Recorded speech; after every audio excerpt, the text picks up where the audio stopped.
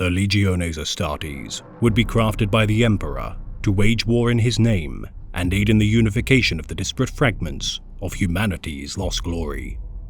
Forged from toil, intense training, and the genetic materials of the Emperor's own sons, the Legiones Astartes would embody the Imperium's will made manifest. Yet with the downfall of the War Master of the Imperium, Horus Lupercal, the loyalties of the Angels of Death would be divided, and between the two conflicting sides, a war of untold violence would erupt. For today, we shall extol the deeds of those noble legions who, even in the face of overwhelming slaughter, would stand defiant against the darkness. The bulwark and blade against chaos. The Loyalist Space Marine Legions. Of all the weapons wielded by the Emperor's legions, it is not the cannon or blades that are most deadly. It is knowledge that has carried us to victories beyond count, and wisdom that has broken empires and kings. Among the Legiones Astartes, there are debates on the efficacy and strength of each legion. Rivalries abound, and grudges are born from the glories won and lost in battle. Though of all the legions, there would be one held above all as the template for each to follow. The first legion of the Adeptus Astartes, the Dark Angels. As the first of the Space Marine Legions to be founded, the history and heritage of such a prestigious honor would be far-reaching. First deployed during the end of the Unification Wars, it would be the First Legion's solemn duty to aid in the culling of the Emperor's enemies of Holy Terror. Exceptionally deadly from their inception, the First Legion of the Adeptus Astartes would be armed with extensive and powerful advanced weaponries and armor systems, while simultaneously being quick to produce and optimize for battle. With the Emperor of Mankind's utter conquest of Holy Terror, his first brutal army of Thunder Warriors would by necessity need to be culled. Alongside the Legio Custodes, the First Legion would aid in the culling of the Goliaths of Terra. Heralding the new age of warriors at the forefront of humanity's conquest of the galaxy, the Astartes of the First would lay the foundations and deeds for all Astartes that would follow. Their origins shrouded in mystery, the First Legion would wage war with distinction, yet the chronicles of their victories would be untold. Initially comprising of a diverse range of recruits from the islands of Albia to the Anatolic steppes, varieties of Terran cultures would define the Legion's early service. The crucible of knowledge from eras of untold wars from Terra's history, the First would forge a mentality and martial code of exceptional pedigree, forming so-called hosts within the Legion that would later be remolded into the Hexagrammaton.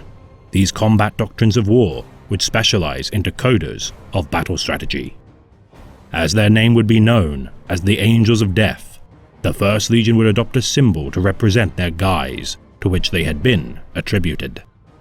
The skeletal icon of death itself would adorn their banners, and as the left hand of the Emperor, the First Legion would accrue their battle honors and glories with humble, grim pride. With the Emperor's expanse into the Sol System and beyond, the newly proclaimed Great Crusade to unite humanity would see to the expanse of the Emperor's war effort.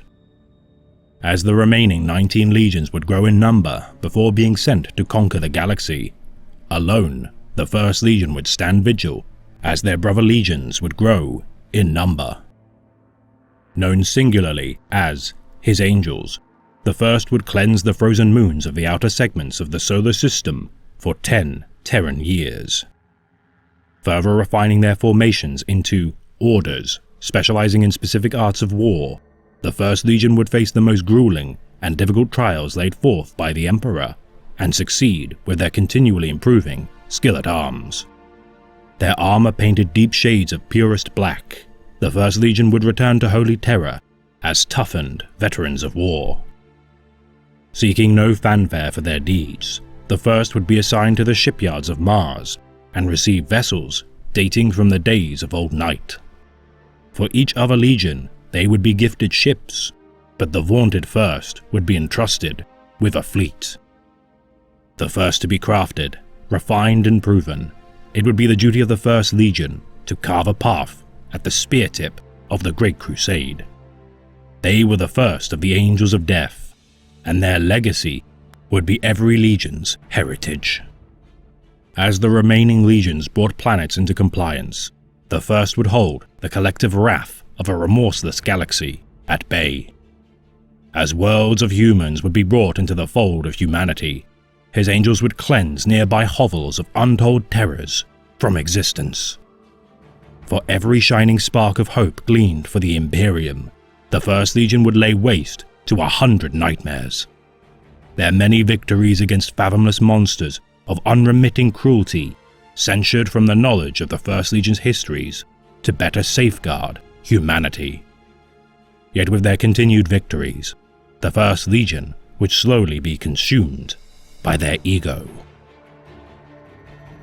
As the triumphs of the Legion would grow, the Astartes of the First would enshrine tradition as their foremost virtue. As each host and order grew in power, they would jealously guard their expertise, teachings, and tactics. Turning upon themselves, the Astartes of the First would become secretive and no longer share their knowledge with their brother legions.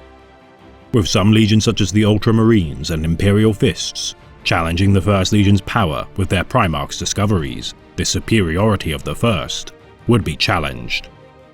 Their pride would begin to cost the Legion victories and losses to their number. Defeat would be a bitter taste for a legion accustomed to unchallenged victories and the greatest of weapons, vessels, and numbers to fight their opponents. Yet with the discovery of Caliban by the scouts of the 5th Legion, the First Legion's downfall would be prevented. Within the dark forests of Caliban, a Primarch had faced the dangers of the feral world. Lion L. Johnson, Master of the Order of Knights, had culled the beasts of the forests and united Caliban's populace under his own banner. Despite the world's primitive technological capabilities, the Knights of Caliban had faced the terrors of their homeworld and conquered them.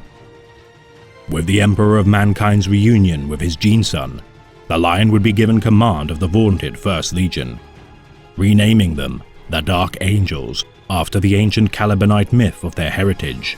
A new era would begin for the First Legion.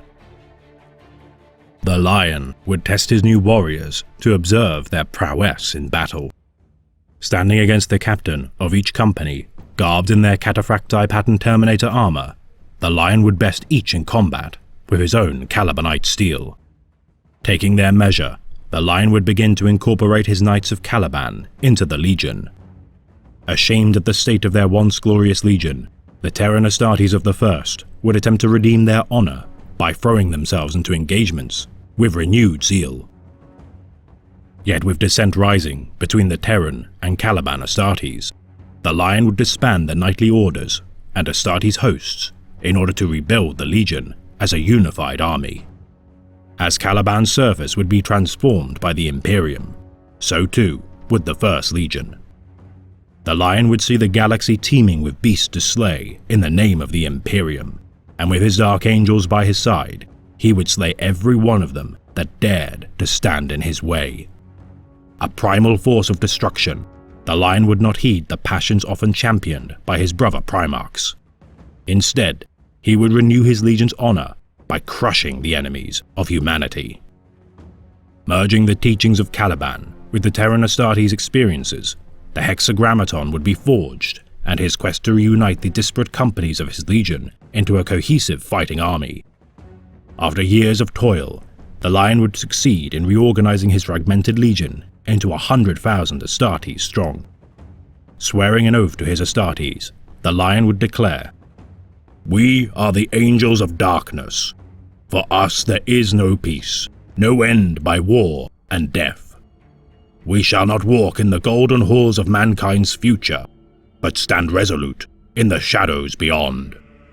While we yet draw breath, this Imperium will not fall, and we will not know defeat. For I pledge every warrior, every drop of blood in the Legion in the name of victory. no matter the cost.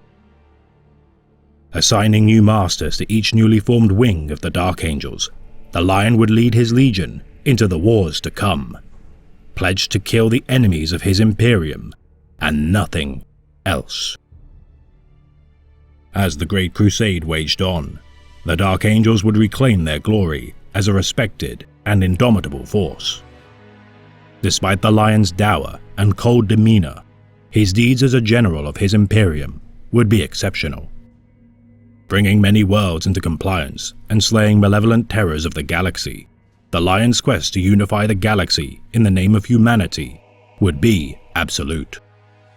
Never relenting in his duty, the Lion would never rest on his laurels for parades or self-indulgence, but rather prepare for the next battle to bring humanity closer to its ultimate goal.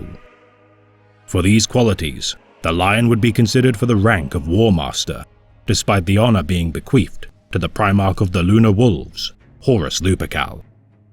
Yet with the War Master's fall to the thrall of the ruinous powers, it would be the Lion and his Dark Angels, which would be arguably the greatest threat to the traitor's schemes. Ordered to wage war on the furthest reaches of the galaxy, Horus Lupercal would spread the Dark Angels far from his treachery before his opening gambit. Despite their stalling to face the traitors, the Dark Angels would nonetheless prove an exceptionally potent force against the War Master. Facing the Night Lords during the Framas Crusade, the Dark Angels would best the undisciplined rabble of the 8th Legion, yet be delayed from returning to Holy Terra to defend the Throne World. Joining with the Blood Angels and Ultramarines within the Ultramar system, the 3 legions and their Primarchs would be separated from the Imperium with the birth of the Great Rift across the galaxy. Further attempting to staunch the wound inflicted upon humanity, the Primarchs would found the contingency of Imperium Secundus in an attempt to create an empire to replace the potentially destroyed Imperium. Yet with the news of the Emperor's continued survival, the Primarchs would resolve to travel to Holy Terra. Enabling the Blood Angels to breach an opening within the ruined storm, the Ultramarines and Dark Angels would not return to Holy Terra in time to prevent the death of Sanguinius or wounding of the Emperor. Instead, Lionel Johnson would attempt to draw the traitors from the Throne World by razing their own homeworlds to the ground, destroying the Emperor's children homeworld of Chemos and Death Guard homeworld of Barbarus. The Dark Angels would be unable to prevent the traitors from enacting the Siege of Terra. As the Emperor of Mankind began his long vigil upon the Golden Throne, the Dark Angels under the command of the Lion would seek retribution. Rallying the Loyalist legions in their great scouring of the traitors to the throne, the First Legion would pursue the fleeing traitors across the galaxy. Despite many foes being slain by their hand, the Dark Angels would attempt to muster reinforcements from their homeworld of Caliban to better suit the Legion's new duty to destroy the War Master's broken armies. Yet as they arrived in orbit of Caliban, the planet's defenses would fire upon the Lion's fleet. Enraged, the Lion would lead his men to confront the duplicitous warriors whom had once served in his name. Confronting his once most trusted mentor and friend, Luthor, the Lion would duel the now chaos-empowered knight. The Lion would be wounded by his once father figure, and with the deceit of his actions realized, Luthor would be racked with guilt at his actions. As the planet began to be torn asunder by the birth of a chaos-infused warp storm, the Watchers in the Dark would rescue the Primarch. Caliban would be sundered, with only the fortress monastery of Alderuk and the earth it stood on surviving the destruction wrought by the ruinous powers. Yet with time, Caliban's broken earth would be salvaged and be formed into the vast space vessel known as the Rock. Serving as the Dark Angel's homeworld and flagship, the Rock would harbor its armies, armaments, secrets, and deep within its chambers, unknown by all but the Emperor himself, the Primarch. Entombed within a stasis chamber, the Lion slumbers until the time for his Dark Angel's redemption shall be at hand. Their quest to hunt down the fallen angels whom betrayed their trust, seemingly never fated to end, the Dark Angels know not as to the fate of their Gene Father, hidden within the most sacred and hidden chamber of their home. With the fall of their brothers to the thrall of chaos, the Dark Angels conceal the truth of their Legion's corruption from any outside of their ranks. Fearing censure or even excommunication from the Imperium, should such a truth be revealed, the Dark Angels go to any lengths to obscure and redact any traces of the fallen angels of Caliban. With their homeworld destroyed and Primarch missing, the Dark Angels would busy themselves with the destruction of the enemies of his Imperium. Yet as news of the fallen survival would be revealed, the Dark Angels would resolve to purge their treacherous kin from the galaxy. Despite all that the First Legion had endured, a glint of redemption sparked in their duty to slay their former brothers. Atoning for their failure, the Dark Angels would be divided into successor, so-called Unforgiven chapters by the ruling of the Codex Astartes. Yet the imperative goal of all Sons of the Lion would be to hunt down and destroy the Fallen, no matter their directives or assignments tasked by the Imperium. Torturing the former first captain of the Legion, Luthor, for centuries within the bowels of the rock, the Dark Angels would attempt to decipher the treachery indulged by the Fallen. Yet with the invasion of the corrupted Fallen Demon Prince, Marbas, of the Rock, Luthor would escape.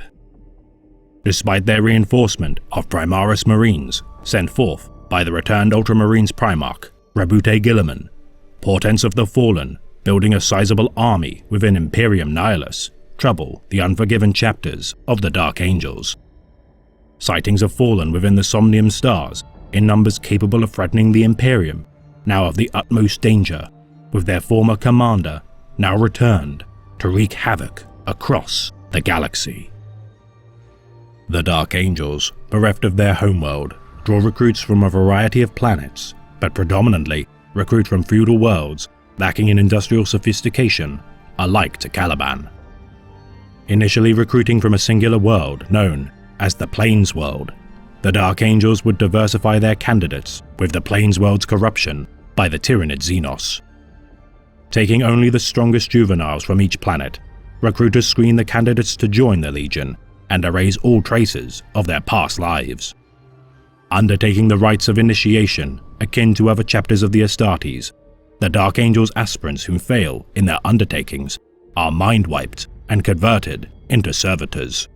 Unlike other chapters, the Dark Angels use a preponderance of servitors in the stead of chapter serfs. Believing serfs with free will to be corruptible to their cause, the Dark Angels prevent compromise of their secrets and schemes. The gene seed of the aspirants and veterans of the chapter are amongst the purest of any Astartes. Degradation of their gene seed is unheard of, as even their Primaris Space Marines of the chapter carry gene seed of amongst the greatest quality observed in any chapter. With no known gene flaws or mutations, it is nonetheless baffling as to the High Lords of Terror's decision to rarely found new successor chapters of the First.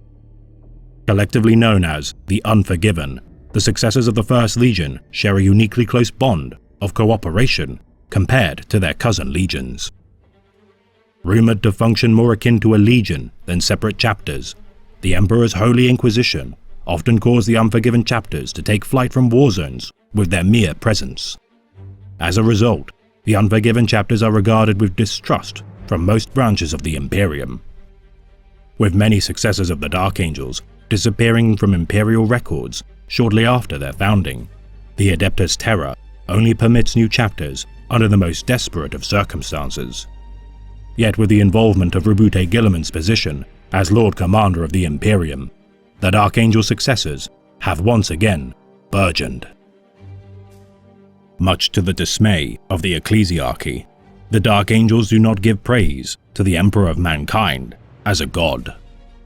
Venerating their Primarch, Lionel Johnson, above all with exception to the Emperor, the Dark Angels believe the Master of Mankind to be a singular man, but a man regardless.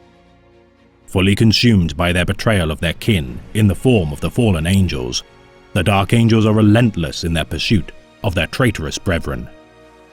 Driven to wipe all traces of their Legion's sin from the galaxy, the Dark Angels seek absolution from the destruction of their homeworld and fracturing of their Legion. For 10 millennia, the First have toiled in their pursuit of the Fallen. Capturing fallen angels and returning their charges to the Rock, the Dark Angels' interrogator chaplains utilize every method in their means to cause their fallen kin to repent. Given a swift and painless death should they comply, the Fallen rarely surrender to the methods of the interrogators. The names of the slain Fallen added to the Book of Salvation. Though it is true to say that only the inner circle of the Dark Angels know the truth of the Fallen, secrecy is a trait necessary for any Astartes of the First. Preferring to stand alone, or at most with their cousin Astartes, the Dark Angels are stringent in their dealings with outsiders. Impatient and terse with their dealings, the Dark Angels are seen as aloof and difficult to work with by their counterparts. Notoriously intolerant of abhumans, the Dark Angels refuse to deal with such militarum contingents. Yet despite their friction with Imperium forces, the Dark Angels are amongst the most capable and respected chapters of the Adeptus Astartes. The first service to the Death Watch, a continual example of their fortitude in battle, the Dark Angels occupy several senior positions amongst the ranks of the elite Xenos hunters. Bringing extensive knowledge to the Death Watch, the Dark Angels are often at the forefront of the most dangerous of engagements. Though some scholars posit that the Dark Angels extensively serve within the Death Watch in order to use its resources to ascertain the location of splinters of the Fallen. During their time as a legion, the Dark Angels' numbers would peak at the amount of 180,000 Astartes. Amongst the largest of all the legions, such as the Ultramarines and Sons of Horus, the Dark Angels would be one of the single most powerful armies within the Imperium. Difficult to observe by outsiders, the Dark Angels would maintain an obscured and complex command protocol in order to maintain secrecy within the Legion, often presenting themselves to allied forces without explanation to their command structure, to allow their allies to correctly identify the Legion's leadership, to prove their insight as commanders and earn the respect of the Legion. Comprised of many of the most accomplished Astartes within the Great Crusade, the Dark Angels would gain incredible skill and proficiency in every discipline of war. Deployed widely during the Great Crusade, and armed with the single most deadly weaponry recovered from the Dark Age of technology, the Dark Angels seen en masse would be a great omen for any engagement necessary to draw so many of the deadly First Legion to bear. Gifted with the largest fleet of any of the legions, the Dark Angels, even prior to their reunion with their Primarch, would bear many victories and compliances across the galaxy. Encumbered during the Horus Heresy due to the War Master's meticulous planning to divide the Legion, the Dark Angels would be fragmented lest they overwhelm the war effort of the traitors. Denying the influence of the War Master's warrior lodges due to their inherent structure of wings and orders, the Dark Angels would deny the corrupting influence of chaos. Yet with the Legion's fracturing by their separatist kin and the scouring of the traitors to the throne, the fractured Legion of the Dark Angels would be broken down into Codex-compliant chapters. More insular and paranoid, the wider Imperium would note the further spiral of secrecy subsuming the Dark Angels. Turning a blind eye to the chapter's new monastic and reclusive behavior, the newly founded Inquisition and other Imperial orders would sanction the Dark Angels to continue to serve the Imperium due to the loss of their homeworld, Primarch, and otherwise exceptional deeds. Instrumental during the scouring of the traitors, the Dark Angels would prove themselves to be effective in driving the traitors to the dark corners of the galaxy. Whilst the Dark Angels follow the combat doctrines outlined by the Codex Astartes, the former Legion's history of stubborn defiance endures. Ignoring objectives should they catch even the hint of information usable to track down the Fallen, though an indomitable force of reckoning for the Imperium, the Dark Angels are not without flaws. Should a human life, or an Astartes life, stand in the way of a clue to track the Fallen, such life will be readily sacrificed for the need of the chapter. For records exist of the Dark Angels turning on their allies in order to prevent information of the Fallen from being revealed to those outside of the First. For any who survive with knowledge of the Fallen are taken to the Rock to be lobotomized as servitors to the chapter. Adhering to the Codex Astartes, with exception given to the Deathwing and Ravenwing companies, organization of the chapter is otherwise compliant with the tome's outlines. Extremely flexible in their use of combined arms and rapid deployments, the Dark Angels employ immensely proficient tacticians and specialists. With the incorporation of Primaris Marines further bolstering their exceptional skills at hunting down their prey and striking with overwhelming firepower. Incorporating these new units into their Ravenwing company to great effect, the Dark Angels have become reinvigorated with their new blood into the chapter. The core of the majority of strike forces comprise of battle line squads supported by close combat and fire support elements. Yet there do exist unique specialist formations within the chapter. The Elite Deathwing 1st Company and Ravenwing 2nd Company can be called to support any engagement should the need arise, though their primary objective is always to hunt the fallen angels should their presence be found. The 3rd Company, the Unmerciful, 4th Company, the Feared, and 5th Company, the Unrelenting, serving as the backbone of the chapter. These battle companies serve as the chapter's might brought to bear. The 6th Company, the Resolute, and 7th Company, the Unbowed, are defined as tactical companies. Comprised entirely of tactical squads, the 6th and 7th Companies excel at launching diversionary tactics and flanking maneuvers. The 8th Company, the Wrathful, consist entirely of assault squads and act as the close support company. Outfitted with jump packs, the 8th Company overwhelm enemy positions and cleave their way through defenses using melee combat. The 9th Company, the Remorseless, consists entirely of Devastator squads and serve as the fire support company. Armed with the most powerful long-range fire support weaponry of the chapter, the 9th Company aid their frontline brothers with overwhelming firepower. And finally, the 10th Company, the Redeemed, harbor the chapter's Scout Marines. The neophytes of the chapter train to become full battle brothers, with their most veteran members being assigned to strike forces to the other companies as needed. Yet with the return of Rubute Gilliman and the influx of Primaris Marines, the structure of the Dark Angels and its successors has once more shifted. Now composing of 6 battle line squads, 2 close support squads, and 2 fire support squads, most deployments now consist of a battle company with additional Deathwing, Ravenwing, and Scout Marines bolstering their forces as needed.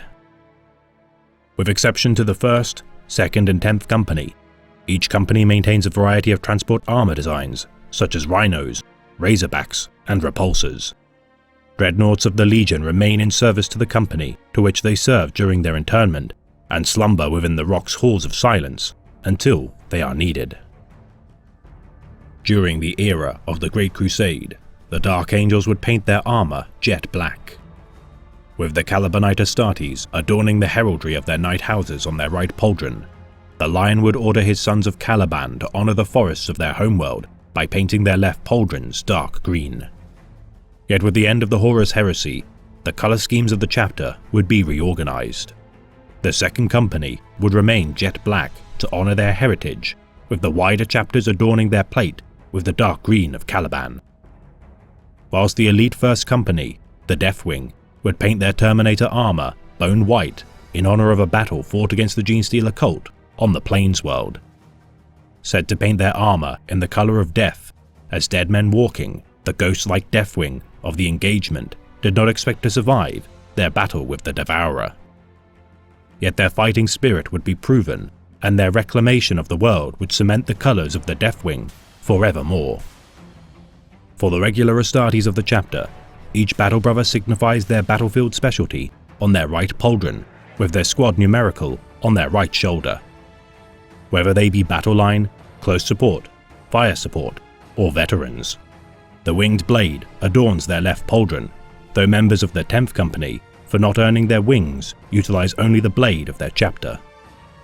The Deathwing replace the bladed sword with a broken variant, and the Ravenwing utilize a blade held with a single winged raven claw. The Battle and Reserve Companies show their company identifier on their left knee plate, whilst veterans of the chapter are identified by their armor's adornment in hooded tabards and cloaks. Signifying their knowledge of the fallen, these cloaks are used to hide their shame of the chapter's fallen angels. Unlike many Codex-compliant chapters of the Adeptus Astartes, the Dark Angels use terminologies and ranks to orchestrate the command between their various successors. the Supreme Grand Master of the Dark Angels acts as the Chapter Master of the First. Said to command not only the Dark Angels, the Supreme Grand Master leads the chapter's inner circle and is privy to every secret of the chapter and its legion's history. Supposedly commanding every successor chapter as the most senior rank of all the Lion's descendants, the Supreme Grand Master of the Dark Angels is amongst the most powerful individuals of the Imperium. For each wing of the Dark Angels, there also exists a Grand Master. The Grand Master of the Death Wing commands the elite first company of the chapter and acts as the successor to the Supreme Grand Master. The Grand Master of the Raven Wing commands the chapter's second company and serves as the chapter's leader of the hunt of the fallen angels. The Grand Master of the Librarians maintains the chapter's records and the protection of the chapter's secrets. The Master Apothecary tends to the chapter's medical needs and biological research, with his most important duty to preserve the chapter's near-peerless gene seed stocks. The Master of the Rock is a title equivalent to a chapter's Master of the Forge. Leading the chapter's tech marines, vehicle pools, and maintenance of the chapter's armory, the Master of the Rock bears the technological prowess of a Magos of the Tech Priests of Mars. Permanently hardwired into the control nave console of the Rock, the Master of the Rock maintains the workings of the gigantic vessel, but is not privy to the dealings of the chapter's inner circle due to his creed's ties to the Adeptus Mechanicus. The High Interrogator of the chapter serves alike to a chapter's High Chaplain. As Reclusiarch and Master of Sanctity of the First, the High Interrogator trains his junior-ranked Interrogator chaplains in their arts of psychological manipulation. The Grand Master of the Fleet commands the chapter's naval contingents, transports and warship assets. Captains of the Legion are known as Company Masters and lead each of the 10 companies of the chapter. Although serving as members of the inner circle of the chapter, the Company Masters are not privy to the most dangerous secrets of the chapter. Each a veteran of the first company, the Death Wing, the Company Masters have proven their mettle in battle as reliable commanders and are given the honor to lead. Since the adoption of the Codex Astartes, lieutenants have served within the Dark Angels as the right-hand facilitators of their company masters. Often splitting each battle company into 2 smaller demi-companies, the lieutenants lead these smaller battalions into battle, allowing for their experience to place them as company masters. Should their senior officers fall in battle, the lieutenants are a vital role for each company. And for those of exceptional battle prowess within the elite first company, there also exist the Death Wing Knights. Imbued with the Lion's own semblance of strength, these veterans of the first company uphold the traditions of the chapter whilst purging all manner of their most deadly foes. Members of the inner circle, the Death Wing Knights are brought to the Chamber of Judgment within the Rock to face the trials incumbent of their rank. Once prevailing in these tasks, the Knights are presented with a Mace of Absolution and Storm Shield by the Watchers in the Dark as a mark of their office. With even these elite warriors promoted to the rank of Knight Masters, armed with the Flail of the Unforgiven to better slay the enemies of the chapter. The Ravenwing Black Knights storm into battle on their customized Mark IV assault bikes. Heavily armored cavalry units, the Black Knights pass 7 rites of the Raven in order to bear the honor. Carrying their Corvus hammers into battle, their bikes' plasma talons rend the enemies in their path. Led by their Ravenwing Huntmasters, the Black Knights form rally points for their kin companies to support. Each company also bear their veterans and champions with humble reverence. Ancients of the companies carry the chapter's banners into battle, spurring their battle brothers to fight with renewed vigor. And for their champions, each company appoints such heroes of battle by combination of honor duels, contests of strength, and other means to challenge one another. Confronting enemy warlords, captains, and senior officers, the Dark Angel's champions stride into battle not only against the enemies of his Imperium, but also any Space Wolf champion offered to challenge their chapter's honor in battle. For the Dark Angels have many enemies across the stars, and should they relent in their persecution of the guilty, humanity shall be subsumed by darkness. Empires, monuments and legends are built by those who are merely victorious. We were born to kill, not to build. We are not idle long enough to leave monuments, and we leave no work of the enemy intact to spawn legends. We are the First Legion, and he that follows in our wake is death. If you can see us, we are dangerous indeed, but that is as nothing to the peril you face if you cannot see us, and all you can hear is our laughter. The Legiones Astartes are varied in their applications of strategy, martial prowess, and doctrines. Though all proficient in the arts of combat, they are disparate and unknowable to one another. For while many Astartes flaunt their skill at arms, not all are respected or understood in their methods of waging war. For today, we shall elucidate the most misunderstood and mysterious of all the legions.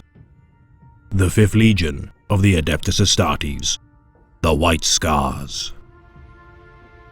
The 5th Legion would have one of the most obscured and overlooked histories of any of the Legiones Astartes. Formed during the Wars of Unification by the Emperor of Mankind, alike to all the founding legions, the 5th would be tasked with a special role in mind. Drawn from the technomadic tribesmen of the Fulian Basin, the 5th would initially only number in the hundreds.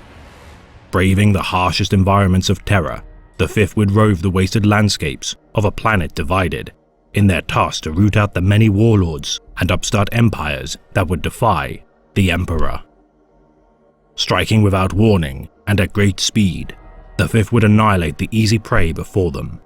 To better reunify the disparate factions of humanity, the Emperor would need a force capable of pathfinding the many worlds and strongholds of the fragments of humanity. To this end, the 5th Legion, then known as the Star Hunters, would chart the unknown territories of the galaxy and relay information to the newly forged Imperium.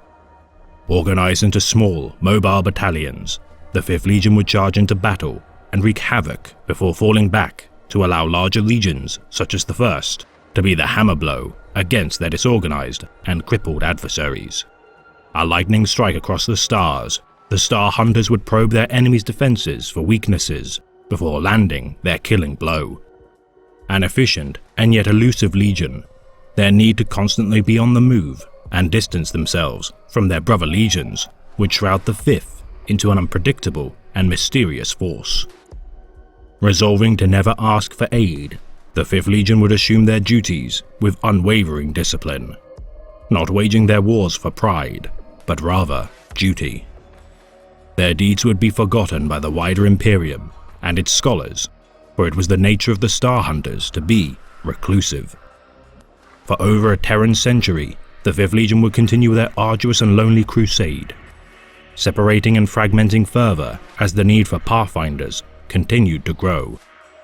Each day seen by the Legion as a victory to their cause, the 5th would never relent in their continued push to the farthest reaches of the galaxy. Yet soon, the slowly diminishing Legion would be renewed with the discovery of their long-lost Primarch, Jaghatai Khan. Upon the world of Mundus Planus, the Emperor of Mankind, alongside his most favored son, Horus Lupercal, would discover the feudal world that would later be known as Chogoris. The vast plains of the world would harbor a man once known as Katugu Suogu, now titled as the Kargan, or Khan of Khans. His former name lost to history, the man who would now be known as Jaghatai had bested the world's Palatine tyrant overlord and united the tribes of Chogoris. Pledging his loyalty to the Emperor only 6 months following his conquest of his homeworld, Jaghatai would now conquer the galaxy in the name of his father, the Emperor, to enable humanity's sovereignty of the stars. Reveling the challenge of an entire galaxy of planets to bring into compliance, Jaghatai would swiftly be gifted his legions Astartes and begin the task of rebuilding its fractured ranks. Dispatching a grand summons to every company of the 5th Legion across the stars, Jaghatai would muster his forces to join at the world of Chogoris. For a decade, the disparate 5th Legion would slowly begin to answer the call of their Primarch until the dawn of the 31st millennium. The Legion had been comprised of strangers, brothers without a common legacy or heritage. Upon the empty quarter's vast plains, the Kargan would address thousands of Astartes from hundreds of worlds. 50,000 Astartes, all sharing a genetic legacy, but none unified by purpose. The Khan would declare that every one of the 5th Legion must prove their loyalty to both himself and the Legion by ritually scarring their faces. Eschewing their former names, these Astartes would adopt new names to reflect their deeds, their culture, or their devotion to the Khan.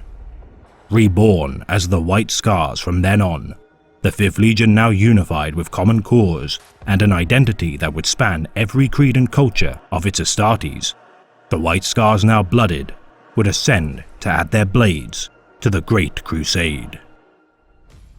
The Ordu Jaghatai would begin their conquest of the stars within the Kholan Circle of Worlds.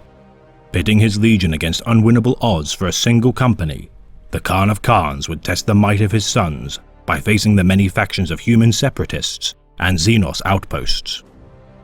Allowing cooperation between his sons born of hundreds of cultures, the White Scars would work together to bring their foes to heel, led in battle by their indomitable Primarch. With his legion now 80,000 Astartes strong, Jaghatai would mold his warriors into his own image. Their ferocity in battle proven and tactics tested to their limit, the White Scars would end the crusade of the Kholan Circle and bring its planet Primus, Kholan, into the fold of the 5th Legion's territories. Replenishing the losses of his legion and embarking with an army reforged in blood and fire. Standing alongside their distant cousin legions once more, the White Scars would prove to be a force adept at disciplined, swift, and deadly engagements. Mischaracterized as similar to the Eaters of Worlds or the Rout, the White Scars would, regardless of their pedigree, remain a maligned and distrusted legion. Seeking little glory for their deeds, the Scars would conduct their tasks with glee, with Primarch Sanguinius of the Blood Angels' 9th Legion remarking, "They smile often, and they laugh when they kill." Untamed by the Imperial truth, the White Scars would grant no mercy to their foes, yet prove themselves an effective legion in the eyes of the Emperor. Though detractors of the 5th Legion's strategies, such as the Primarch of the Ultramarines, Rabute Guilliman, or of their beliefs, such as Lorgar Aurelian, would make their displeasure known, the White Scars would disregard the opinions of outsiders, lacking the nuance to understand their creed. The bonds of brotherhood, few amongst the Legion, the White Scars would be accepted by only the Thousand Sons, Lunar Wolves, and Blood Angels as equals. Yet with the end of the Great Crusade drawing to a close, the White Scars would lack for the battles they preferred to wage. The wild spaces of the galaxy had dwindled, and their utility as warriors of the Emperor seemed to be nearly obsolete. Their last great battle of the Great Crusade, Ulanor, marking the peak of the Legion's glories prior to their involvement in the Great Civil War, which would rend the galaxy. For the favor of Horus Lupercal as War Master would be proven to be misplaced. With the descent of the War Master into the clutches of the ruinous powers, the Primarch of the now Sons of Horus would seek to bring his brother Primarchs into the fold of his betrayal. Though many such as Mortarion of the Death Guard and Angron of the World Eaters would be quick to turn against the Imperium, both loyalists and traitors would be uncertain as to which side the White Scars would lend their might. The Kargan had often derided the Emperor's decisions and actions, and the Legion's wild nature would seemingly be an indication of their proclivity to savagery. Jaghatai would observe the bare threads of information he had gleaned during the opening stages of the heresy. Miscommunication and treachery would be rife, and as such, the Kargan would stay his hand. With the Legion's persecution of the Orc Xenos within the Chondak system, the White Scars would receive their first insight into the actions of the War Master. Learning that the Space Wolves Legion had burned Prospero to the ground, the loyalty of the 6th Legion would be brought into question. Seeking answers to the fall of his most cherished brother and his Legion, Jaghatai would journey to Prospero to find answers. Hindered by the Ruin Storm spawned by the Word Bearers, the White Scars would be requested by the Imperial Fist Primarch, Rogel Dawn, to return to Holy Terra to defend the throne world. Jagatai's independent and resolute nature would cause him to ignore such pleas, as he would find the answers he needed alone. Ignoring the request for aid of the seemingly renegade Primarch Leman Russ during his engagement with the Alpha Legion, the White Scars would not join the fray until the wounds of treachery were clear to observe. Breaching the Alpha Legion blockade and journeying to Prospero, the Kargan himself and his Kashyyyk honor guard would investigate the ashes of the once proud bastion of the Thousand Suns. Meanwhile, the members of the White Scars warrior lodges would declare their allegiance to Horus with the absence of their Primarch. Controlling the flagship of the 5th Legion, Hasik Noyan Khan would attempt to usurp the Kargan's forces. Yet with the involvement of the stalwart Astartes, Shiban Khan, the White Scars loyal to the Emperor and their Primarch would oppose the White Scars traitors. Upon Prospero, Jagatai would be separated from his Kashyyyk and find his answers in the form of an apparition of his brother, Magnus the Red. Believing the wolves of Fenris to be dispatched by the Emperor, rather than their manipulation of the War Master, Magnus would deem the Imperium to have betrayed his legion. Explaining that only 2 paths could be chosen by the Kargan, Magnus would implore his brother to side with Horus, as he had done many times before. Despite the Khan's loyalties always being strongest between both Magnus and Horus, Jagatai would refuse such a poisoned chalice.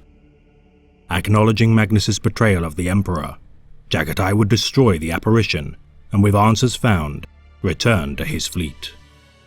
Meanwhile, the White Scars battled one another above the world of Prospero. Shiban would assault the White Scars' flagship, Swordstorm, and attempt to bring the treacherous Hasik Noyan Khan to justice. Brother fought brother, as the loyalist White Scars fought their way to the flagship's bridge. Warships of the 14th Legion, the Death Guard, began to enter the Prospero system and surround the White Scars fleet. Gemulon Noyan Khan would join the loyalist contingent in facing Hasik. The battle would even the forces of the loyalists to match the traitors. Yet for blood to be prevented from spilling further, the Legion would need their Primarch to end the division in their ranks.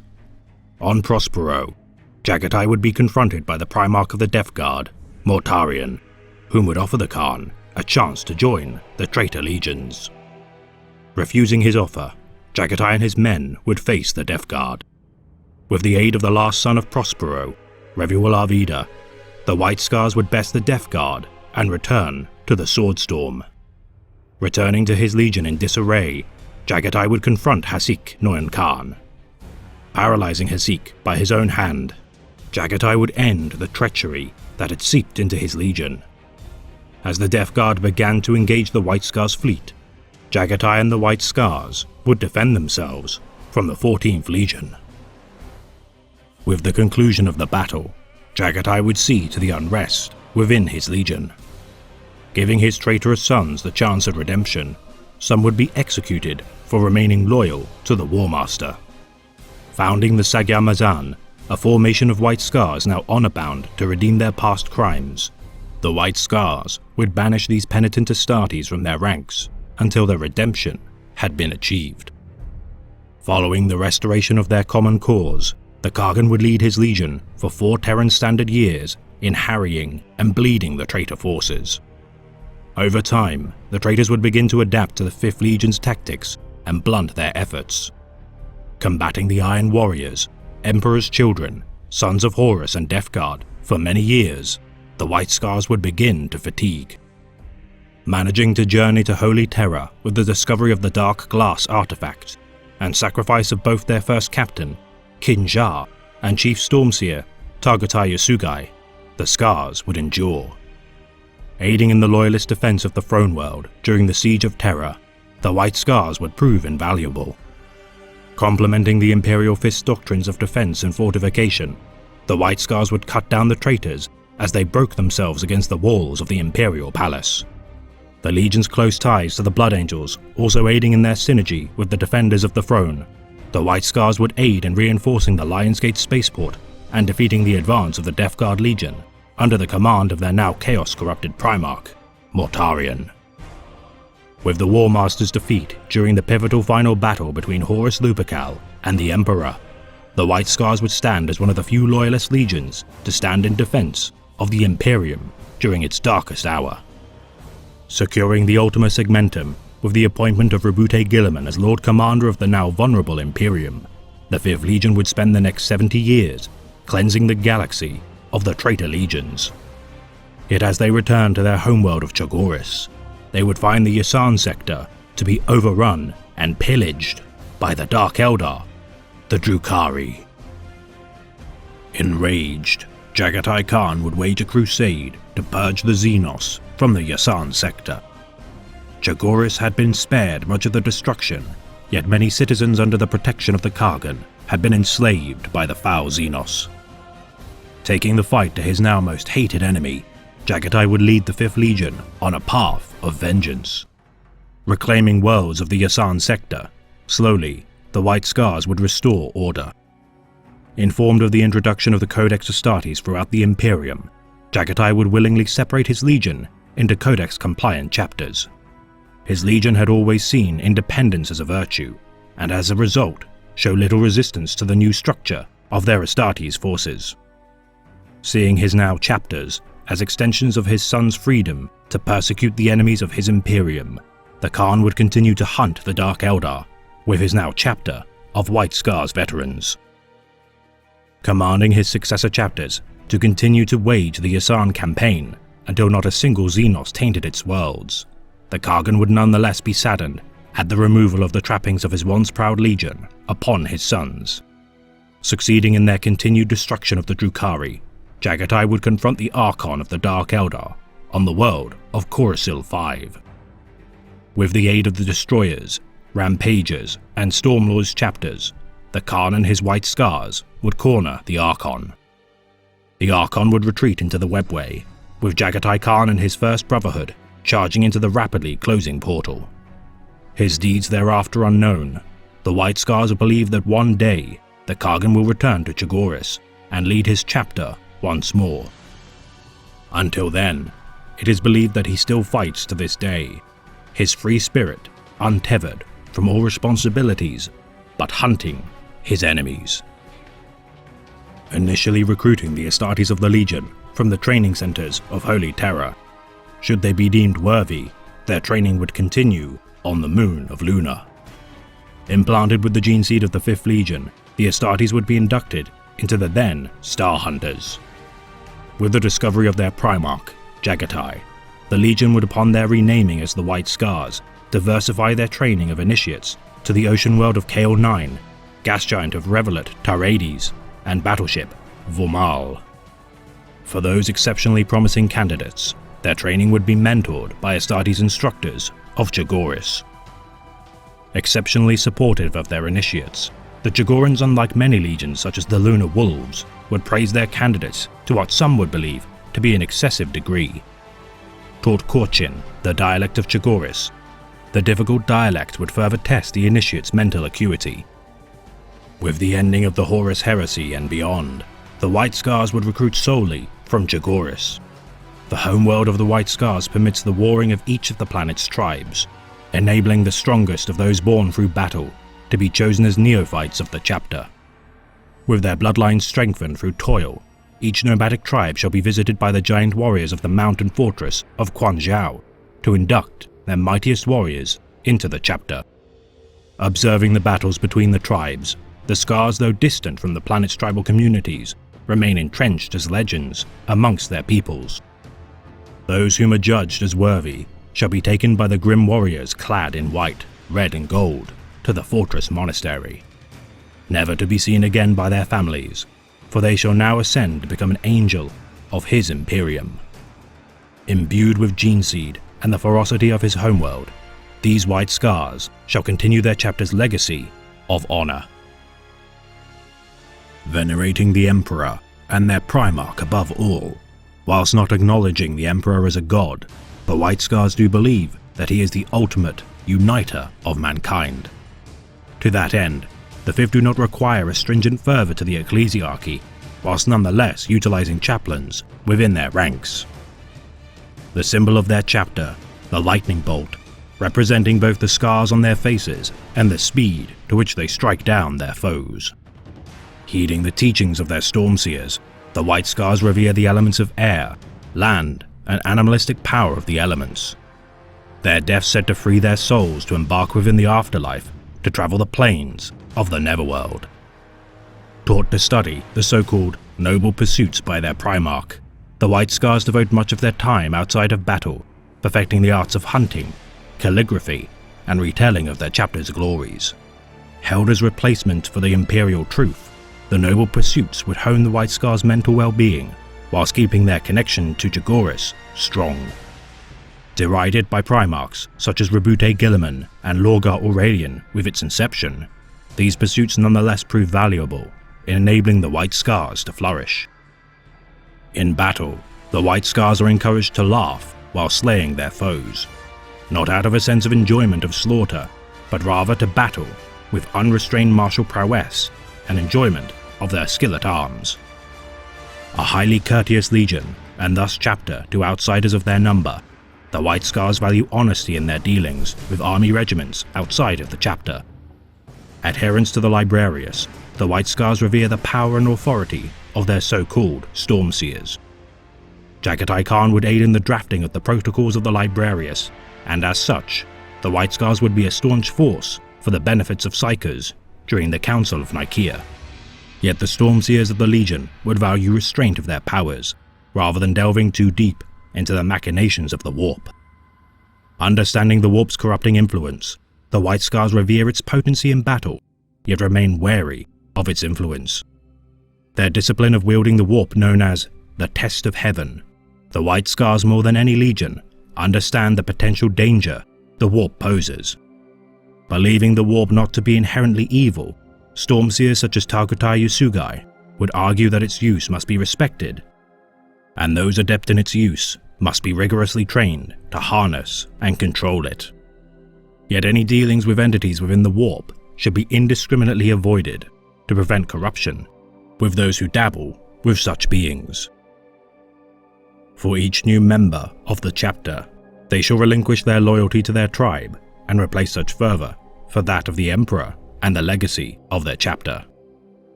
Now a member of a 100 Astartes-strong brotherhood, they shall be commanded by their Khan, who in turn shall serve the orders of the chapter's great Khan.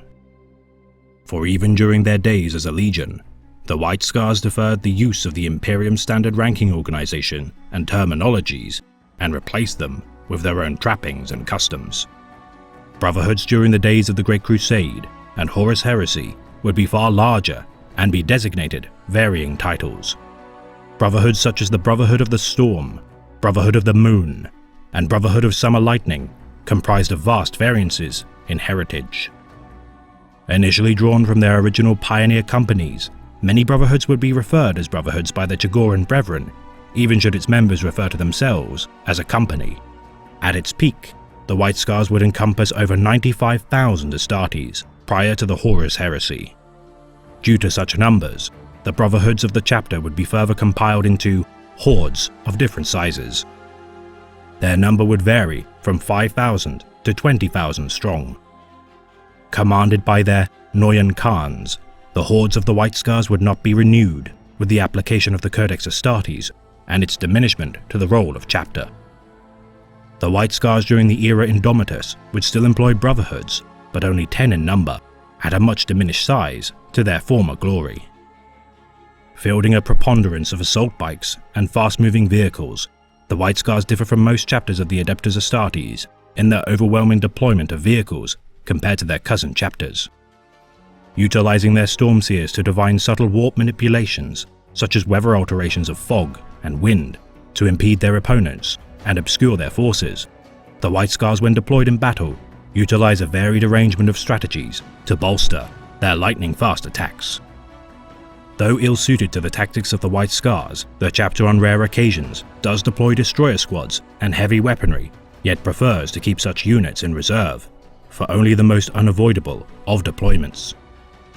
Referred to during the days of the Legion as the Dark Sons of Death, or Karoglanlar. These seemingly deranged omens of ill fortune would be dispatched by the Stormseer Council for only the most dire of battles. A highly decentralized force, the White Scars, alike to the Alpha Legion, exercise high amounts of self-reliance without the authority of command figures. Khans employ the use of Kavkhans as their first officers, though the title is not officially ratified within their ranks. With their legacies inherited as a legion, informing their transition into a Codex-compliant chapter, the White Scars would form into their new organizational structure with little difficulty.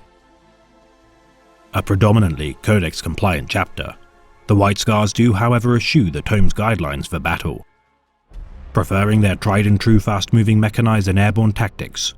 Formed of 10 companies known as Brotherhoods, each company is led by a Khan. The first Brotherhood, known as the Spear Point Brotherhood, is formed of the chapter's veterans. A devastating force armed with the finest weapons and armor, the First Brotherhood are often dispatched to various strike forces to further bolster their effectiveness. The second to fifth Brotherhoods, known as the Firefist, Eagle, Tulwar, and Stormwrath Brotherhoods, act as the chapter's battle companies. At the forefront of each White Scars offensive, the battle companies utilize the mobility of their assault bikes to great effect. Rarely deployed en masse, a single Brotherhood is often more than sufficient in laying waste to any enemy foolish enough to test the speed of such a vast company. The 6th to 9th companies, the Hawkeye, Painstalker, Bloodrider, and Stormbolt Brotherhoods act as the reserve companies. Reinforcing the battle companies as needed, the reserve companies are required to be in close proximity to deployment due to the complication to travel incurred by the warp storms across the galaxy. Quickly able to reinforce failing lines of battle, the reserve companies respond with haste to support any engagement wherein the tide of battle begins to turn for the worse. Each reserve company harbors vehicle support necessary for any engagement. The 6th Hawkeye Brotherhood trains a small crew of Predator and Repulsor tanks for the rare occasions they are needed. The 7th Painstalker Brotherhood maintain a small reserve of land speeders with highly trained pilots. The 8th Bloodrider Brotherhood excel in close combat engagements, and should they excel, are often reassigned to the battle companies as needed. The 9th Stormbolt Brotherhood encompasses Eliminator and Hellblaster squads to aid in their heavy firepower requirements. And finally, the 10th Windspeaker Brotherhood maintains the neophytes of the chapter. Proven worthy in battle, the neophytes of the chapter are molded by the crucible of battle to ensure their proficiency. Specializing in stealth attacks, the neophytes are tutored by the Master of Recruits and mentored closely by the Brotherhood sergeants. The power armor of the White Scars is one of the most ornate of all the Legiones and Adeptus Astartes. Trimmed with red and embellished with gold ornamentation, the gleaming white armor of the 5th draws inspiration from the tribes of Chagoris in their use of iconography and ornamentation. Their squad and company are marked on their knee or greaves, rather than the Codex Astartes outline of the shoulder guard. Due to each Brotherhood containing 10 squads, the White Scars normally identify their squad placement on their left knee plate.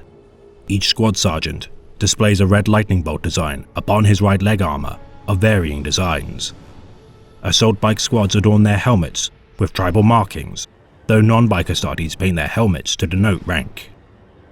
Sergeants paint their helmets red, set with a skull in its center, whilst veterans eschew the skull adornment and add a crux symbol on their right shoulder guard. Veteran sergeants retain the red paint and skull on their helmets, yet add a white stripe in its center. Lieutenants of the White Scars invert this design by wearing white helmets with a skull stud and a red band across the brow.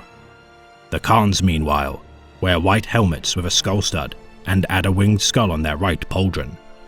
Squad specializations such as battle line, close support, fire support, or veterans are indicated in red on the right shoulder guard, with their chapter iconography of the lightning bolt displayed with pride on their left shoulder guard.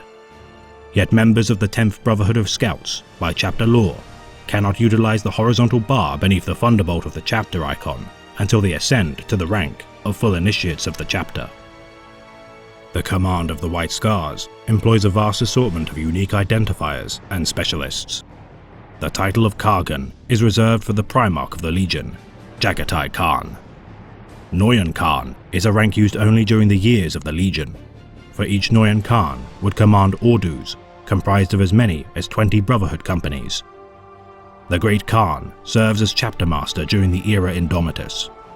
The Great Khan is chosen by the Stormseers of the chapter by trials of mental, physical, and spiritual trials. Deciding the fate of the chapter during the Kurultai, or Gathering of Khans, the Great Khan alongside the chapter's chaplains oversee the actions of their many wars and engagements. Khans act as captains of the chapter, and each command a single brotherhood consisting of 100 Astartes. As the company masters of the chapter, the Khans are also deemed worthy by the Stormseers. The Master of the Hunt is an honorific first given to the Lord of Summer Lightning, Jubal Khan, during the Horus Heresy. The Khan known as the Master of the Hunt tracks down and kills the enemy of his chapter, whom have been engaged in combat and escaped the chapter's justice.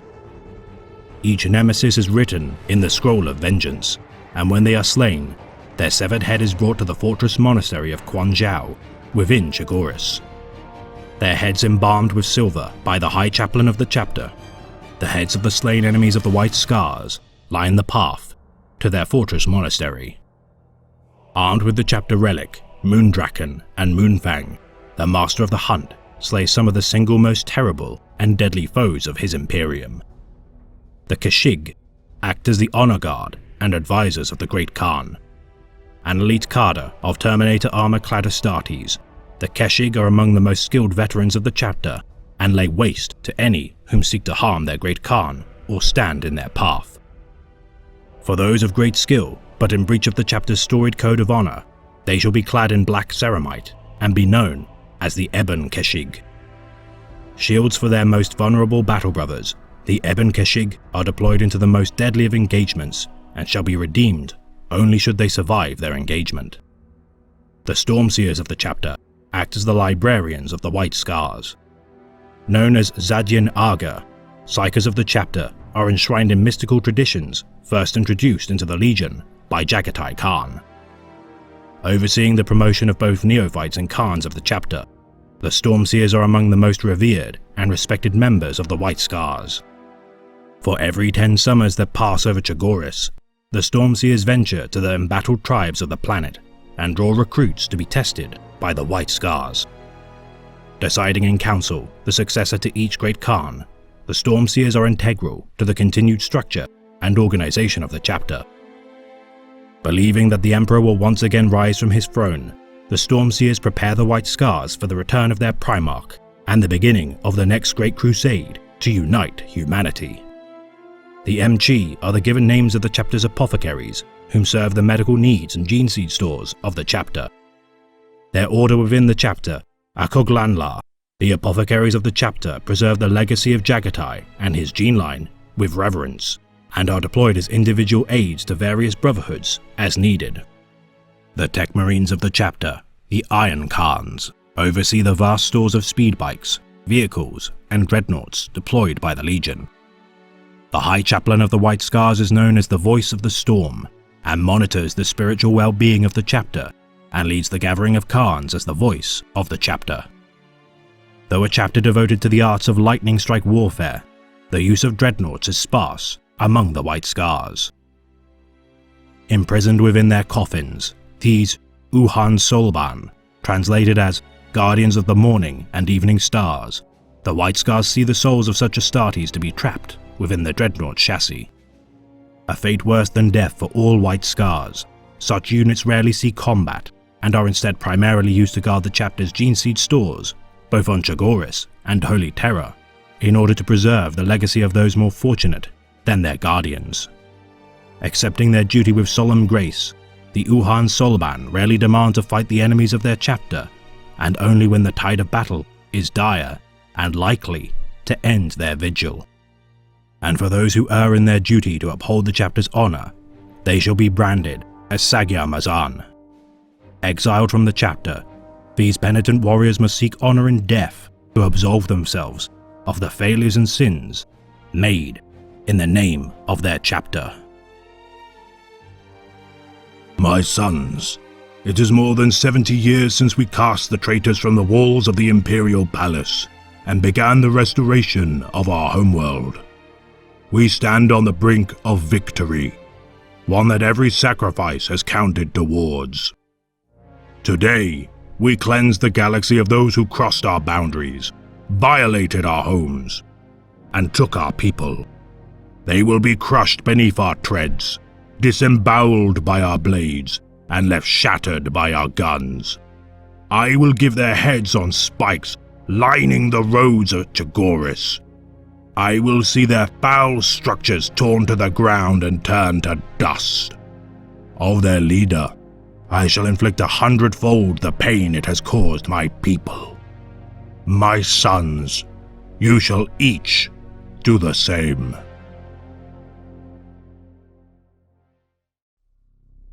You will be faster than they are, stronger, quicker to sense corruption, and with full sanction to destroy it. You will be girded in the armor of gods and carry the blades of ruin. You will never age, never wither, never weary. And yet, in all of this, what remains your greatest gift? Only this: while you are a brotherhood, you are unbreakable.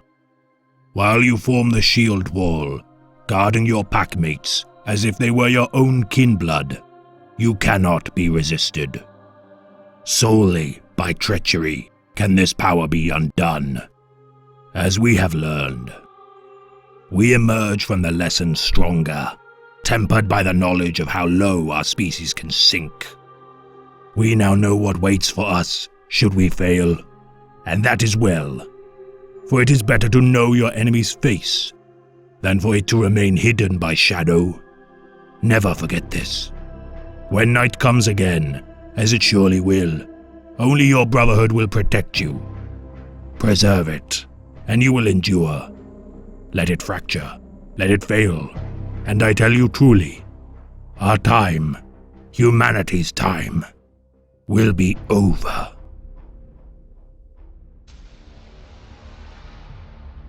The Legiones Astartes would be founded to bring compliance to the galaxy and unite the disparate fragments of humanity's past civilizations. Warriors of peerless martial skill would be crafted to destroy the enemies of the burgeoning Imperium and raise human worlds to the glory of the Emperor.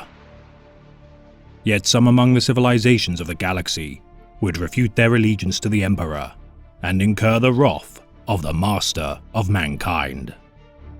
For today, we shall elucidate the executioners of the Emperor, raised from a death world of harsh ice storms and feral beasts. The rout of Fenris, the Space Wolves. Since its inception, the 6th Legion would be set apart from its peers. Alike to the Trefoil 18th and 20th Legions, the 6th would be created to fulfill a specific, uncompromising task: extermination. Prowling the walls of unification as a force of unrelenting violence and brutal shock assaults, the 6th Legion would rightly be feared for the ruin left in their wake. These Astartes were not diplomats, builders, nor sentinels. They were killers drawn from the most violent Terran civilizations on an individual basis. Bred not for malevolence, such as the 8th, nor bloodthirst alike to the 12th, but instilled with the sanction of the Emperor to carry out his will. Caring not for pageantry, martial perfection, or glory, the 6th Legion would find purpose in their duty to serve the Master of Mankind. Though little is known of their deeds during the unification of Terra, all that is worth noting is their unflinching obedience to the Emperor and lack of survivors able to speak of their bloody campaigns. Recruitment would be hazardous due to the Legion's candidates rejecting gene seed implantation at extremely high percentages, with deployment of the 6th Legion being minimal during the era preceding the Great Crusade. The deployment of the 6th Legion would be minimal during the era preceding the Great Crusade. Collared for a Terran Standard decade during the dawn of the Great Crusade, the Legion would be unleashed upon the technologically advanced world of Delsvarn. Despite the civilization's proficient governance and military, the people of Delsvarn would be no match for the fury of the 6th Legion, led by its Lord Commander, Enoch Raffin. Deploying every member of the Legion within a single overwhelming strike, within an hour of their descent onto the planet, the defenders would be cut down without mercy or restraint. For their swift and proven compliance, the Emperor would grant the 6th Legion the 115th Expeditionary Fleet to enact further compliances across the galaxy. Serving alongside their brother legions, due to their smaller numbers ranging between 7,000 to 9,000 Astartes, the 6th Legion would be dispatched as deadly shock troopers across hundreds of campaigns. Referred to as the Rout by their peers as a derogative term, referring to jackals preying on the weak carrion of battle. Yet with the scattering of the Primarchs across the galaxy, it would not be long until the 6th Legion would be reunited with their Genefather, and a new dawn would hearken the renewal of their Legion. Upon the world of Fenris, a child would be found having been raised by the apex predator of the Death World, a Fenrisian wolf. Surviving the harsh ice world alongside the cubs of the wolf, Gedi and Freki, the infant Primarch would be found by the warriors of the Fenrisian tribe of the Russ. The Wolf Mother would be slain, to which the young Primarch would fell many warriors of the Russ with his bare hands to protect his surviving wolfkin. Realizing the feral beast to be human, the tribesmen would bring the young Primarch to their liege, King Thengir. Seeing great potential in the young boy, Thengir would adopt him into his household. Naming him Leman of the Russ, the young boy would quickly learn the customs of his tribe, mastering speech and proficiency with an assortment of weapons. Following the teachings of Gnariel, the Eldar of the Russ, the saga known as the Ascension of the Wolf King would endure as the eponymous tale of Leman's youth. A boy born of Hellwinter, raised by wolves, would form the basis for the Legion's future adoption of storytelling and reverence of Fenrisian culture. Leman would begin to conquer the rival tribes of the Death World as the Russ tribe expanded to become the single most powerful tribe of the planet.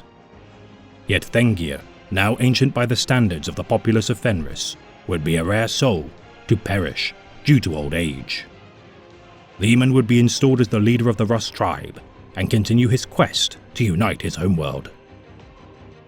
Coming close to succeeding in his conquest, Leman would be given the title of Wolf King, and with time, reunite with the Master of Mankind during the early years of expanse of the Imperium.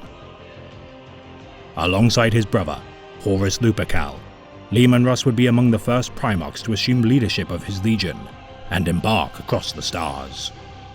For many glories would be won by the Vilka Fenrika of Fenris, though much of their deeds would be misconstrued. Reunited with their Genefather, the 6th Legion would assume a new title befitting the command of the barbarian King of Fenris. Within weeks of the Emperor's tutelage of the Wolf King, he would be installed to command the now Space Wolves of the Legiones Astartes. Bristling at the crude epitaph appointed by ignorant bureaucrats, the Sky Warriors of Russ would stalk the stars as a predatory force, gifting death and destruction to any who would incur their wrath. Quickly recruiting aspirants of Fenrisian birth into the Legion, the cultural trappings of the Vilka Fenrika would stir tension among the Terran veterans of the 6th. Forged in blood and fire, the Rout would earn a reputation as reliable exterminators of both Xenos and mutants across the galaxy. With the unification of more Primarchs into the fold of the Imperium, the Space Wolves would prove eager to aid their cousin legions in joint campaigns to purge the Imperium's enemies. Aiding the Iron Warriors and White Scar's Legion during the Wheel of Fire campaign, the warriors of the Legiones Astartes would purge the Orc War of Mashog over the expanse of 5 years of conflict. Losing a third of their number during the campaign, the Legion would lose their first master, Enoch Ravin, and the Vilka Fenrika would renew their brotherhood through the crucible of sacrifice. Bloodlust would give way to discipline, rage would be subsumed by duty, and pride would swell within the hearts of the Sons of Russ, safeguarding humanity as the fangs clenched around the throats of its enemies. Fierce and cunning warriors all, the Rout would not tolerate defiance of their so-called Allfather, nor the betrayal of his vision for the future. Purging the galaxy clean for 2 centuries, the Vilka Fenrika would stand ready for any enemies skulking in the dark corners of the void. Yet in their haste to enforce the Master of Mankind's will, the 6th Legion would be pawns in the manipulations of an impending threat from within. The Space Wolves Legion had always harbored resentment and disgust towards the 15th Legion, the Thousand Sons. Dabblers in the tides and currents of the warp, such powers would bear the taint of malevolence, to which the Rout would decry its manipulations and embrace. Coming close to annihilating the Sons of Magnus the Red during their joint campaign on the world of Shrike. Witnessing the flesh change of members of the Thousand Sons, Leman would demand the 15th Legion to relinquish their abuses of the warp or suffer the wrath of the Rout. Though hostilities would cease with the intervention of the Wordbearer's Primarch, Lorgar Aurelian, the continued scrutiny placed on the Thousand Sons would only postpone their censure. The Master of Mankind would convene the Council of Nicaea, a debate to decide the fate of the use of Psykers within the Legiones Astartes.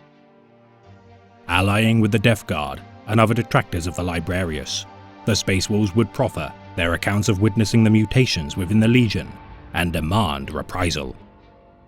The Emperor would concede to the warning of the detractors of the Librarius and decree that all use of Psykers within the Legiones Astartes would be outlawed.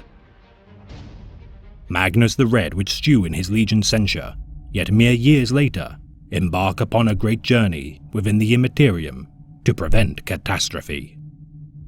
Horus Lupercal, War Master of the Imperium, would fall to the clutches of chaos and begin to enact his grand betrayal of the Imperium.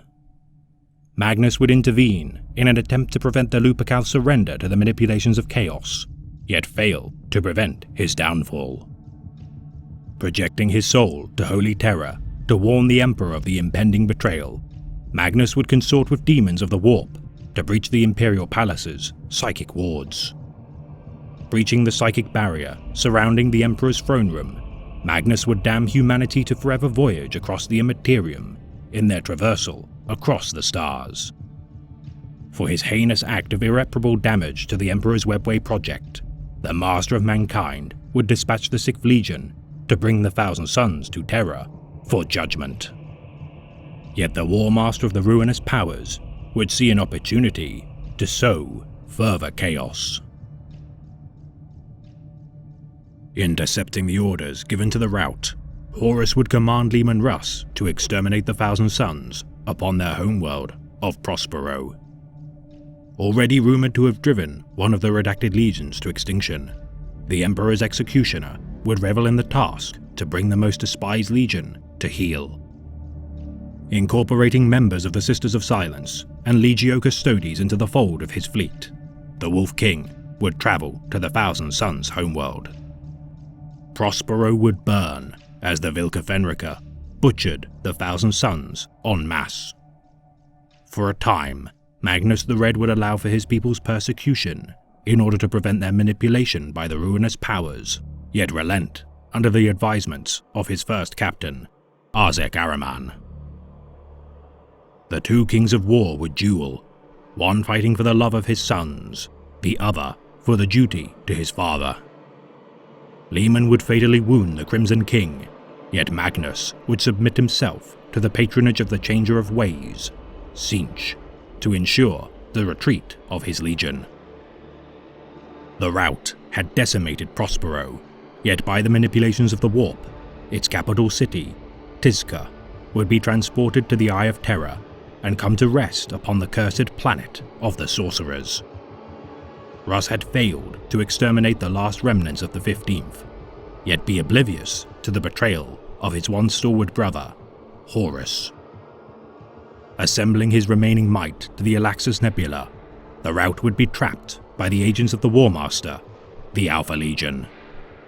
Already battle-weary from Prospero, the Vilca Fenrica would brace themselves as the snare of the Hydra tightened. Alpharius Omegon, already embittered towards the Wolf King for his dismissal of the 20th Legion's use of subterfuge and trickery, would relish the chance to humble the wolves of Fenris. Petitioning aid from the White Scars Legion, the Primarch of the 5th, Jagatai Khan, would refuse to engage in the conflict until answers were gleaned as to the intent of the rout and its allegiances. Alone, Russ would ruminate on his circumstance and the conflict he now found his legion embroiled within. With counsel from the young pack leader of Tra, Bjorn the One-Handed, Leman would resolve to reforge his purpose as the Emperor's executioner, as the Wolf King rallied his men in an attempt to break from the Hydra's fleet. Seemingly confronted by the Primarch of the Alpha Legion, Leman would defend the flagship of the Space Wolves, Harafnakel, until the arrival of the Dark Angels Legion. Unaware of the wider conflict of the Horus Heresy, a servant of the Regent of Caliban, Captain Ormond would dispatch one of his men to infiltrate the rout to ascertain their allegiance in the conflict. Discovered by the rune priest, Kvar, the Dark Angel would nonetheless deem the 6th Legion loyal to the Imperium and aid them in routing the fleeing Alpha Legion fleet. Sending a distress call, the Dark Angel's fleet of Luthor would drive back the Alpha Legion, led by their commander, Chapter Master Alphalos. Freed from the Hydra's grip, the Space Wolves would return to the Throne World to aid in the defense of the Imperium. Yet Leman would not stay idle upon Terra for long, as he began to orchestrate his last attempt to slay his corrupted brother. Convening with Malgador the Sigillite, the Wolf King would seek counsel from his ancient mentor, as well as the knight-errant formerly of the Lunar Wolves Legion, Garviel Loken. The Sigillite had attempted to assassinate Horus on several occasions, yet never with a Primarch wielding the blade. Dispatching his knights-errant to infiltrate the War Master's flagship, the Vengeful Spirit, during its journey to Holy Terra, the strike team led by Garviel Loken would mark the path for the impending assault of the Space Wolves. Assisted by the former Astartes of the rout, Bror Tearfinger, the knights-errant would lay Futhark rings within the vast Gloriana-class void ship to allow the rout swift infiltration of the Lupercal's court. Retreating from the engagement aboard the ship Tarnhelm, the knights-errant would return to Holy Terra, with exception given to Bror as he rejoined the rout in their assault of the War Master's flagship. Armed with the Dionysian spear, crafted by the Emperor's own hand, Leman Russ would confront the War Master and attempt to end his madness. Piercing his armor and skin with the tip of the spear's blade, Horus's body would be cleansed of the corrupting influence of the ruinous powers. Yet Horus would remain resolute in his defiance of the Emperor, with the visions of the grim dark future gifted by the dark gods still plaguing his mind. Leman would be wounded, and with the aid of his sons, be carried from the battle before being slain by the War Master. Horus would partially recover from his grievous wound and its afflicted coma, embarking to Holy Terra to enact his final siege of the Throne World. Yet the Space Wolves would not be present during the final battle to save the soul of humanity. Regrouping and venturing with all haste to Holy Terra, the Vilca Fenrica would arrive too late to prevent the War Master's duel with the Emperor and interment of the Master of Mankind upon the Golden Throne. The battle had been won in the name of the Imperium, yet at a cost which would damn humanity to millennia of suffering, strife, and degeneration. Leman would be stricken with grief for his failure to prevent the loss of his father and so many stalwart defenders of the Imperium. Bolstering the loyalist counterattack of the great scouring of the traitors, the rout would hunger for vengeance against the now humbled champions of chaos. spearheading the charge to drive the traitors back into the Eye of Terror. The Space Wolves and their Primarch would purge their number for 7 Terran Standard years until their task would be fulfilled. Yet Leman Russ would not stand idle as the embers of betrayal gathered to one day rekindle across the stars. For he would leave the Space Wolves under the command of Bjorn the One-Handed and embark on a quest to revivify the Imperium. A quest he shall not return from until the commencement of the end of days, the Wolf Time. For 7 years after the disappearance of the Wolf King, the Wolves of Fenris would wait patiently for the return of their liege. Electing Bjorn as the first great wolf of the rout, the now fell-handed would leave his legion on a great hunt to seek out their Primarch. Venturing far and wide across the Sea of Stars, the Space Wolves would find no trace of their Genefather, even within the roiling tides of the Eye of Terror. Bjorn would be wounded and interred within a dreadnought sarcophagus as the great hunt bore only ill omens and tales of woe. Several great hunts would follow as the years waxed and waned, with the second hunt claiming the armor of Russ from the Temple of Horus on the planet of Rudra, and 9th leading to the purge of a world under the thrall of the cults of the Devourer. For each great hunt bears great deeds, and even should they not facilitate clues to their liege lord's return, all serve as campaigns fought for the preservation and benefit of the Imperium. Bestowed by visions of the Rune Priests, said to be voiced by their Primarch, the providence of Leman Russ guides the now chapter to embark on great hunts to hasten his return. Believing the end of days to be impending, the Space Wolves identify campaigns such as Abaddon the Despoiler's destruction of Cadia during his accursed 13th Black Crusade, and resurgence of the Loyalist Primarch, Rabute Guilliman, to be signs of the Wolf Time. Rumors stir that the Lion of Caliban now stalks the stars once more, confronting the champions of chaos wherever they spawn. Yet should the Wolf of Fenris add his claws and fangs to the fray, the schemes and plots of the ruinous powers shall continue to be abated. To be recruited into the Vilk of Fenrica is one of the most grueling trials of any Space Marine chapter. Drawing aspirants solely from the tribesmen of Fenris, the neophytes of the 6th are required to endure the harsh environments of the Death World in their quest to slay a beast of the frigid wastelands. Armed with the barest of furs, tools, and weapons, the recruits must bring a fang of their kill to prove their mettle.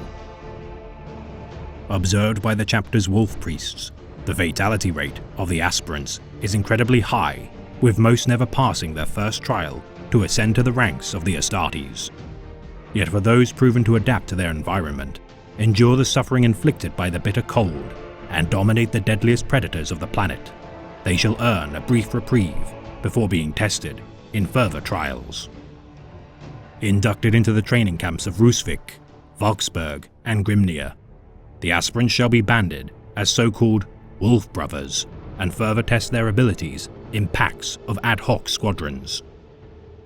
For the Space Wolves, the pack is of paramount importance for the methods of war waged by the 6th, and so each neophyte must hone their proficiency in cooperation to fulfill their tasks. Dispatched once more into the wastes of Azerheim, the Wolf Brothers shall face the feral beasts of Fenris once more, and should they succeed, ascend to the rank of Bloodclaws. Finally, each proven neophyte must undertake the trials of Morkai. First, they shall be brought before a council of rune priests, who shall test their mental resolve by harnessing the strange arcanum of Fenris. Within the bowels of the Space Wolves' fortress monastery, the Ayet, also known as the Fang, a portal surrounded by rivers of molten lava, must be passed. Walking through the ancient archway, centered with the wolf god's image as a symbol of his commitment to embark into the jaws of danger. Unburdened of weakness, the aspirants' minds shall be scoured by the rune priests for any signs of doubt, temptation, or fear. Conjuring phantom foes and the deepest-rooted fears of the aspirants, only those who steel themselves against their plight shall succeed. Those who fail shall be mind-wiped and gifted to the chapter's Iron Priests to undergo lobotomies and surgeries to become servitor thralls of the Sixth. Once screened for signs of vulnerability, those who prove pure in their purpose shall undertake the final trial of Morkai. The Blooding shall test the neophytes as they drink from the cup of the Wulfen. A relic of the chapter, the cup allows the drinker to absorb the Canis Helix of their gene seed, or Spirit of the Wolf, to act as a catalyst to activate their gene flaw. Many shall writhe in uncontrollable agony as their bodies are racked by the deadly transformation, as some even succumb to the mutations. Cast back into the wilderness, those who survive must find their way back to the Fang, as his body increases up to 80% larger as his muscles painfully burgeon with muscle growth. Bones fuse, fangs sprout from his gums, and for those who prove unfortunate, they shall transform into feral beasts, cursed to roam the wastes of Fenris. Those who reject the curse of the Wulfen shall return to the Aet as a true Sky Warrior of the Rout. Gifted the power armor of a fallen battle brother of the chapter, the newly ascended Astartes shall be placed into one of the 12 great companies as a true son of Russ. The curse of the Wulfen still plagues many of the aspirants whom have succeeded in their trials of Morkai.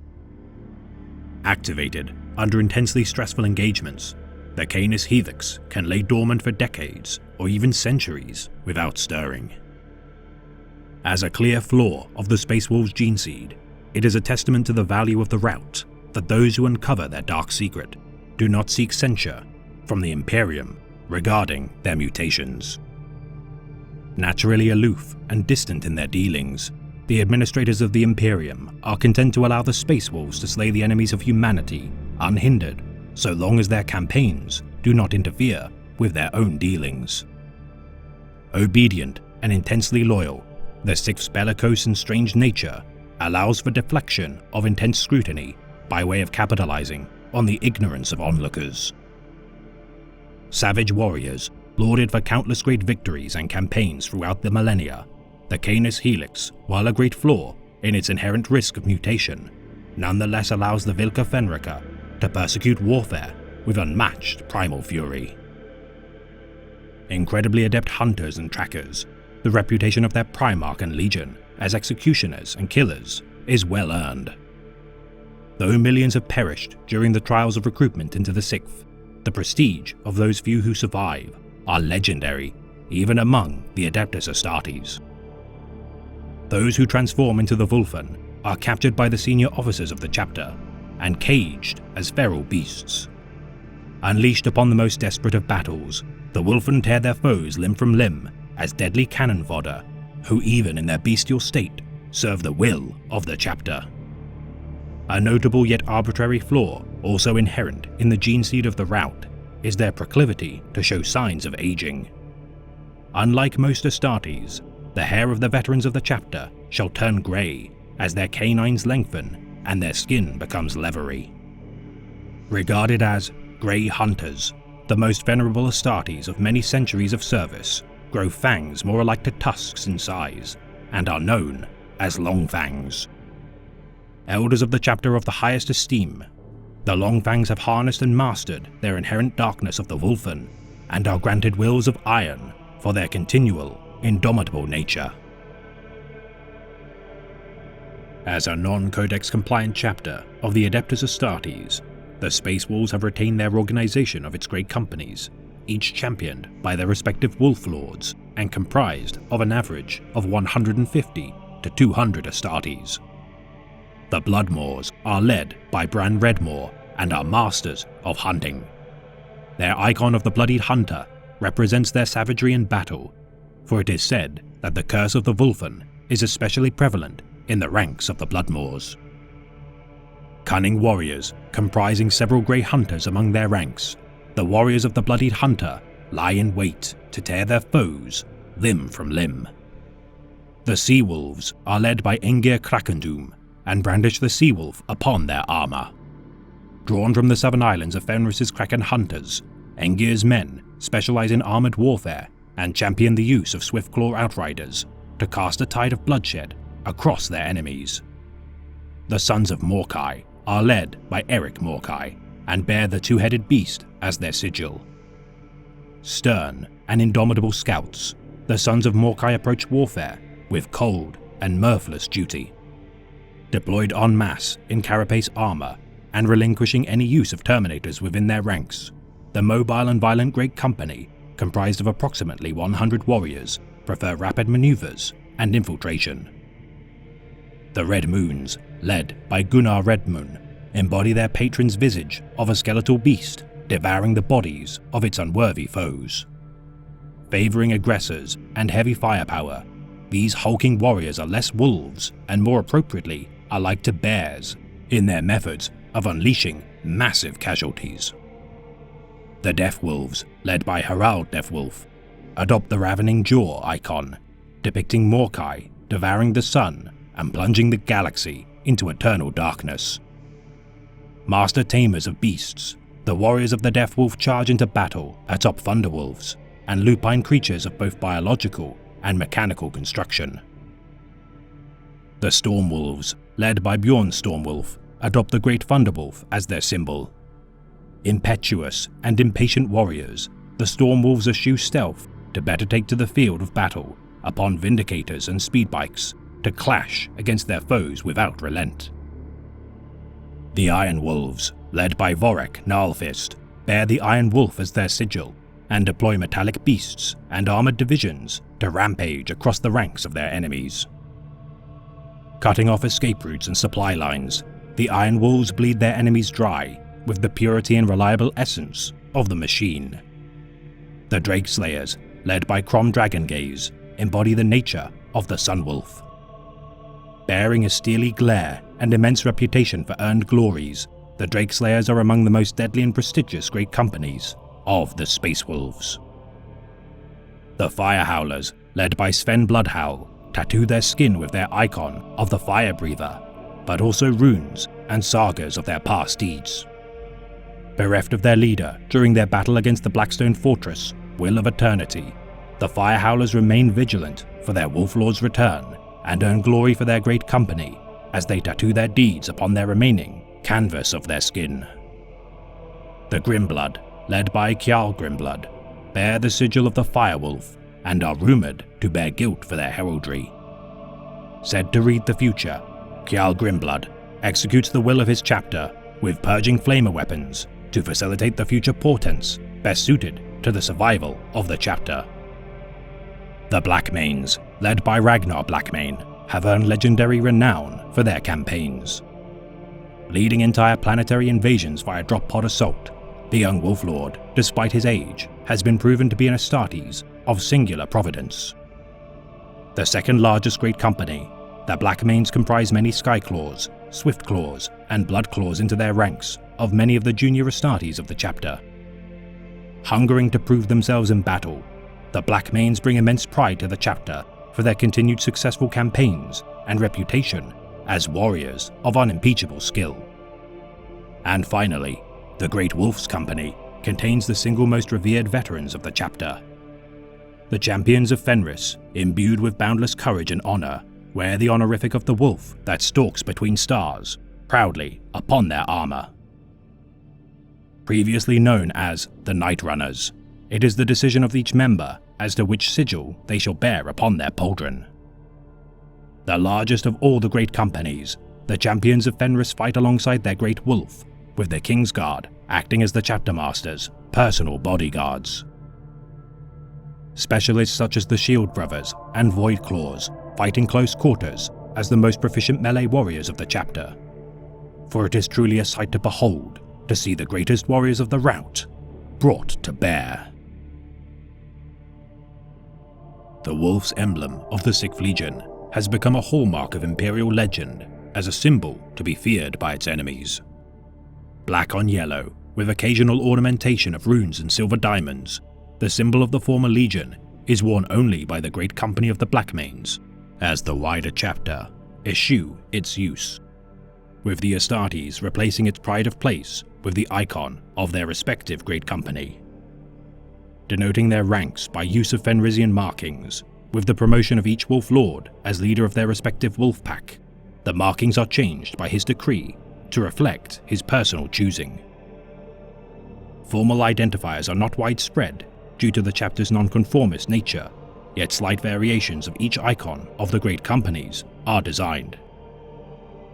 None may alter the appearance of the sigil of the Great Wolf, the wolf that stalks between stars, for such an act would dishonor the memory of its original bearer, Leman Russ. For no man shall dare revoke the iconography of the Wolf King, and as such, many of the chapter's relics still bear its original heraldry, unchanged by centuries of war. Inscribing honor markings upon their ceramite, displays of courage, kinship, and glorious deeds are commonplace among the Astartes of the rout. From ancient runes to stylistic symbols of Fenrisian origins, though no formal conventions exist outlining their use, every Astartes of the chapter enshrines such sigils with great reverence and pride. Icons such as bones represent wounds endured in battle, while knife and claw markings denote bravery in the most deadly of battles. Marching into battle, donned in gunmetal grey during the days of unification and until the end of the Horus Heresy, the Space Wolves now adopt a blue-tinged grey paint scheme. Adorned with great pelts of Fenrisian beasts, red and yellow jewels, and necklaces of teeth, the only stringent ruling of their heraldry is that their wolf pack placement upon their right pauldron and great company upon their left. Some also mark their knee guard with the symbol of their wolf pack, yet due to the highly individualistic nature of each Astartes, much to find his own methods of honoring his kin. Although the inheritors of the Sixth Legion do not ascribe to the conventions or rulings of the wider Imperium, they are strict adherents to the hierarchies of their own culture. Led by their great wolf, the equivalent rank of Chapter Master acts as the steward of the rout until the return of the Wolf King, Leman Russ. Chosen from among the Wolf Lords of the chapter, only the most battle-hardened members of the Vilka Fenrica assume the most prestigious mantle of the rout, to which its current custodian, Logan Grimnar, has held the title for 8 centuries.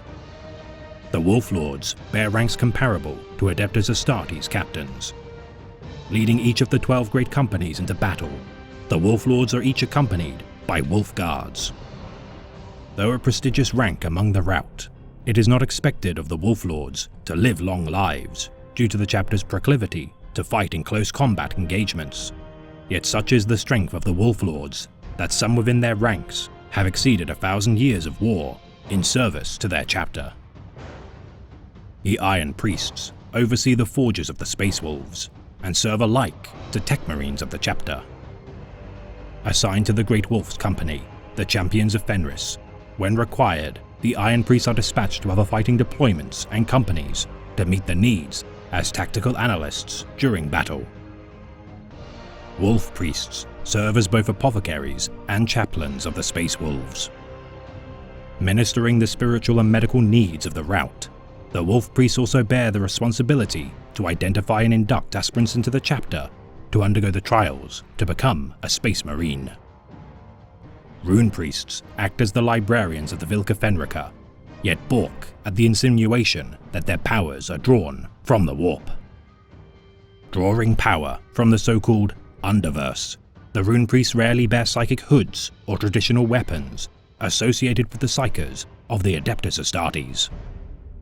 Armed with runic weapons, the peculiar wielders of their rune-drawn powers memorize the oral traditions and deeds of their chapter to be passed down from generation to generation.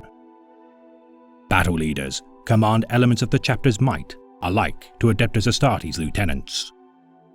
Chosen to mentor younger members of the chapter or serve as personal bodyguards of their respective Wolf Lords, the battle leaders are an integral senior rank within the rout. Role models within the Vilka Fenrica, the battle leaders lead several packs of Space Marines as they wage war to prove themselves worthy of ascension to the role of future Wolf Lords. Pack leaders are the equivalent of sergeants within the rout and lead 10-man squads into battle. The humblest of senior ranks within the chapter, it is the rank of pack leader, which begins a Space Wolf's journey through the ranks to glory. Dreadnoughts of the chapter are both devastating warriors and wise counselors. Veterans of thousands of battles, the venerable dreadnoughts sleep under the fortress monastery of the Ayat until they are awoken for counsel or battle in the chapter's direst hours. Though the Contemptor pattern dreadnought chassis has earned contempt from the chapter due to its reputation for savagery and bloodlust. With even rarer cases of some wolfen being interred within dreadnought sarcophagi, the inheritors of the Canis Helix bound into battle only should the need for remorseless butchery be required. Known for their savagery throughout the Imperium, the Rout stand apart from the original founding legions in their distinct violent battle strategies. Issuing organization in deference to individual martial prowess, each pack of the 6th transforms from impatient and bloodthirsty berserkers to wise and revered veterans. Once comprised of over 73,000 Astartes, the now chapter of the Adeptus Astartes, whilst not compliant to the ruling of 1,000 outlined by the Codex Astartes, has nonetheless diminished from its former size. Anti-authoritarian to their core, the Rout comply only with the will of their elders within the chapter as a source of command. Abandoning methods of war deemed superfluous to their means, the Space Wolves only retain strategies of their peers, proven to bolster their brutal methods of warfare.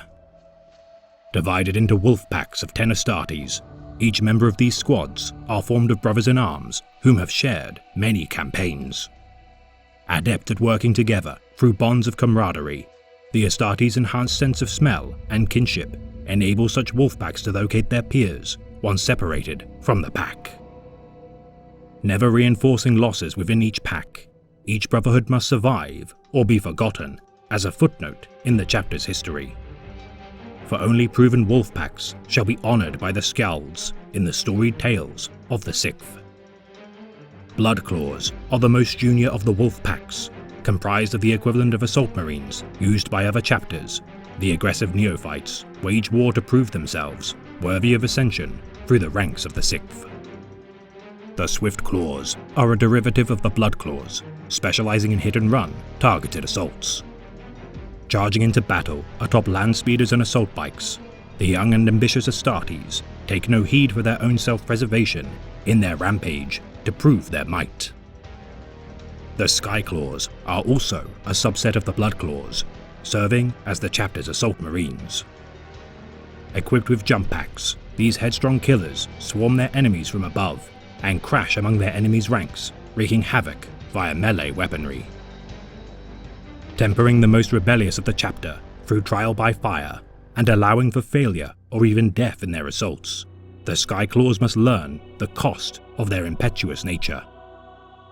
The Grey Hunters are seasoned veterans of the chapter and bear their title with pride. The equivalent of tactical marines among the Adeptus Astartes, the Grey Hunters are the most numerous squad configuration throughout the 6th and prove to be reliable and proud warriors to which their juniors should hope to one day aspire to. The Longfangs are the most senior of the wolf packs, formed of the elders of the chapter. Not to be underestimated for their age, the Longfangs, though grey of mane, nonetheless inspire awe in their kin for their unimpeachable deeds and ferocity in battle. It is a great honor for an Astartes of the Rout to survive long enough to ascend to the rank of Longfang, for only the most deadly and cunning warriors can evade death's embrace for so many centuries of war. The Wolf Guard are a specialist wolf pack responsible for the defense of the chapter's wolf lords. Each member a champion of the Vilca Fenrica, the members of the Wolf Guard can requisition any Astartes from the wolf packs to fight at their side and train prospective future members of their guard. Often clad in Terminator armor, the Wolf Guard are armed with the most sacred and powerful relics of the chapter and fight at the vanguard of the deadliest conflicts, and may one day assume the mantle of Wolf Lord with their continued service. The Thunderwolf Cavalry are a subdivision of the Wolf Guard and are a secret to outsiders of the chapter. Riding into battle upon Thunderwolves of prodigious size, the elite of the Wolf Guard augment their wolves with cybernetics to add to their terrifying demeanor. Charging into battle as waves of unstoppable killing fury, these warriors are deployed only in the most dire of battles, where a swift crippling of the enemy is required. The Wolf Scouts are masters of reconnaissance and are installed to each great company to enable proficiency in gathering intelligence and battlefield data. Not to be confused with neophytes of the chapter, the Wolf Scouts are veterans of war and prove adept at identifying weaknesses in their enemy's defenses and battle lines.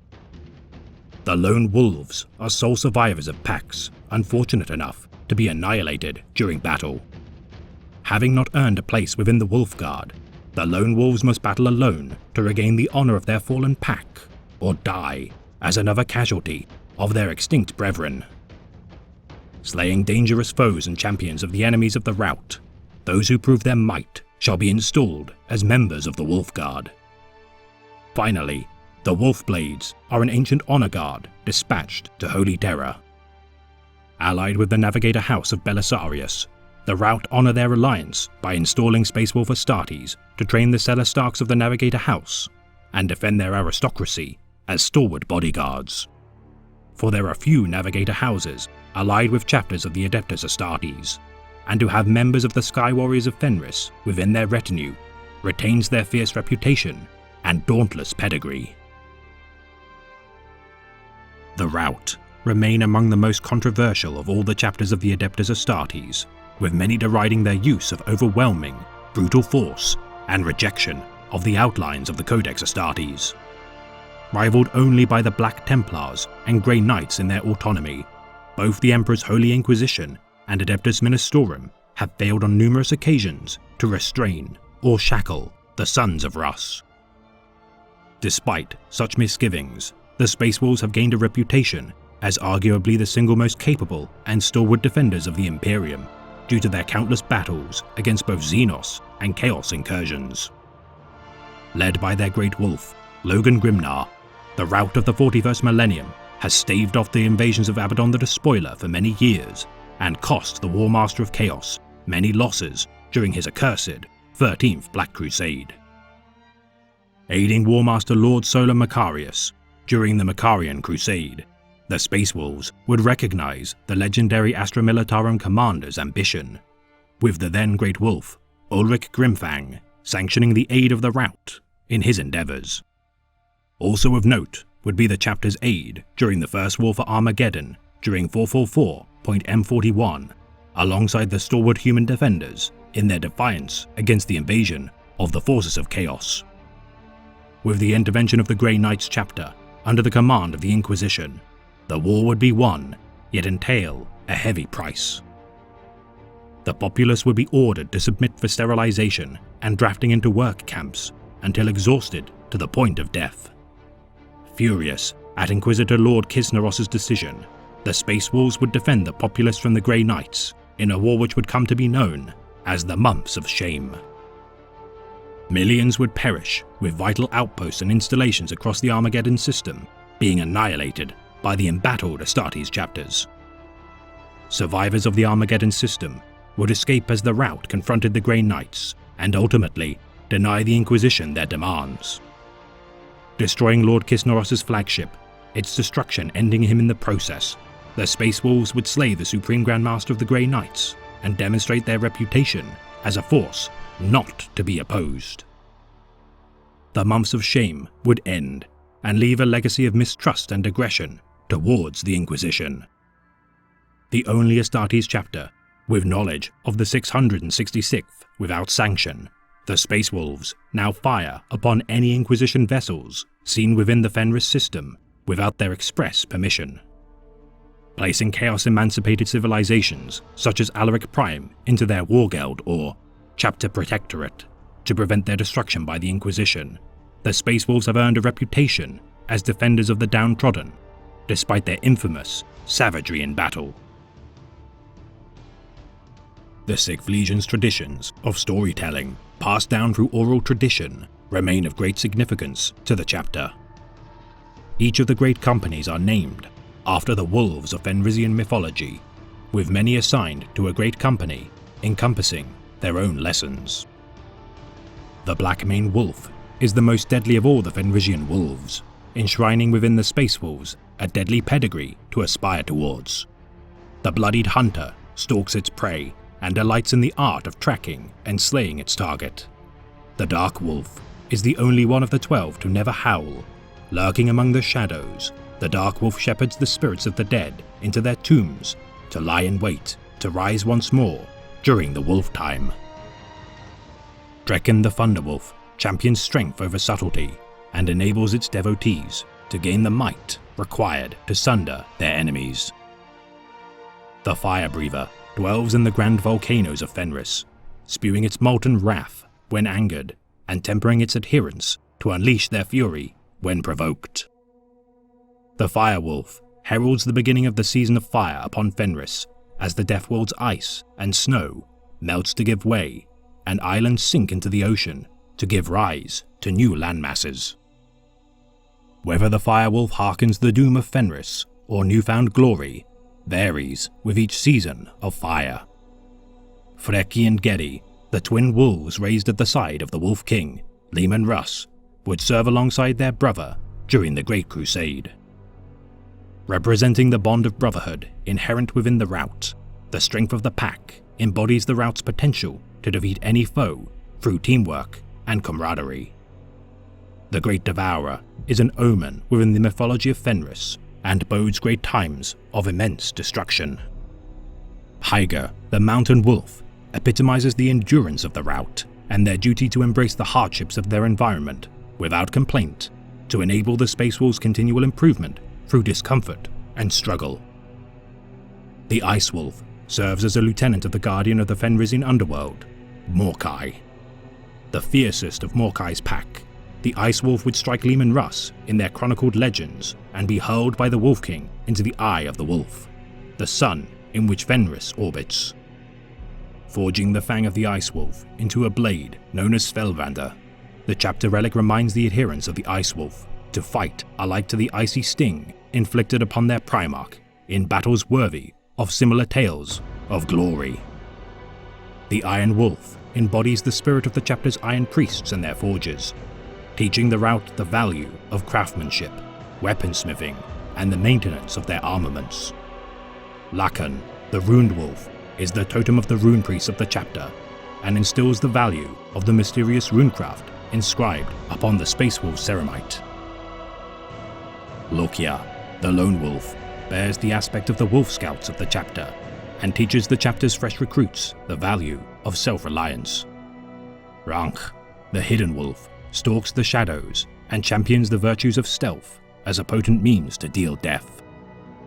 The Sea Wolf protects those who sail upon the vast oceans of Fenris, whilst the Sun Wolf arises each dawn within the heart of Fenris' sun to shine a light on the harsh Death World. Thengir, the Wolf King, represents the Space Wolves' fortress monastery, the Thang, whilst the Night Runner marks the heraldry of the Great Wolf Logan Grimnar's glory. Torvald, the Farsighted, sees all upon Fenris and instructs young Space Wolf aspirants to analyze the state of battle before hurling themselves into the fray unprepared. The Spirit Wolf guards the souls of the Space Wolves and defends their spirits from the corrupting influence of Maleficarum. The Wolf of the Red Moon stalks the seven hells of Fenris and claims the deceased proven unworthy to enter Morkai. The wolf that stalks between stars is worn proudly by each and every great wolf to bear witness as each chapter master of the rout brings glory to Fenris. Morkai, the twin-headed guardian, rules the Fenrisian underworld. Bested by Leman Russ during his arrival to Fenris, Morkai would be cast into the underworld by the Wolf King as penance. And finally, the Wolfen serves as the cursed, bestial nature of the Space Wolves. All sons of Russ must remain ever vigilant to reject the feral nature sown deep within their being. For should they surrender to its nature, they shall become corrupted, beasts of madness. Enshrined in the traditions of Fenrisian culture, the Space Wolves retell the sagas of their chapter.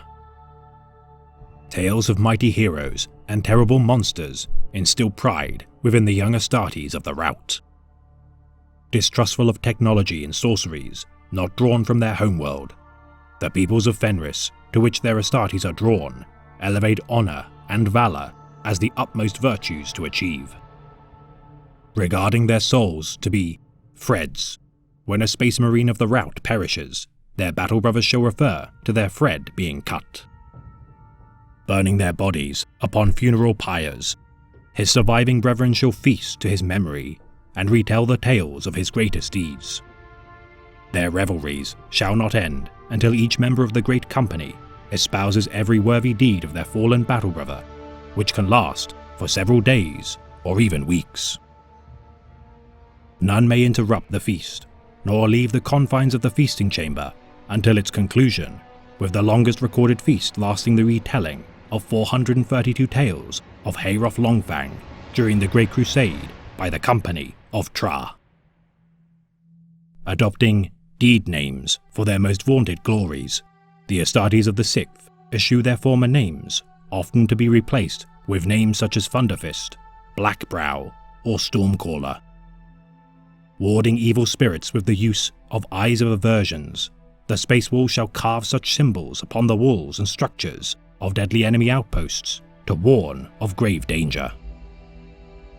Though seen as superstitious by the wider Imperium, the practices of the chapter have regardless proven potently powerful, despite detractors sneering at their drawing from the pagan planetary essence of Fenris.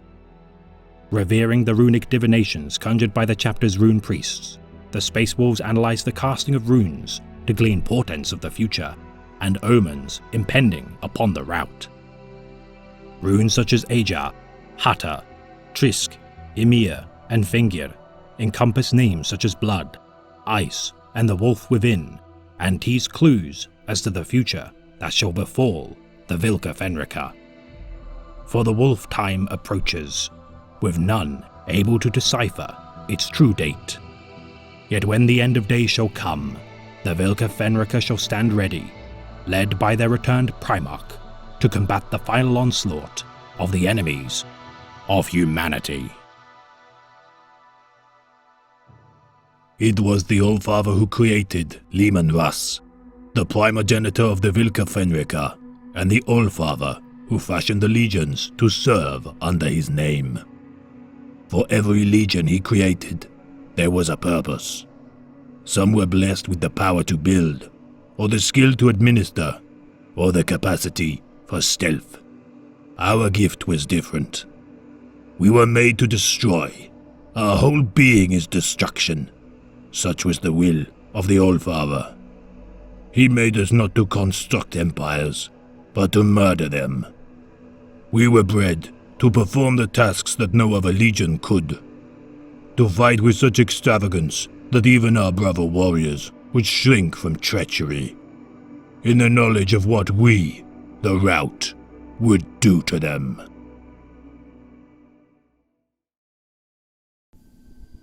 Do not look to us for kindness.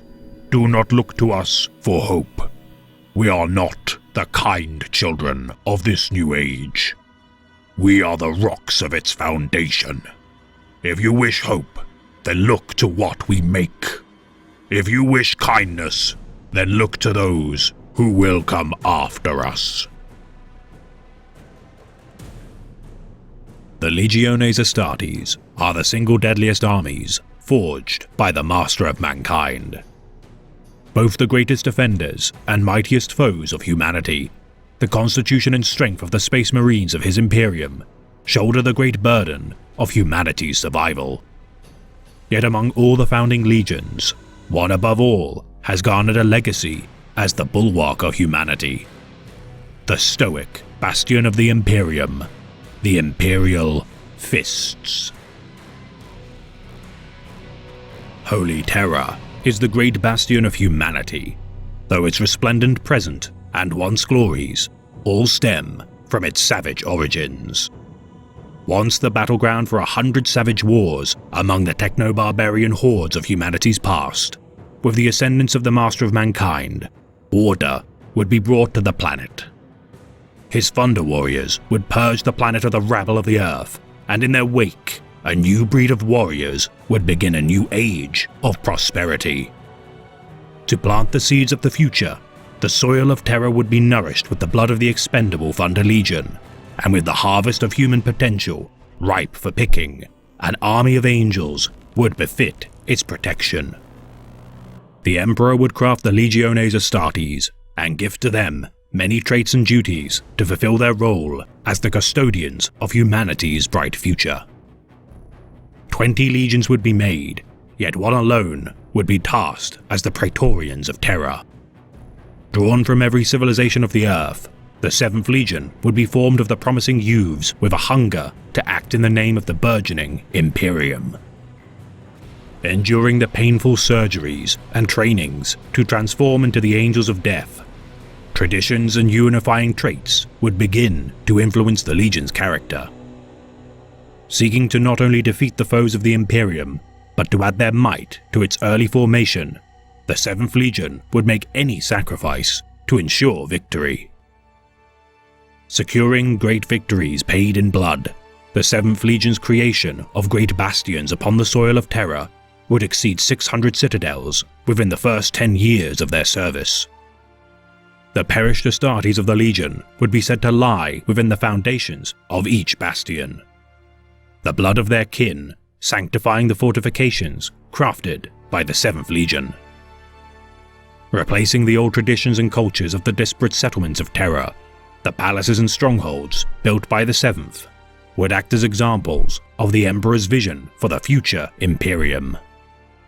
Always moving from one task to another, the Imperial Fist would not linger as they enacted hammer blows to destroy their enemies and rebuild anew from their fallen outposts. Citizens would remark that the hand of the Emperor had descended and gripped with an unbreakable fist, to which the Emperor would derive the 7th Legion's new name, the Imperial Fists. Bestowing the laurels of victory upon their heraldry, the dutiful and stoic warriors of the 7th would accept such favor with grace and silent dignity. For soon, even greater glories would be inherited from the Imperium, with the reunion of their Primarch, Rogul Dorn. Discovered upon the icy death world of Inwit by the House of Dorn, the Primarch of the Imperium would be discovered upon the icy death world of Inwit by the House of Dorn. Orbiting a dying star, the planet of Inwit, despite its harsh environment and hardy people, would show evidence of a once proud citadel within orbit. Dormant voidcraft watch silently above the pearlescent body of snow and frost, and bear witness to the ascension of the boy who would be known as Rogul Dorn. The peoples of Inwit braved the immense cold and feral beasts of the world within ruling clans that had once claimed dominion over the entire sector of their surrounding system. The ice hives of the planet, led by warlords and matriarchal figures, ruled their people with shows of technical prowess, such as orbital defense stations, trade, and void-worthy armies. The young boy would be adopted by the elderly patriarch of House Dorn and would be taught self-reliance, the responsibilities of ruling, and a wealth of life lessons which would mold the young Primarch into the indomitable man he would swiftly become. Quickly growing in stature and influence, Rogul would with time lead House Dorn into a new golden age of prosperity. Mastering diplomacy, strategy, and empire building, it would not be long before Rogul Dorn rose to become the Emperor of the Inwit cluster. His adoptive grandfather would eventually die from old age, yet rest peacefully in the knowledge that his most cherished inheritor to his house's legacy would become an ever stronger and virtuous leader. Cherishing his grandfather's memory, on the days which Rogul Dorn would sleep, he would rest with a keepsake of his guardian at the foot of his bed. A fur-edged robe, once belonging to the Patriarch of Dorn, would comfort Rogul during his time of grieving and serve as a reminder of his duty to uphold his mentor's legacy. An exemplar of Inwit's culture, Rogul Dorn would rule Inwit for 40 Terran Standard years until the arrival of the Emperor upon his homeworld. Ever diligent with curiosity for the mechanics of technology and expanse of his empire, Dorn would meet the Emperor's incoming fleet at the head of his restored flagship, the Phalanx. the single largest vessel known to Imperial space, the Emperor would be immensely proud of his son's accomplishments. Already the ruler of a star-spanning empire, and capable of reviving a long-dormant relic from the dark age of technology, Rogal Dorn had proven to be among the most resourceful of any Primarchs ever discovered. Greeting the Emperor at the helm of the Phalanx, Rogal Dorn would be welcomed into the fold of the Imperium. Bequeathing the immense space station to the Emperor, the Master of Mankind would years later return the Phalanx to Rogal Dorn, outfitted as the Mobile Fortress Monastery, housing his own Space Marine Legion, the Imperial Fists. Installed as the leader of the 7th Legion's armies, Dorn would command his legion in his quest to recover the long-lost legacies of humanity. Initially observing his Genesons with silent judgment, Dorn would not engage them in conversation during their initial pledge to follow his commands. Dorn would watch them in battle, and after deeming them worthy of respect, engage them in conversation. There was much to do to improve the Imperial Fists to the standards that Dorn demanded, yet there was undeniable strength within them. Giving a single word of thanks to the Master of the Legion, Matthias, Dorn would command his men to form 30 regiments from the initiates drawn from Inwit, and for 6 solar decades, mold his legion into his own image. Unable to lie to his peers, and embodying the greatest virtues of the Imperial truth, Rogal Dorn would stand as one of the single most venerated figures in Imperial history. Revered by the Ultramarines, Lunar Wolves, and other Storied Astartes legions, the Imperial Fists would serve with an untarnished reputation as loyal servants of the Emperor. Horus Lupercal, Primarch of the Lunar Wolves 16th Legion, would remark, "If ever I laid assault to a bastion possessed by you, then the war would last for all eternity. The best in attack, matched by the best in defense." Victorious in innumerable conquests and compliances throughout the stars, the single-minded discipline instilled within the 7th Legion would prove exceptionally effective. Rogal Dorn would prove to be a genius in the arts of strategy, and though a cold and humorless Primarch, the rage of the Praetorian of Terror would be infamous. With Leman Russ, Primarch of the Space Wolves, remarking that Dorn's rage was as swift and unforgiving as the falling edge of an axe. Dorn's uncompromising idealism would often cast his legion in a dour light. Stone-like in their demeanor and unyielding in their duty, fractious relationships with other legions would inevitably ensue. The Iron Hands and their Primarch, Ferrus Manus, would join the Imperial Fist during a joint campaign so brutal that it would cause a near unreconcilable schism between their ranks. The Emperor would recognize Dorn's legion's affinity for fortification and task the Imperial Fists to construct bastions within the Imperial Palace. Sending the Iron Warrior's Primarch, Perturabo, into a fit of rage, the jealousy of the Lord of Iron would be clear to even the Astartes of his own legion. The two Primarchs would from this moment on never see eye to eye and refuse to cooperate in future campaigns.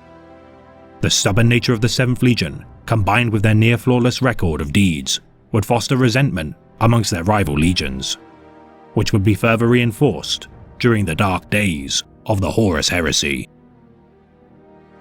With the conclusion of the Ulanor Crusade against the Orc menace, Primarch Horus Lupercal would be installed as War Master of the Imperium.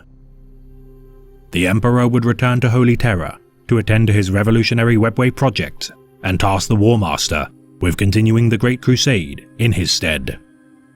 Though several Primarchs would balk at their own dismissal for the position of War Master, Rogal Dorn would accept the Emperor's decree with no hint of resentment or bitterness.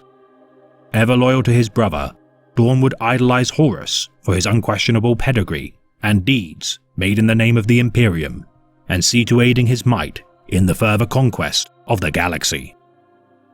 Ever a trusted advisor to the War Master, Dorn's glories were eclipsed solely by Horus, and his resolute nature would be a boon when contrasted with Horus's innate charisma and charm.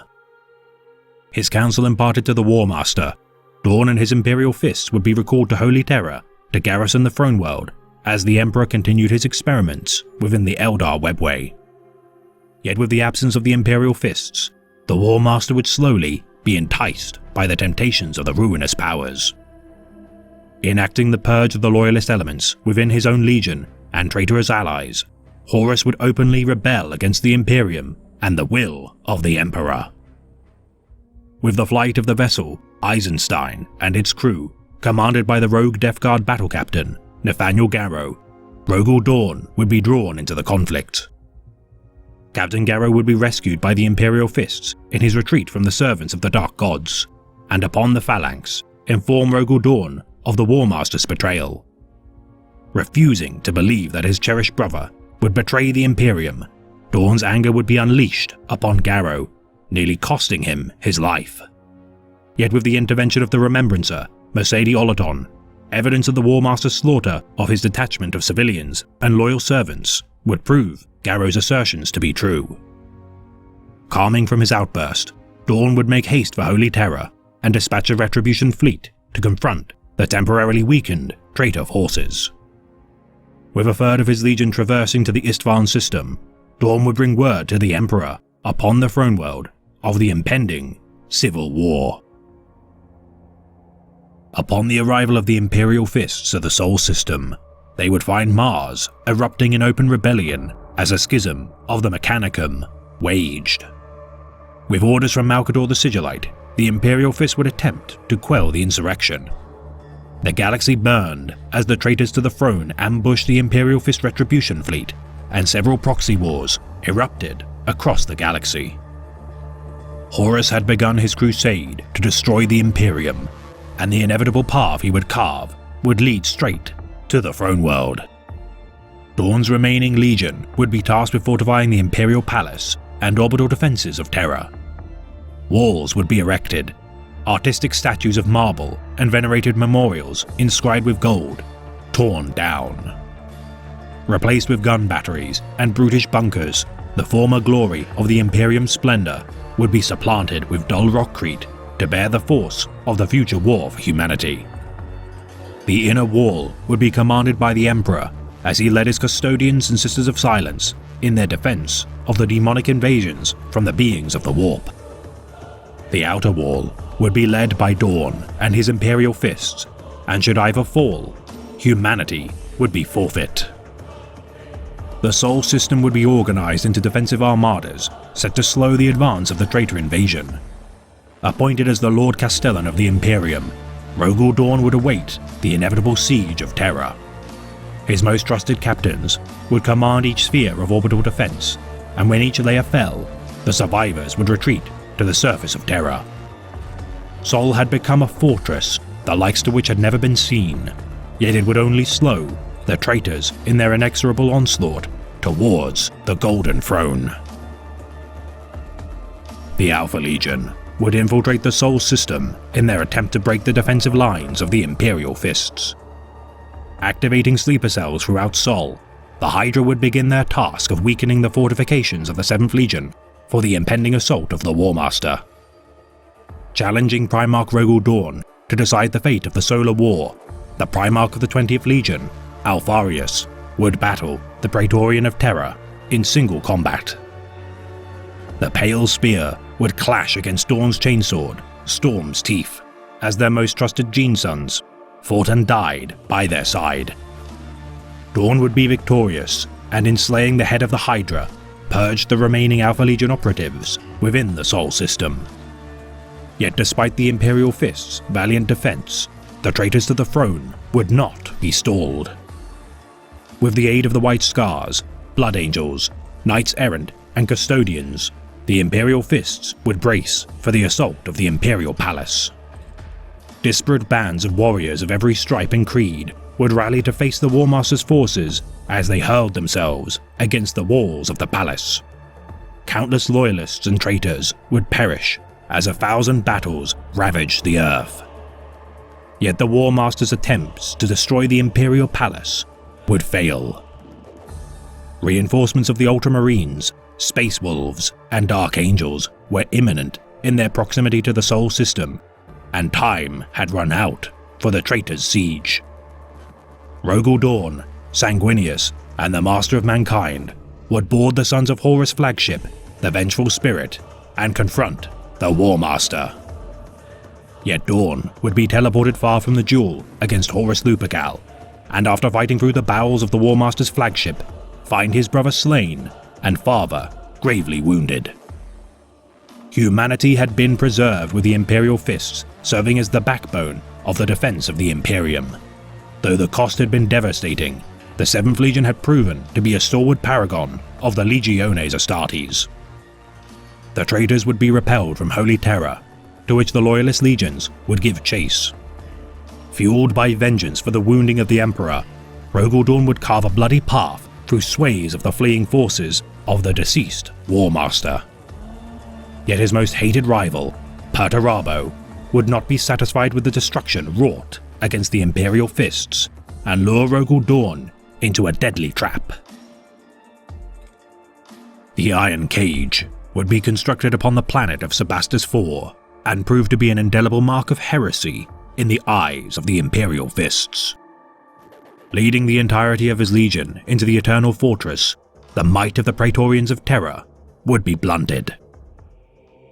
Expending ammunition until their reserves depleted, and shattering their combat blades and swords against the armor of their foes, the Imperial Fists would show no quarter to their hated foes. The Iron Warriors would pay their lives dearly for every Son of Dawn slain, and if not for the intervention of the Ultramarines, led by Roboute Guilliman, the survival of the 7th would be called into question. Driving the Iron Warriors from the conflict, the Imperial Fists would be cleansed of their shame. In the wake of the Civil War to decide the fate of humanity, the Legiones Astartes would be disbanded. Roboute Guilliman would draft the Codex Astartes and outline each remaining Loyalist legion to be broken down into smaller, Codex-compliant chapters.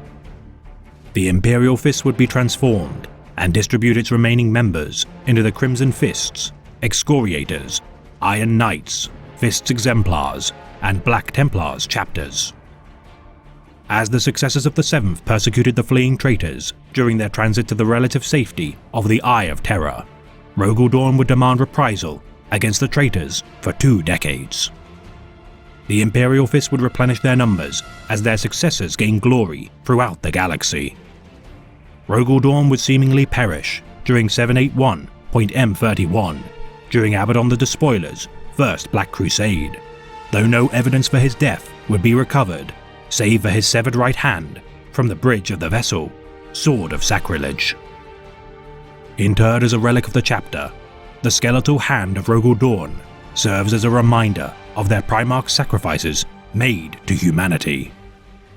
For in the 41st millennium, the Imperial Fists retain a record of great virtue, no matter their losses or countless martyrs made in the name of the defense of the Imperium.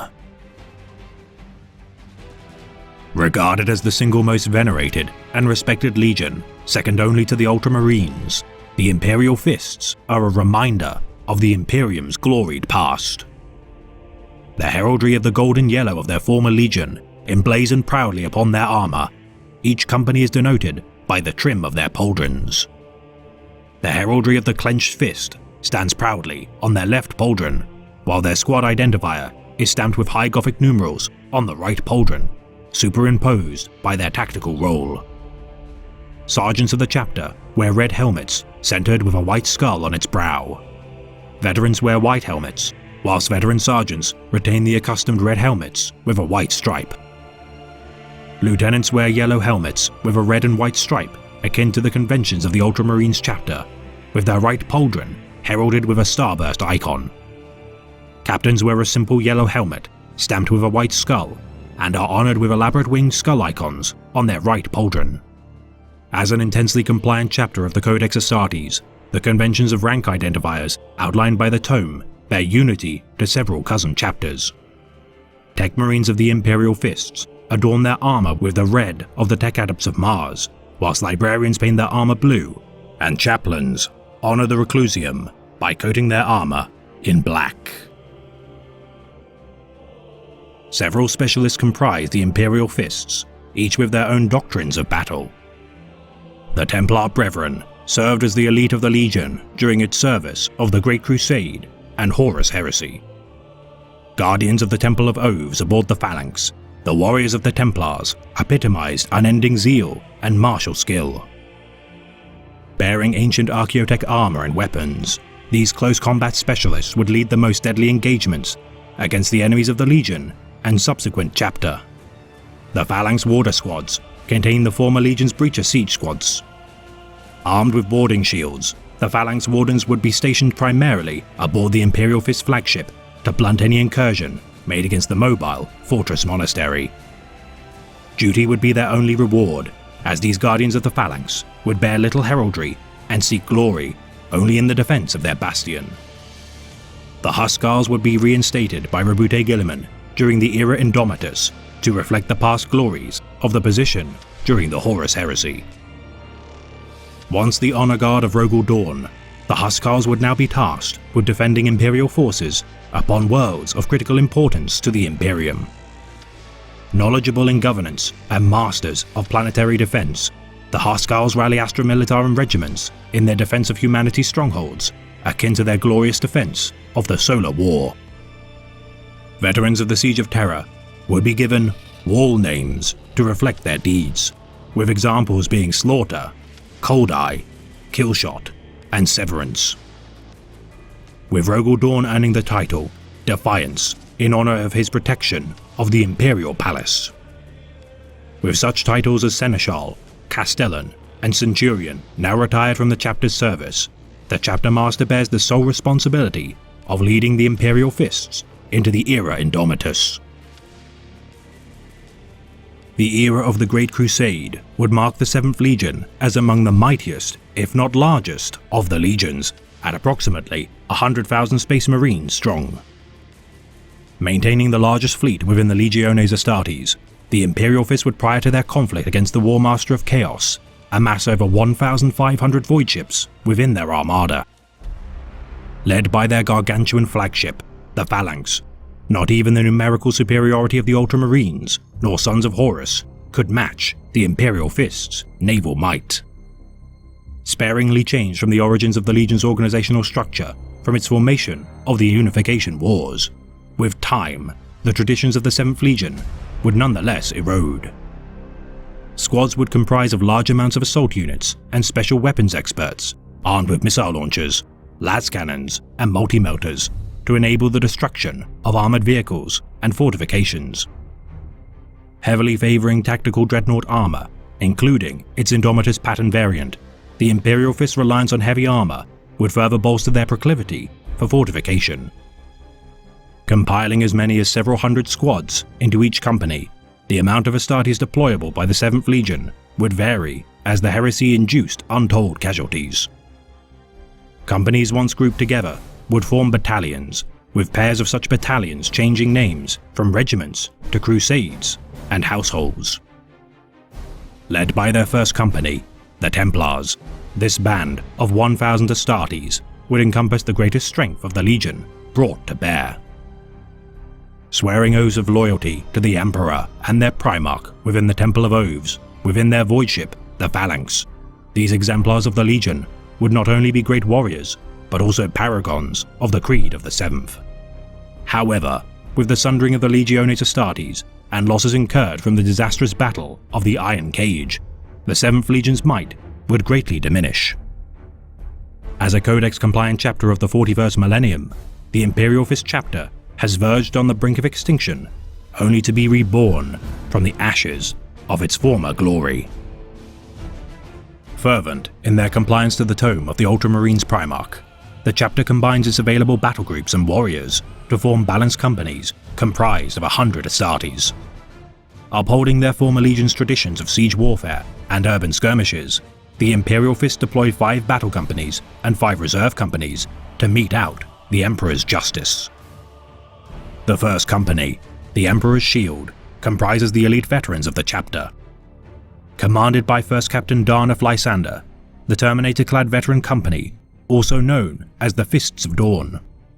Under the command of their leader, forge a path through the greatest foes of the 7th. The first sergeant of the company guards the vaunted relics of the chapter, with all veteran sergeants abandoning their names and adopting battle honors one within their dueling arenas. The second company, the Scions of Redemption, bear the shame of their chapter's near annihilation during the War of the Beast. Fighting the enemies of the chapter in order to absolve their collective guilt, service within the second company is not, however, to be considered a dishonor among the chapter. For the Scions of Redemption are ennobled with their cause to diminish the past sins of their chapter and stride into battle alike to a deadly mechanism of war. The third company, the Sentinels of Terror, are renowned for their bravery and stubborn refusal to retreat from battle. Almost annihilated during the closing of the 41st millennium, the third company are, despite their chapter's rigid battle doctrine, adaptable combatants. Replacing their continual losses with members of the reserve companies, recruits to the Sentinels of Terror spar with the company's sergeants in honor duels to prove their resolve. The fourth company, the Victors of Brax, employ siegebreakers and overwhelming firepower to bring their enemies to heel.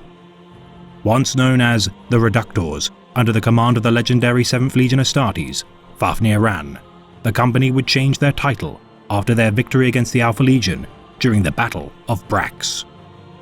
The fifth company, the Heralds of Truth, preserve the chapter's scriptum Ascender, a tome penned by Primarch Rogul Dorn, detailing his blunt observations and strategies of the Horus Heresy. Members of the Librarius and Reclusium aid the fifth company in their guardianship of the sacred texts, despite their gradual decay with the passage of the millennia. Bearing banners and relics from the Legion's former glory, the Heralds of Truth pass down the deeds and history of their chapter. The Sixth Reserve Company, the Siegehammers, are experts of siege warfare. Personally founded from the veterans of the Battle of the Iron Cage by Rogul Dorn, the Sixth Company aid their brothers with heavy firepower should the need arise in battle. The Seventh Reserve Company, the Guardians of the Phalanx, are charged with the maintenance and protection of the Imperial Fist battle station, the Phalanx. The captain of the Seventh Company ritually removes their primary heart to be interred within a device crafted from the Phalanx. Causing heavy pressure to be felt upon the captain's chest at all times, the ritual reminds the captain of the Seventh Company of his duty to preserve the spiritual heart and bastion of the chapter. Deploying land speeders, land raiders, and other armored vehicles in battle, the Seventh Company, alike to the Siegehammers, employ more flexible battle tactics than their battle company brethren. The Eighth Reserve Company, Dorn's Huskarls, bear the legacy of the Legion's reformation in the aftermath of the War of the Beast. Formed by the former Black Templar, Helbrand Elderic, the Eighth Company would from their inception be characterized by furious close combat assaults. Alderic would be demoted from the rank of captain by the chapter master of the Imperial Fists, Maximus Fane, and the Eighth Company, comprised heavily with former Black Templars, would be redistributed among the companies of the Imperial Fists to temper their aggression. Serving as stoic and venerated exemplars of the Imperial Fists, Fane would recognize their unfettered rage in battle to have tempered their souls, and with new insight, restore Alderic and his company to the Eighth. A proving ground for graduates drawn from the 10th Company, the 8th Company allows their wild nature to be vented to mold new battle brothers of the chapter into indomitable warriors. The 9th Reserve Company, the Wardens, train its members in the arts of siege breaking. Unofficially recognized as a battle company in its own right, the Wardens specialize in maneuvering to advantageous vantage points, installing defensive static positions, and armored assaults. Patience among the company's greatest virtues, the Wardens are renowned for their discipline and regular usage of the chapter's infamous Pain Glove. And finally, the 10th Reserve Company, the Eyes of Dawn, act as the scouts of the Imperial Fists. To bolster battlefield intelligence for their brother companies, the Eyes of Dawn must ascend to the rank of full battle brothers through deeds in order to earn the right to carry heavy armaments into battle. Recruitment into the Imperial Fist chapter proves to be a challenge. As a fleet-based chapter, the Gene Sons of Dawn nonetheless have advantages over their peers. Their storied defense of Holy Terror provides ample opportunities for recruits to be drawn from the Throne World. Supplemental initiates are gathered from numerous other worlds, with the most prominent outside the Sol system being Necromunda. Maintaining several fortress chapels across Imperial space, these outposts fall under the jurisdiction of veterans of the chapter, often grievously wounded and unfit to serve within future campaigns. Holding no claim to the worlds they inhabit, the veterans of the chapter utilize several means of testing and recruiting neophytes. Enticing recruits by holding tournaments on stable worlds, those unfortunate enough to reside within crime-ridden hives often witness the criminal elements of the world's slaughter at the hands of the Seventh, and renounce their life of crime if showing promise in the eyes of the veterans. For the Imperial Fists do not discriminate neophytes for the manner of their birth, only the potential and future glories they may bring in service to the chapter. Remolding each aspirant into stoic warriors characterized by the virtues inherited from the heritage of the Seventh, each neophyte seeks to embody the example of Rogel Dawn's quintessence. Appraised in their selection process for their reflexes, muscular suitability to implantation, pain tolerance, and dexterity, the Imperial Fists are meticulous in their selection of prospective Astartes. Proven aspirants will study within the Phalanx for 6 Terran Standard months and be taught to speak Low Gothic, venerate the histories of the chapter, and understand the burden required to carry of each battle brother of the chapter. Initiation is conducted with the so-called Tunnel of Terror, where aspirants undergo environmental conditions such as extreme heat, bitter cold, and the embrace of the void. Should the aspirants survive the tunnel, they shall be branded with the mark of the Imperial Fists and begin the psycho-indoctrination, training, and surgeries to become an Astartes.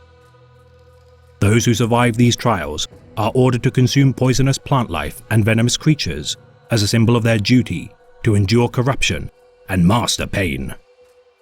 Informing the aspirant's family of their success in the trials, should they have any kin, it is an honor for any subject of the Imperium to rejoice at their son's ascension as a Space Marine. For they shall bring valor to the chapter in the name of the God Emperor of mankind. The gene seed of the Imperial Fists is incredibly stable in comparison to its counterparts from other legions. Showing no signs of mutation, the gene stock of the Imperial Fists has regardless shown signs of degeneration with time.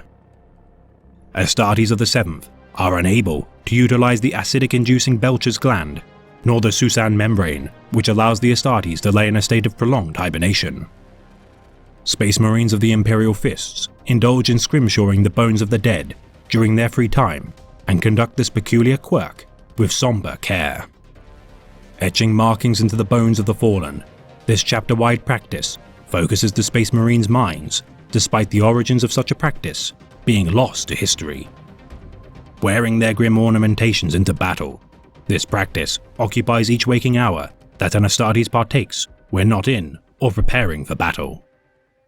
Engraving the bones of their kin with devotional scripts and the deeds of their cherished fallen, the Imperial Fists carry these tokens into battle with pride.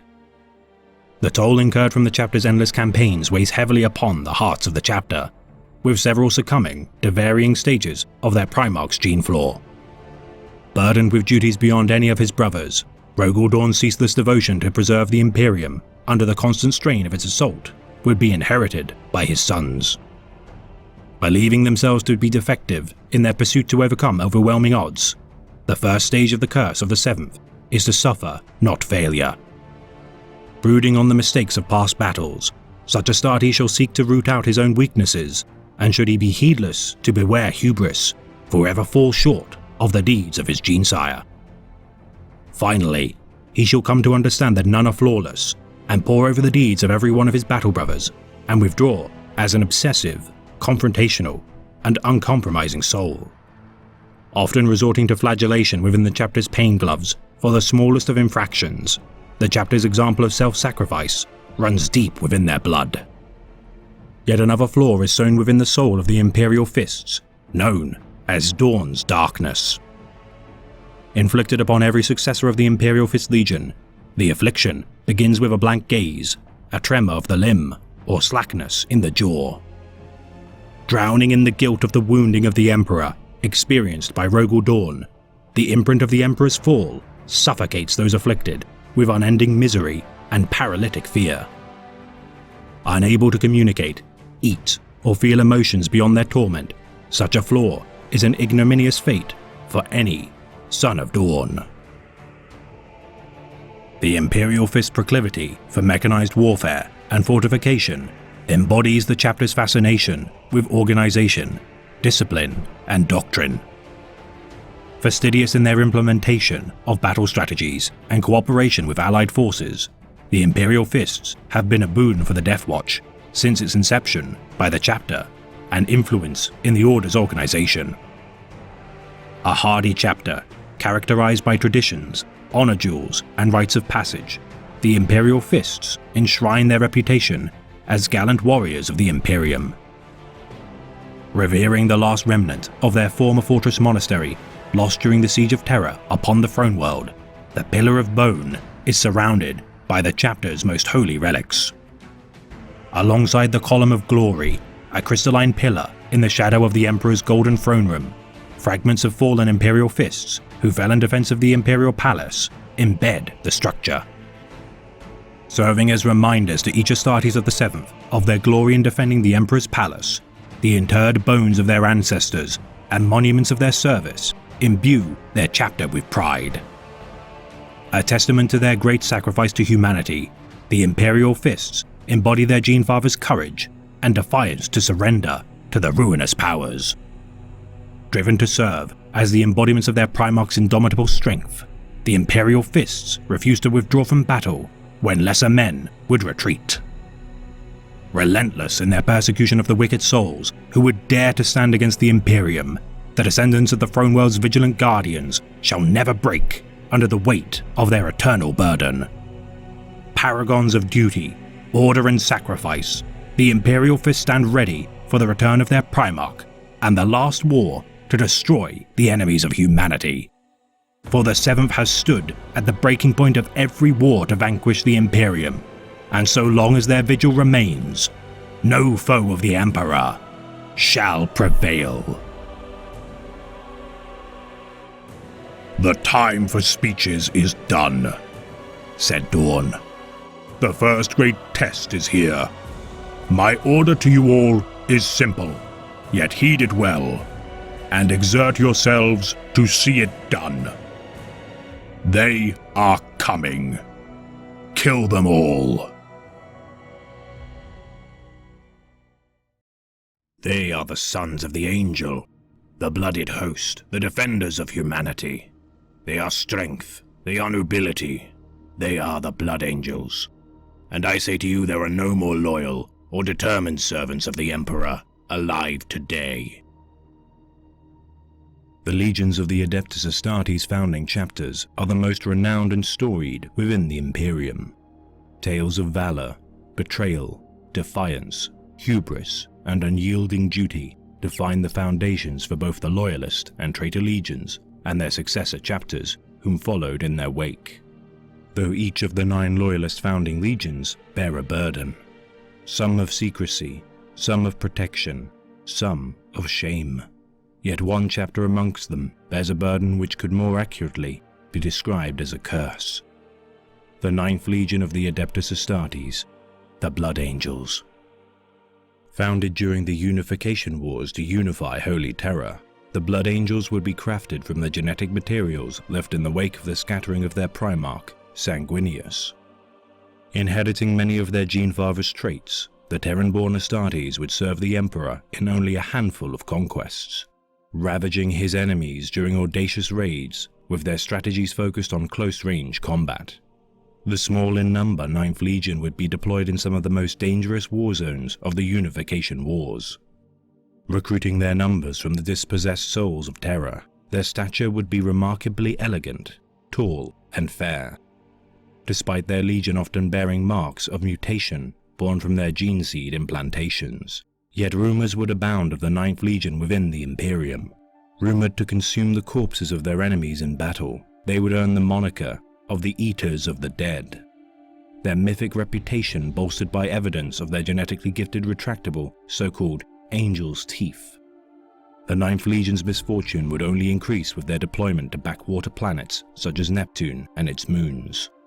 Losing 12,000 warriors during their conquest of the world, the Ninth Legion would nonetheless survive their mission and replenish their number with the barest of human dregs within Neptune's tunnel systems. Enduring beyond excruciating losses and circumstance, the Ninth Legion would define its early service as a legion capable of being renewed with each catastrophic loss, only to grow stronger. With even Malcador the Sigillite dubbing the Ninth Legion as the Revenant Legion. Fighting alongside similarly denigrated legions such as the 12th Legion, the Warhounds, the Ninth Legion would go on to fight during the Great Crusade as a brooding, methodical, and bloodthirsty symbol of humanity's indomitable will, a task they would relish with grim pride. The wider Imperium would shun the Ninth Legion, as its campaigns throughout the stars would divide and distance the Legion's might. Many red cults would form from the fractured Legion, conducting bloody pagan rituals that would invite censure by the Imperium on several occasions.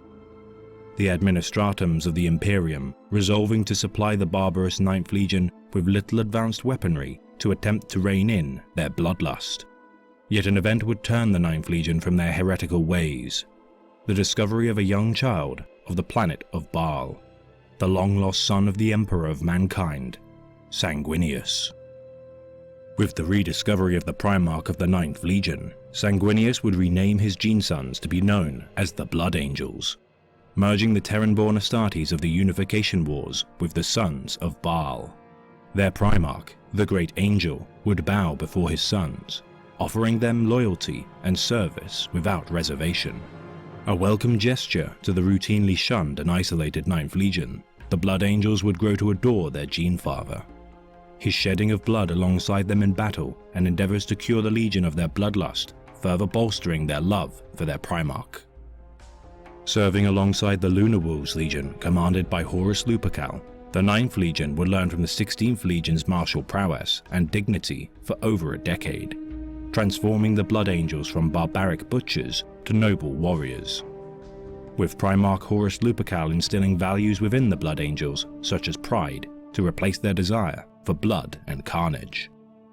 Sanguinius would instruct his legion to bring planets under compliance with peaceful means, pacifying its peoples without the need to shed a single drop of blood. Sanguinius would also teach his sons the cultural hobbies he had adored on his homeworld of Baal. Poetry and art would be instilled within the Legion as hobbies to adopt, leading to the Legion to go to extreme lengths to procure materials for their art projects, fighting hideous beasts that guarded their precious bloodstones, fauna, and pigments necessary to create their paintings. No longer were the Blood Angels monsters spoken of to instill fear into the hearts of men. Now they were icons of the Imperium's nobility, courage, and glory. Yet even with such accolades and reinventions of the Legion's character, its sons would continue to suffer greatly from their curse, a curse which their Gene-Father would attempt to keep secret, and one day cure. The bond between Horus Lupercal and Sanguinius had grown immensely, as the two saw each other as the closest of their brothers. Likewise, their legions would share a similar kinship. In an attempt to mitigate the chances of facing his beloved brother and his legion in battle, Horus Lupercal would dispatch the Blood Angels to the Cygnus cluster at the opening stages of his treacherous rebellion against the Imperium. Snared by traps of the devising of the War Master and his foul benefactors of chaos, the Blood Angels and their Primarch would be beset by armies of demons. With most of the Legion's fleet crew unaware of the forces of chaos, the demons would wreak havoc amongst their number. Rallying his senior officers, Sanguinius would command his legion to combat this unknown threat to the Imperium. Facing the bloodthirster of Khorne, Ka'Bandha, Sanguinius would deny the demon its victory, yet be told by the foul being of Horus Lupercal's betrayal. Rejecting the demon's words, Sanguinius and Ka'Bandha would duel. Landing a deadly blow to the demon's chest with his sword, the Primarch's legs would be broken in retaliation. Retreating from the battle, Ka'Bandha would decimate 500 Astartes within his wake, their deaths creating a psychic backlash that would rend Sanguinius unconscious. The Blood Angels would become enraged with a berserker fury, fueled by their dark curse. As battle waged on, victory would be achieved, their rage would subside, and in time, their Primarch would awaken. His wounds already healing, Sanguinius would nonetheless bear a heavy heart for the thousands of his loyal sons whom now lay dead on the surface of Cygnus Prime. Besieged by the Primarch of the Imperial Fists, Rogel Dawn, the Blood Angels would be recalled to defend Holy Terra. Unaware that the Legion's homeworld of Baal had been ravaged by the traitor forces, the Blood Angels would travel to the Ultramar system with the birth of the Ruinstorm and the splitting of the galaxy in two. With the aid of Primarchs Rabute Guilliman of the Ultramarines Legion and Lionel Johnson of the Dark Angels, the Blood Angels would traverse through the Ruinstorm and return to Holy Terra. Combining the strength of the Adeptus Custodes, Astra Militarum, Imperial Fists, White Scars, and their Primarchs Rogel Dawn and Jagatai Khan, the Blood Angels would aid in the defense of the Imperial Palace of Holy Terra from the onslaught of traitor forces. Their Primarch, Sanguinius, would confront War Master Horus Lupercal aboard his flagship vessel, the Vengeful Spirit, dueling him in single combat. The War Master would slay the Great Angel, his death unleashing a psychic imprint amongst the Blood Angels that would haunt them for eternity. With the death of the War Master by the hands of the Emperor and the traitors repelled from Holy Terra, the Blood Angels would demand retribution for their father's death. With many of the Ninth Legion succumbing to their genetic flaw, they would envision the dying moments of their Primarch and be driven into a psychotic rage.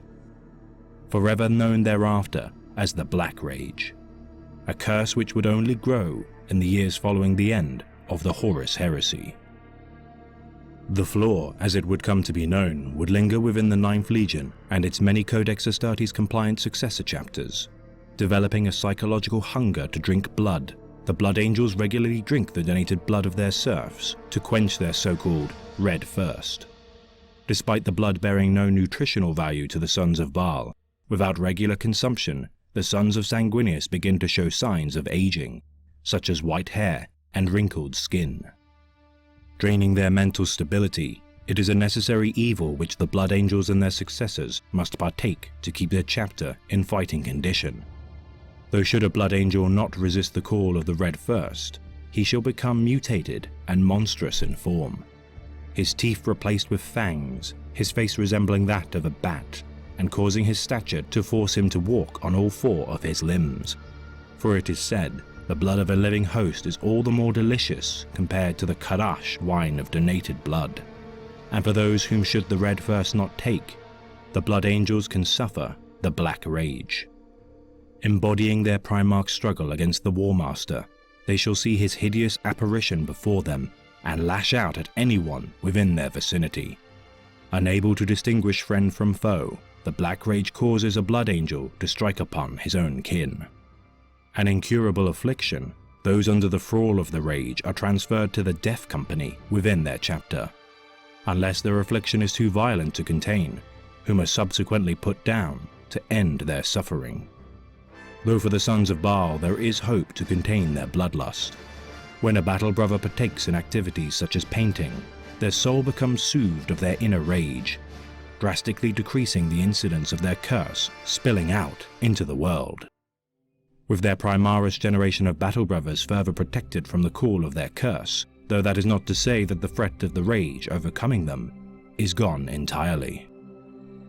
Since the origin of the chapter, the Blood Angels had numbered 120,000 strong. Though during the 41st millennium, like many loyalist legions of the Adeptus Astartes, the 9th Legion's chapter now only consists of 1,000 Space Marines.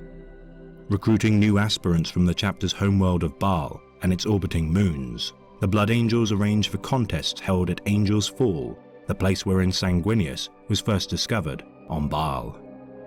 Tasked with traversing to the place of challenge via a hostile desert, fire scorpion-infested canyons, and other perilous environmental hazards, the aspirants then must face one another in gladiatorial battle. Of the 50 surviving aspirants from the trials, they are taken by Thunderhawk gunships to Baal's fortress monastery, the Arx Angelicum. Standing vigil for 72 hours without rest, the aspirants that fall asleep are removed by the monastery's blood servitors, their fates unknown to those outside the chapter. Once their vigil is ended, the aspirants are offered a chalice by the sanguinary priests. Drinking the blood from within, which many claim contains a portion of the great angel's own blood, the aspirants are left comatose and entombed within caskets within the hall of the sarcophagi. For a year, the slumbering recruits are kept alive by the casket's life support systems. Continually injected with the blood of Sanguinius, their bodies undergo rapid changes, causing many of the aspirants to die from the traumatic transformation wrought by their gene seed. Some awaken during the process, becoming insane within their dark, cold, claustrophobic existence. With only a small number adapting, overcoming the odds and becoming new members of the Blood Angels chapter. Consisting of 10 companies, each one is commanded by a captain, who is in turn defended by an honor guard, with exceptions given only to the companies of the Sanguinary Guard and Death Company. Governed by the Red Council, consisting of senior officers, the highest-ranking soldiers of the Legion nominate the chapter's master and oversee all aspects of waging war, whereas the Council of Blood, formed of chaplains and sanguinary priests, monitor the chapter's spiritual and physical health, keeping a watchful eye on Astartes that may be in the fledgling stages of being consumed by the Red Thirst or Black Rage. Uncharacteristically for a Space Marine Legion, the Blood Angels do not signify their squad denomination on their shoulders with Imperial Gothic numerals or coloured trim, instead marking their warriors by symbols adorning their right knee pads. Their right pauldron denotes their company, with the Veteran First Company signified by a skull. Battle companies are denoted by a coloured blood drop. The Reserve companies adopt twin-coloured blood drops, and the 10th Company, the Scout Marines, garner a black skull on their right shoulder plate and their chapter emblem on their left plate. Their helmets, also unlike most chapters of Astartes, do not denote rank, but rather operational specialization. Red is standard for battle line combatants, yellow for close support, blue for fire support, and gold for command staff. Senior officers of the chapter bear black pauldrons displaying the Blood Angel's blood drop with red trim, with veteran sergeants adorning the blood drop with wings, whilst lieutenants and captains bear more ornate versions of the chapter's heraldry. The librarians of the chapter don blue armor with their left shoulder plate painted red, their chapter badge marked on their right knee plate black with a red background. Sanguinary priests bear red armor trimmed with white, their rank emblazoned on their left shoulder plate, and for the unfortunate souls of the Death Company, their armor is repainted black, marked with red crosses to denote their sacrifice to their Primarch and doomed fate to fight until death for their chapter. With the honor guard of the Legion each signified with a golden helmet to distinguish them from their brethren as the vanguard against threats against the chapter's most crucial senior officers. And though there are many successors of the Sons of Sanguinius, many bear great resentment for the dividing of their Legion. Their curse now more vulnerable than ever to gain sustenance from the doubts, dreads, and burdens placed on the 9th Legion, with even the golden sons of the Sanguinary Guard no longer beyond the reproach of the Imperium under the tutelage of their current chapter master, Dante. Yet there will come a time to further discuss the Revenant Legion and their deeds. Whether those tales tell of their valor or their savagery is in the hands of the Emperor. Rabute Guilliman, Guilliman the tactician, Guilliman the warrior. History will remember the Primarch of the Ultramarines by many titles.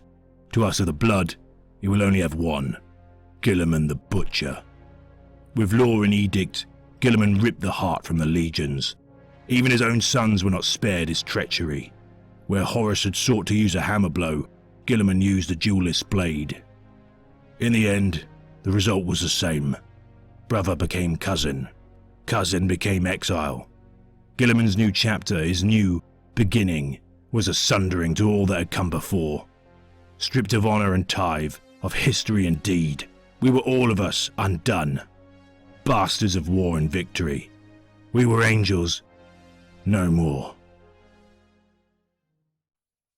The Iron Hands are not saviors, nor should we be.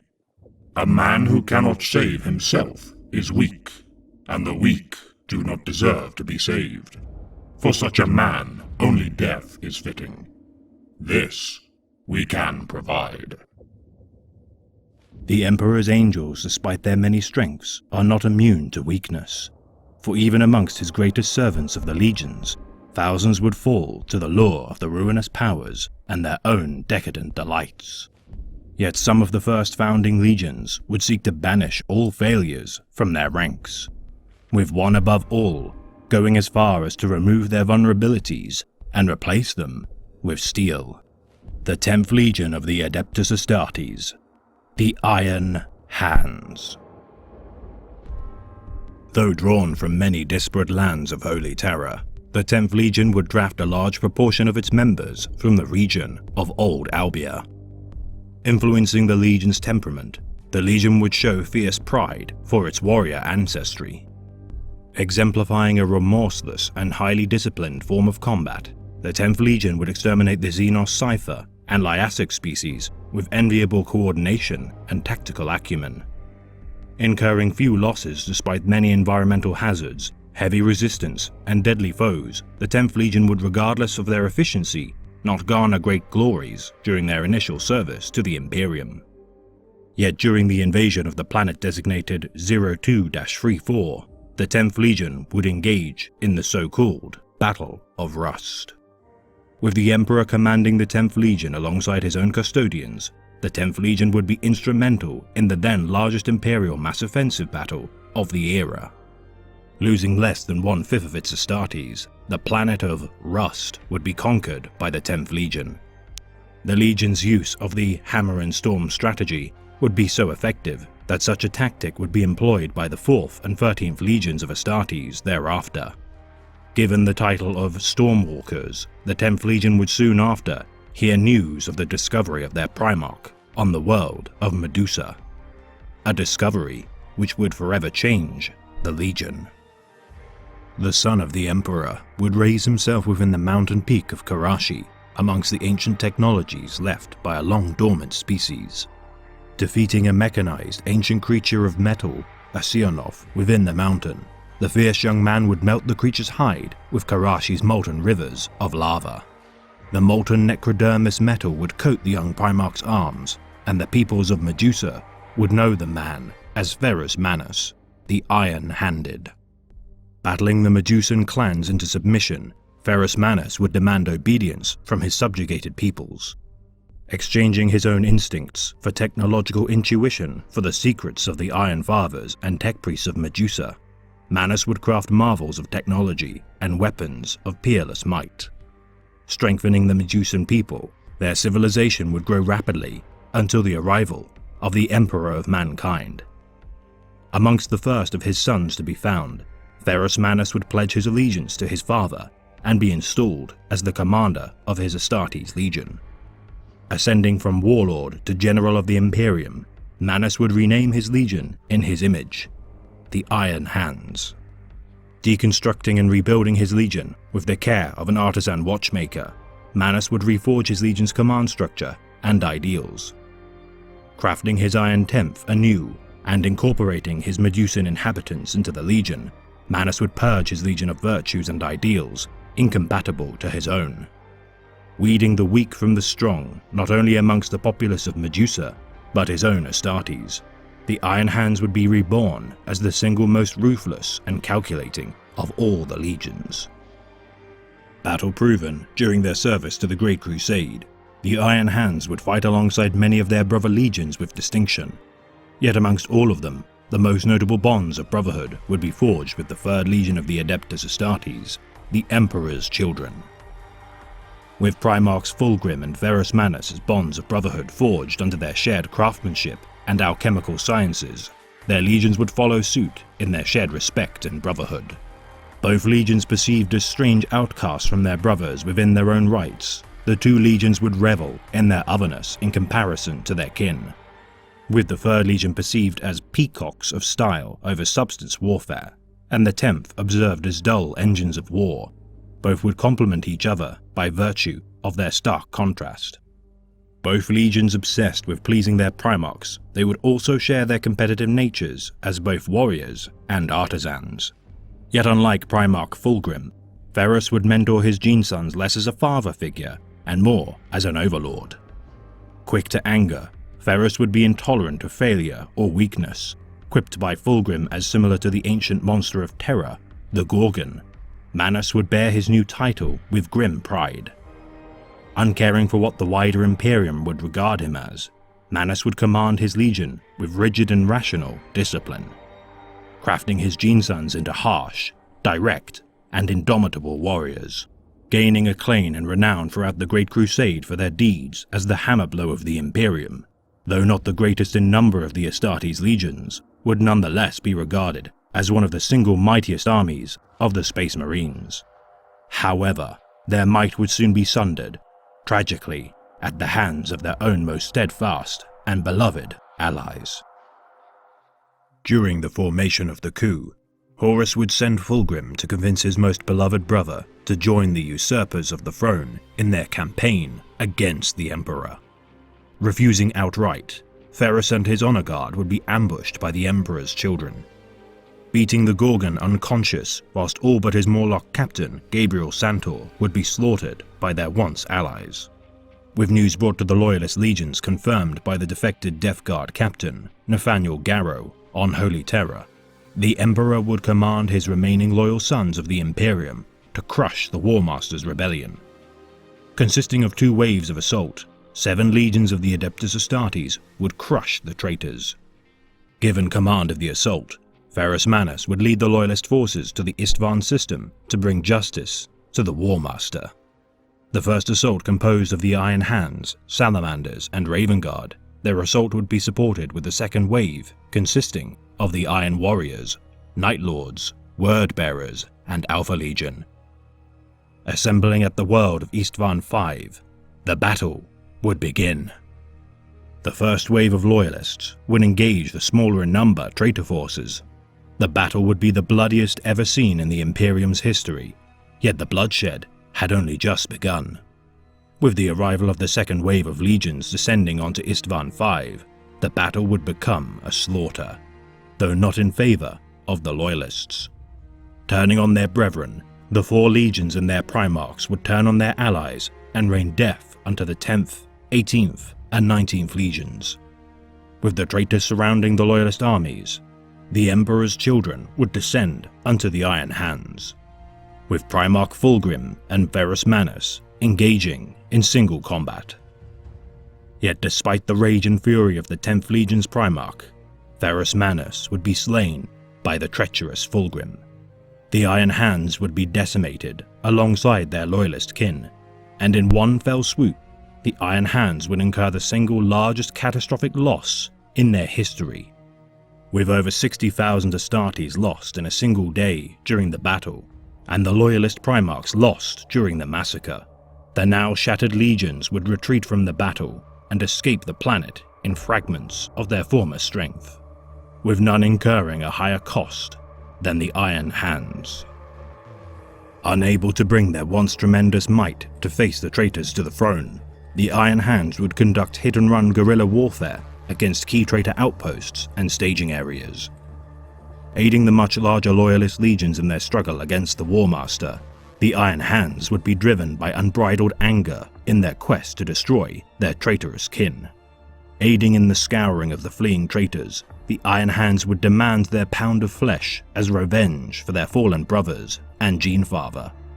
Yet alike to a shattered blade, the fragments of the Iron Hands would require reforging, and with the defeat of the War Master, Horus Lupercal, and the interment of the Emperor upon the Golden Throne, the Iron Hands would rebuild. The leaders of the 10th would form the Iron Council, and resolve that no singular Astartes would command the Legion. As other legions would continue to hound the enemies of the Imperium, the Iron Council would begin the so-called tempering of the chapter, and conclude that their downfall had been a result of their fiery temperament. Determined to embrace cold logic and dispassionate analysis to its extreme, after 86 Medusan day cycles, the conclave of the tempering would rule in favor of the Legion's embrace of steel. Blaming humanity's own avarice and jealousy to dragging itself into the mire, the Iron Hands would not repeat the same patterns and mistakes. Embarking on a campaign of bloodletting fueled by the Iron Temp's mechanical logistics, the remnants of the Legion would ally themselves further with the Adeptus Mechanicus by dint of their shared rejection of the weakness of flesh. Now favored by the Adepts of Mars above all loyalists, the Iron Hands would gain unprecedented knowledge and access to armaments kept secret by the children of the Omnissiah. Perceiving their augmentations and cybernetic limbs no longer as an appendage, but rather the true pinnacle of their ascension as warriors. Utilizing the full extent of their genetically enhanced bodies' ability to quickly recover from surgeries, the Iron Hands would en masse replace their limbs and organs. With the most veteran of the Iron Tenth bearing their augmentations as marks of honor and service, the Astartes of the Iron Hands would swiftly embrace the surety of steel. And with Rabute Guilliman's drafting of the Codex Astartes, the Iron Hands would give compliance to the new Imperium's decree. Convening the Iron Council, the remaining leaders of the Legion would divide the remnants of the Iron Tenth into successor chapters. The now chapter's service to the Imperium would be revered for the centuries to follow. Yet during the 35th millennium, a schism would once more fracture the Imperium. The Moray Schism would cause a rift between the factions of the Adeptus Mechanicus. The dogmatism of the Cult Mechanicus would undergo scrutiny with the ideals of the Forge World of Moray's more heretical designs. Alluding to the overthrowing of the Tech Priests of Mars, the Moray beliefs would allude to the fusion of the Adeptus Mechanicus and Ecclesiarchy into a unified hierarchical governing and spiritual body. Such utterances would be seen as sedition by the Mechanicus, and so, civil war would be theorized as the only result. The Moray's beliefs would begin to take root within the Iron Hands, causing clans Borgos and clans Raukan to clash for centuries. Facing a civil war within the chapter, the Iron Council would propose a settlement. Those who followed the teachings of Moray would be banished from Medusa, yet a treaty would be signed to prevent war between the Iron Hands and their exiled brethren. As many as 1/3 of the chapter would depart Medusa and join with other disparate Astartes of their successors. The exiles would during 011.M37 be given special edict to be reformed into the Sons of Medusa chapter of the Adeptus Astartes, despite the protestations of the Mechanicus and other chapters of the Space Marines. Yet the Iron Hands would further splinter due to a disagreement of belief. Facing the demonic entity, the Sapphire King, during 460.M41, the entity forged from the psychic death of the Iron Hands Primarch, Ferrus Manus, would corrupt several Astartes of the Iron Hands. Promising strength and manipulating the chapter's shame and guilt, the Sapphire King would corrupt the Iron Father Christos and the clan companies of Raukan and Sorgol. Confronted by the manifestation of the Sapphire King, the Emperor's children, and hordes of demons of Slanesh, the Iron Hand Astartes, Cardan Stronos, would identify the flaw in their chapter's doctrine. Realizing that his chapter's rejection of their emotions had fed the whims of the demons of the warp, Stronos would behold the revelation that his chapter must embrace their emotions and harness them with their own iron-forged willpower. Releasing their caged anger, the Iron Hands would deny the demon its hunger for self-pity and be slain by the surviving Iron Hands. Utterly destroying the servants of chaos, the Iron Hands would nonetheless be scarred by the Sapphire King's deeds. With many Astartes slain and 1/3 of the Iron Council corrupted by the lure of chaos, the Iron Hands would be forced to once again re-examine their principles and doctrines. Their millennia-old tenets of the tempering proven to be false, the Iron Council would call an emergency meeting. Stronos would argue that the chapter had been put through a great trial and had proven worthy of conquering their darkest and deepest insecurities, uttering the now immortal words of his chapter. With steel, we are stronger, but without soul, we are nothing. With the Eye of Medusa erupting with applause, Cardan Stronos would be elected as the first war leader of the Iron Hands. Re-elected at every subsequent election, Stronos would lead the Iron Tenth into a new era. Iron chaplains and librarians would burgeon with Stronos' influence of the chapter. Logic would be tempered with emotion, and so the chapter would move closer once more to the intended ideals of their Primarch. Yet during the 41st millennium, in the time of humanity's darkest era, the Iron Council would call one last conclave, the Grand Calculation. Deciding the ultimate fate of the chapter, the Iron Council debate and argue where the Iron Tenth shall stand in humanity's defense. Gathering every Iron Hand successor to aid in their defiant final struggle, the Iron Council's debate prolongs seemingly without end. With the chapter's war efforts commanded by Cardan Stronos fending off the enemies of his Imperium as the chapter's final calculation is completed. Selecting one or more final foes, the chapter will one day bear its entire combined might to crush its most hated and dangerous enemies. Whether it be the Tyranid Menace, High Fleet Leviathan, the dynasties of the ancient Necrons, or the accursed betrayer of humanity, Abaddon the Despoiler, and his damned Black Legion. Yet all that can be ascertained is that the calculation is arduous and complex, and that the Iron Council shall not relent in their debate until the final calculation has been solved.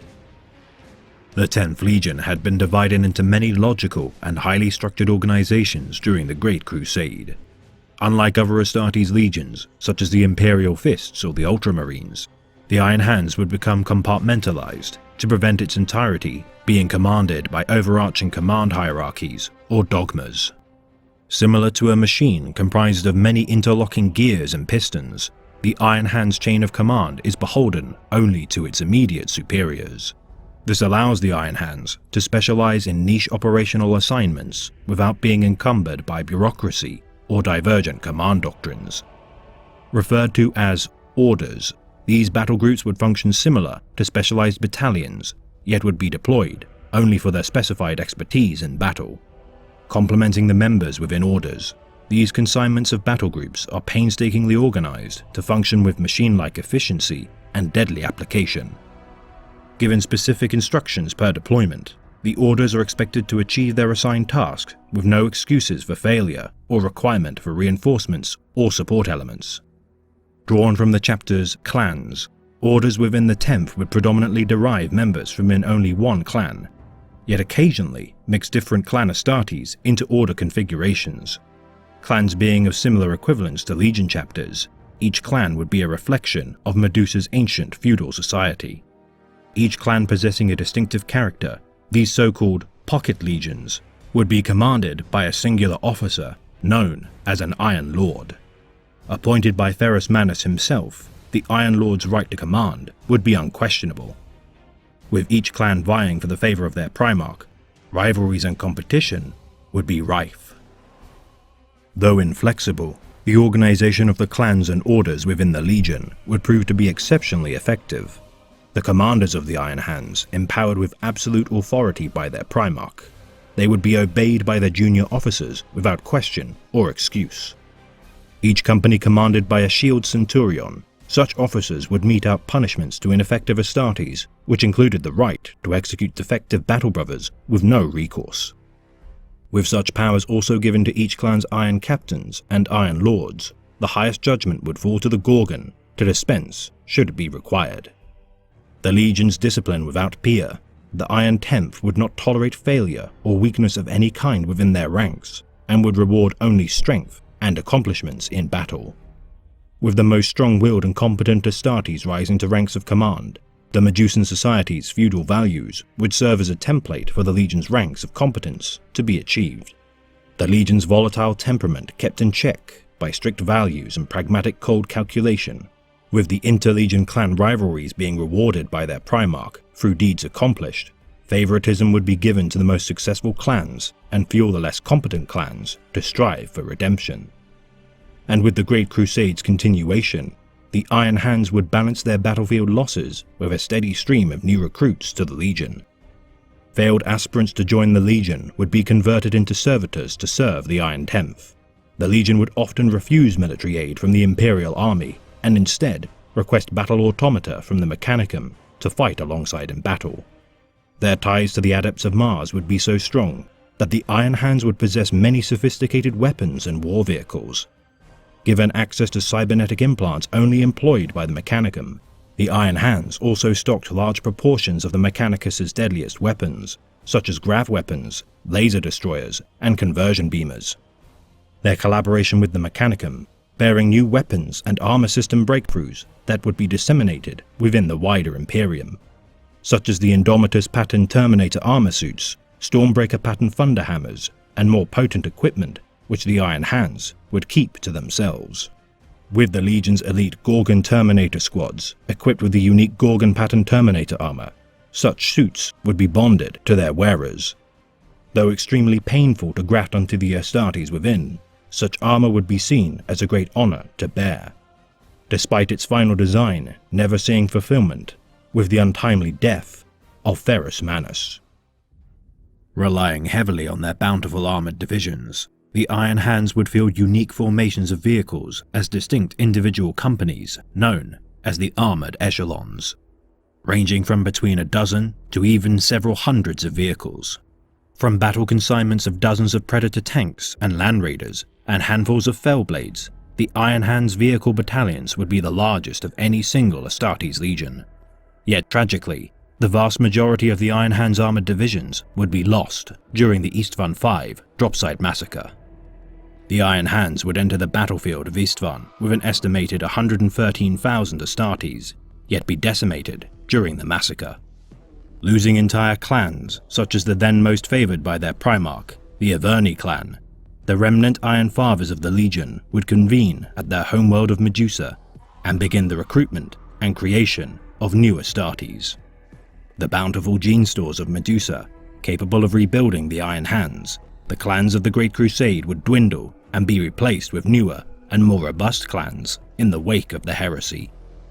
With the clans Atraxi, Borga, Felg, Kedoron, and Ungavar fading from the Legion's history, the remnants of the Moragul clan surviving in numbers capable of one day forming the Iron Hand successor chapters, the Brazen Claws and Red Talons. With the Legion's transition into a Codex Astartes compliant chapter, the Iron Hands would divide its Astartes into 10 new clan companies. Consisting of 100 Astartes per company, alike to their original clan orders, they would function as highly specialized formations. Led by their Iron Captains, each clan formed squads known as Claves. Autonomous and nomadic in nature, each clan maintains a mobile fortress monastery within great land behemoths, which traverse Medusa's dangerous landscape. The foremost elite clan, Averni, bears the burden of failing to protect their Primarch. Fighting alongside Ferrus Manus during Istvan V, the Averni clan, whilst the foremost of warriors amongst the Iron Tenth, also instills its members with the bittersweet duty to absolve their shame. Clan Garsak serves as the second company. Led by Iron Father Cardan Stronos during 900.M41, Clan Garsak would defeat the Necron dynasties of the Crimson King alongside their Brazen Claw brethren. Clan Garsak has gained a reputation as exemplary warriors while specializing in battle strategy and war council preparation. Clan Rolkan, the third company, would be commanded by Captain Arvan Ralph. After incurring heavy losses to an Emperor's Children ambush during 929.M41, which resulted in the death of Iron Captain Maklon and their tech marine Darmos, the clan would be censured by the Iron Council. Replacing Captain Ralph with Iron Father Christos, the clan would begin to regain its honor, until Iron Father Christos' corruption by the Slaneshi demon known as the Sapphire King. Yet with Captain Ralph's return as commander of the clan, they would recover a portion of its glory in defending Medusa from the onslaught of Abaddon the Despoiler's 13th Black Crusade during 999.M41. Clan Kargul is commanded by the Iron Council's venerable dreadnought, war leader Banus. A precise and revered clan, they follow the example of Banus and gain much glory for their service. Clan Harmek served as the mechanical savants of the chapter. Drawing their stock from the serfs of the chapter, the members of Clan Harmek ascend to the Relic Guard and preserve the chapter's ancient technologies and war machines. Clan Sorgol are charged with protecting their homeworld's Medusan Reach, the domains of outposts scattered throughout the Medusan subsector. Clan Borgos are the second support company to Clan Sorgol. Marked by past technological heresies, Clan Borgos assists other clan companies by adding their strength to difficult engagements in order to redeem their past transgressions. Clan Morlag specialize in pinpoint strategic deployments and tactical lightning strike assaults. Experts in close support, the Iron Temps shock troopers revel in causing crippling strikes at vulnerable enemy formations. Clan Vurgan is a well-regarded company led by Iron Captain Agar Verox. Achieving glory during the Third War of Armageddon, the Grail Sword campaign, and the defense of Medusa during the 13th Black Crusade, Clan Vurgan are characterized by their intense aggression and fury during battle. Implanted with surgical and augmetic implants to temper their rage, the Iron Council undo their emotional outbursts with the surety of steel. And finally, Clan Dorvok consists of the newest recruits of the chapter, purging emotions such as fear, pain, and anger during their service within the clan.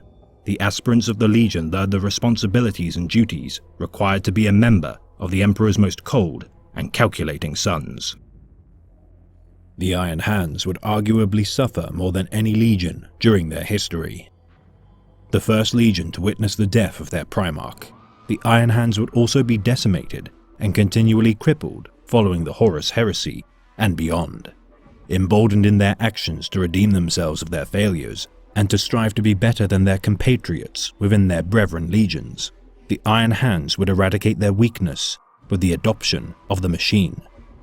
With neophytes of the chapter beginning their journey to replace their biological parts with the ritual severing of their left hands and replacement with a bionic prosthesis. Whether severed by their own remaining hand or plunging their fist into the searing lava flows of Medusa, this act of commitment by every Astartes of the Iron Hands is without question. Self-inflicting scars and burns on their flesh, the Iron Hand's skin is left as little more than scar tissue. Each implant and appendage of steel removing a portion of their flesh until they are immune to physical pain. With many of the veterans of the chapter left of little organic matter besides their brains and a selection of organs.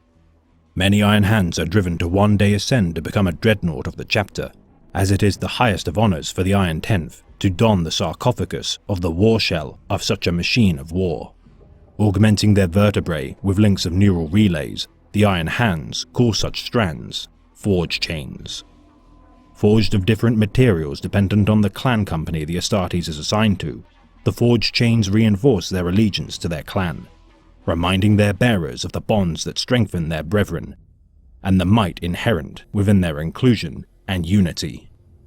And for those of the chapter whom prove to be the greatest servants of his Imperium, they shall be given the blessing of Iron. Removing the final links of flesh to his body, the blessing of Iron brings its bearer closer to the machine god by unshackling them of their personality to better serve the Omnissiah. Blending their own beliefs with the doctrines of the Codex Astartes, the Iron Hands comply to its rulings whilst retaining their heritage. Painting their armor with the monochrome and black of its initial founding, they adorn their left pauldron with the chapter's heraldry, their right pauldron bearing their clan. Using their left knee plate to denote their tactical role, such as battle line, close support, fire support, veteran, or command staff. Yet in millennia past, they had previously used their left greave. A select few Iron Fathers still maintain this tradition of heraldry. The right knee plate designates the Astartes squad number in Low Gothic, whilst their rank is denoted by a combination of their helmet styling, knee plates, and pauldron markings. Yet each clan deviates slightly in such ranking structures. For example, Clan Rauken designate their sergeants by brandishing a white skull on the center of their helmets. Their veterans use white painting on the crest of their helmet, and veteran sergeants use a white stripe with a white skull centered upon it.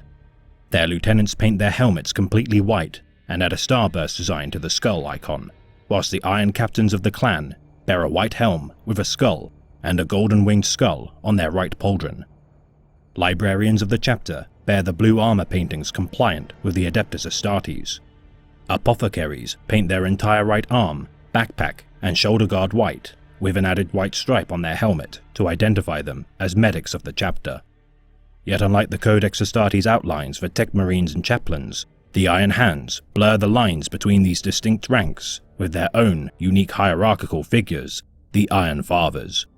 The Iron Fathers acting as both spiritual and technological mentors of the chapter, and as such often combine the qualities of both to fulfill their role as the leaders of the chapter.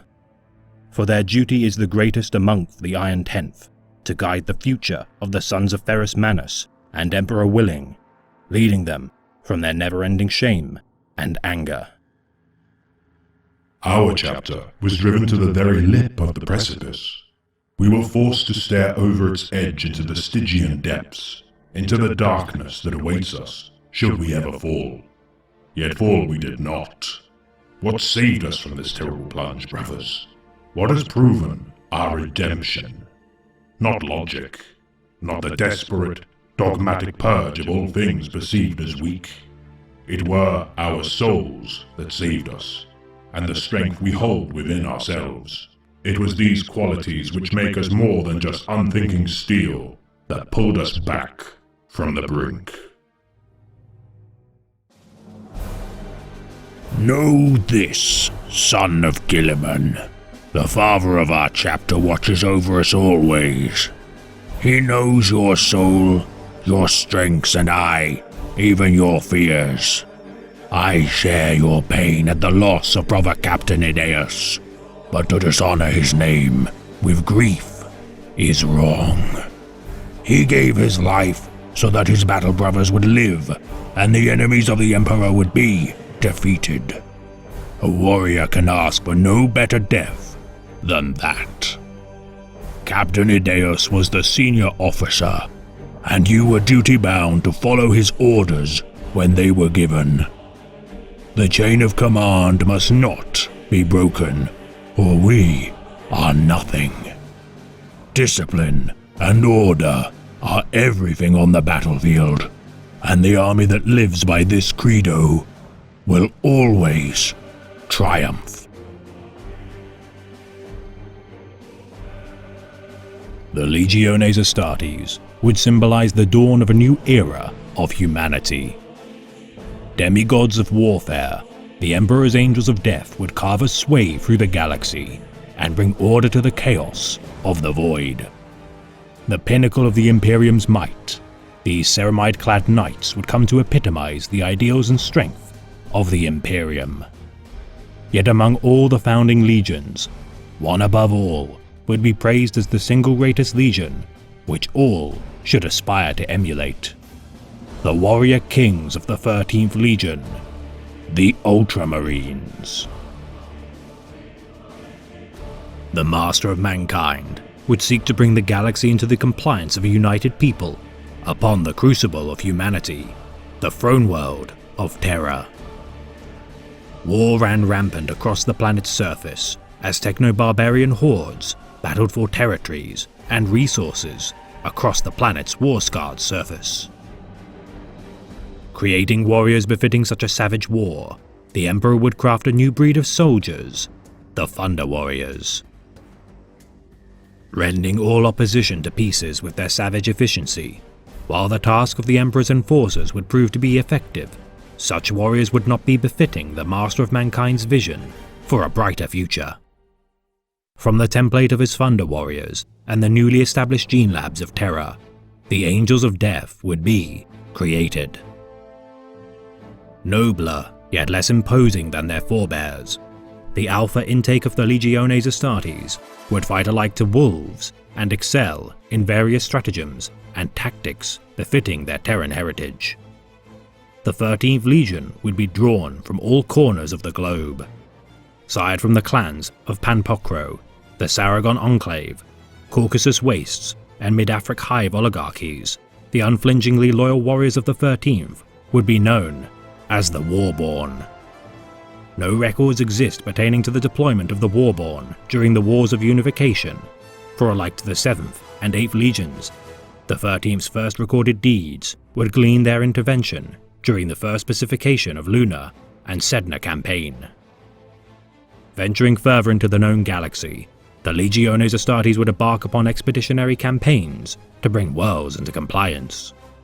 Approximately 8,000 Astartes in number, the Warborn would earn glories for their campaigns across the stars. Tied new recruits from their many conquered worlds, the 13th Legion would swiftly replenish their losses and begin to flourish. Martially inspired by their Terran culture of battle, the Warborn would incorporate teachings and heritage of their new recruits to further bolster their understanding of warfare. For 3 Terran decades, the 13th would develop their character as a legion of forthright and wise commanders. Capable of achieving compliances with tactical finesse and swift victories, the Warborn would champion honor in battle and display their achievements with pride by adorning their livery with campaign markings. Naming each of their companies for their deeds, the Nemesis Company would mark their armor with black gauntlets and midnight blue helms of the Corsairs of the Cancerai Nebula, whilst the armored divisions deployed at the ash plains of Cypra Mundi would commemorate their victory in saving millions of innocent lives from the Orc Xenos by painting an Emerald Borealis on their right pauldrons.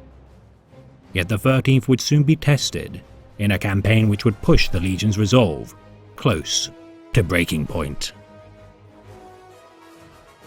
The Osiris Rebellion would erupt during 833.M30, attempting to undermine the Imperium.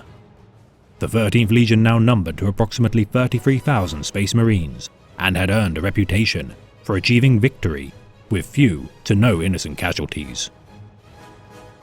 Reputed for their lack of collateral damage and disdain for attritional warfare, many of their rivals within the Legiones Astartes would submit that the Warborn of Terra had never faced an opponent strong enough to require their abandoning of their principles in exchange for victory.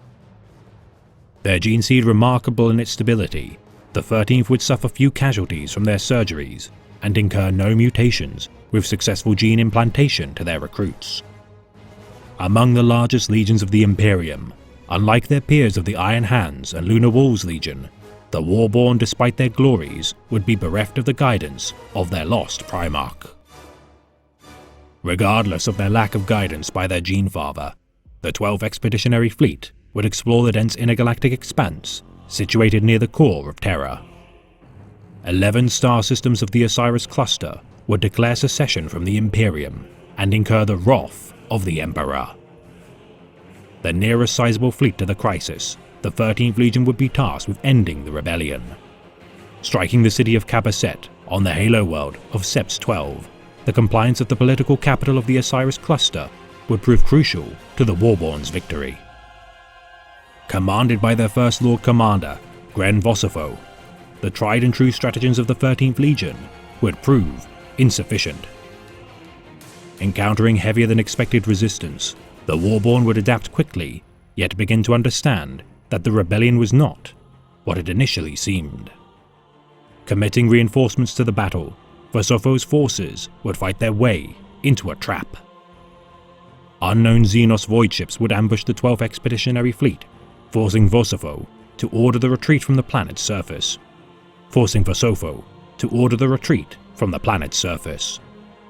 The Xenos and Astartes fleets would clash, with the Xenos bearing overwhelming might. Yet despite their circumstance, the Warborn would fight on and bleed the Xenos for every ship destroyed during the battle. Retreating from the engagement, Vosofo would warn the Imperium of the new threat threatening the borders of the Throne World. Appointing his lieutenant, Marius Gage, as the new First Master of the Legion, Vosofo would battle alongside his kin and give his life to allow for the retreat of his men on the planet's surface.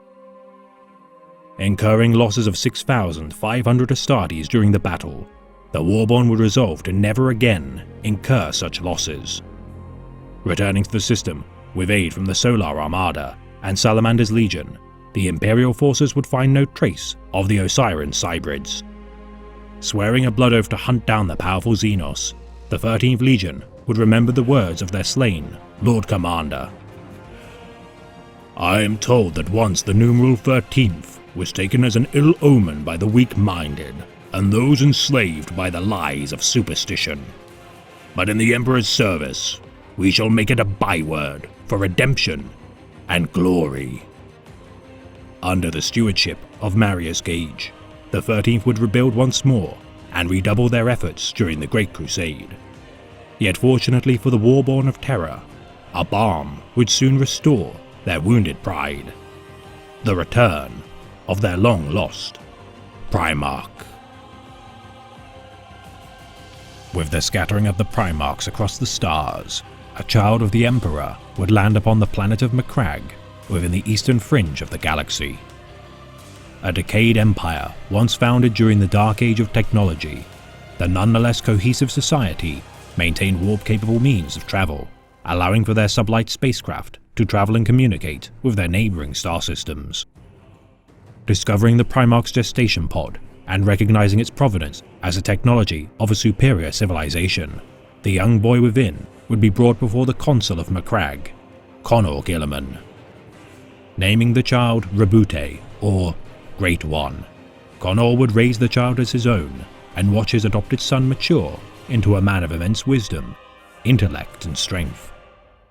Mastering his homeworld's intellectual conundrums by the age of 10, Guilliman would prove a quick study of history, science, philosophy, and governance.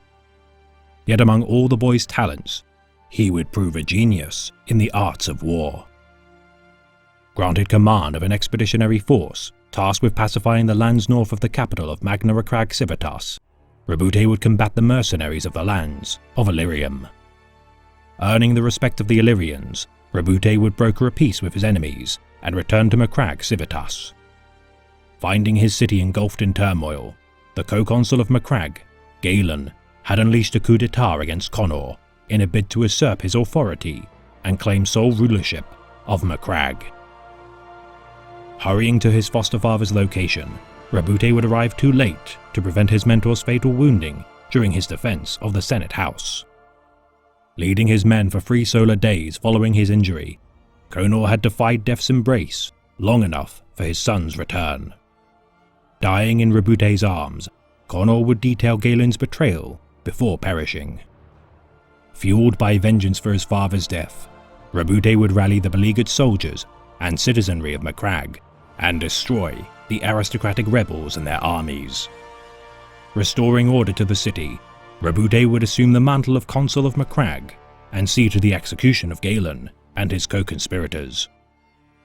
Reorganizing Macragge's hierarchy and social order, Guilliman would enforce a meritocratic system which would see the glories of his world burgeon. Yet unknown to Guilliman, high above the orbit of Macragge, his true father, the Emperor of Mankind, had toiled to breach warp storms, preventing his reunion with his son.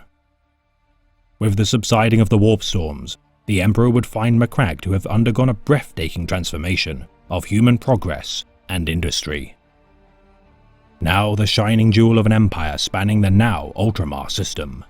Incredibly pleased with his son's deeds, the Emperor would descend upon Macragge and reunite with his son.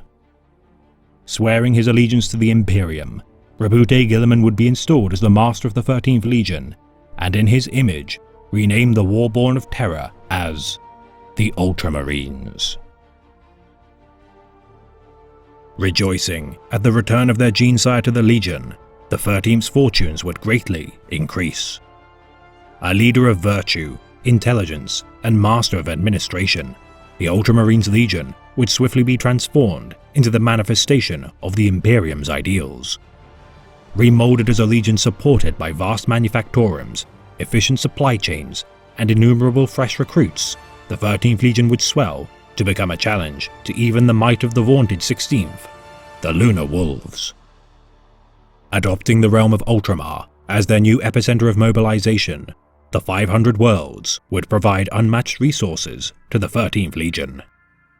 No longer a single arm of the Imperium's military strength, the 13th Legion would now act as an empire within an empire, serving the objectives and vision of the Master of Mankind.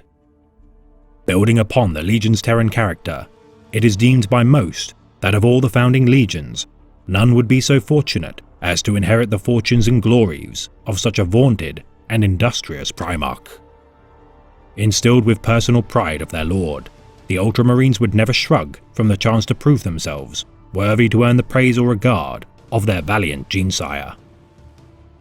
Adopting the livery of deep blue trimmed with gold, the sign of the Ultima would be a symbol worn with pride by its warriors and praised by those who looked upon it. conquering worlds more rapidly than any of their peers, and increasing the standard of living for all brought into compliance by their hand. The Ultramarines had become paragons of the Great Crusade. Yet despite their unimpeachable record of services to the Imperium, the Emperor would also deploy the 13th as the judges of his will, alike to their times as the Warborn of Terra. And one enforcement of the Emperor's will, above all, would be recorded in history as a pivotal moment in the downfall of the Legiones Astartes. Monarchia, a city of immense grandeur, crafted by the word-bearer's Primarch Lorgar Aurelian, would epitomize the Emperor's most disdained ideals. Worshipping the master of mankind as a god, the people of Khur would pray within the gaudy parody of the Emperor's visage, in emulation of the 17th Legion's preachments. Commanding Roboute Guilliman and his Ultramarines to tear the city of Monarchia to the ground, the word-bearers would watch in horror as their perfect city burned. The ashes of their hubris would stain the armor of the 17th Legion, as the psychic might of the Emperor forced them to kneel in the shame of their rebuke. The Ultramarines would watch uncomfortably on, unerring in their duty, yet bearing no ill will to their crestfallen kin. Favoured above all within the ranks of the Legiones Astartes, it would seem inevitable to the 13th Legion that the Emperor's decree that a War Master of the Imperium should be needed. Their Primarch would be a fitting candidate. Yet with their intervention of the Ulanor Crusade to combat the green-skinned tide of the Empire of Erlak Erg, the War Master would be crowned. Alongside the White Scars and Lunar Wolves legions, the Ultramarines would allow for the Emperor and his stalwart protege, Horus Lupercal, to assault the Orc stronghold upon Ulanor and slay the foul Xenos. The Emperor would decree that a vast parade in celebration of the Ulanor triumph would honor the service of the Imperium's tireless and glorious deeds. Proclaiming his leadership of the Great Crusade to have come to an end, the Master of Mankind would return to the throne world and bequeath the title of War Master of the Imperium to the Lunar Wolves Primarch, Horus Lupercal. Given the authority to command every legion and their Primarchs as the first among equals, Horus's ascension to the role of War Master would not go without critique. The Lupercal believed himself to be unworthy of the title, and would in private deem Guilliman to be the most deserving of his brothers of the title, yet learn to shoulder his new burden. Yet such a burden would prove to be too great for the Lupercal, and with his wounding upon the world of Darwin, a new dark future would befall the Imperium.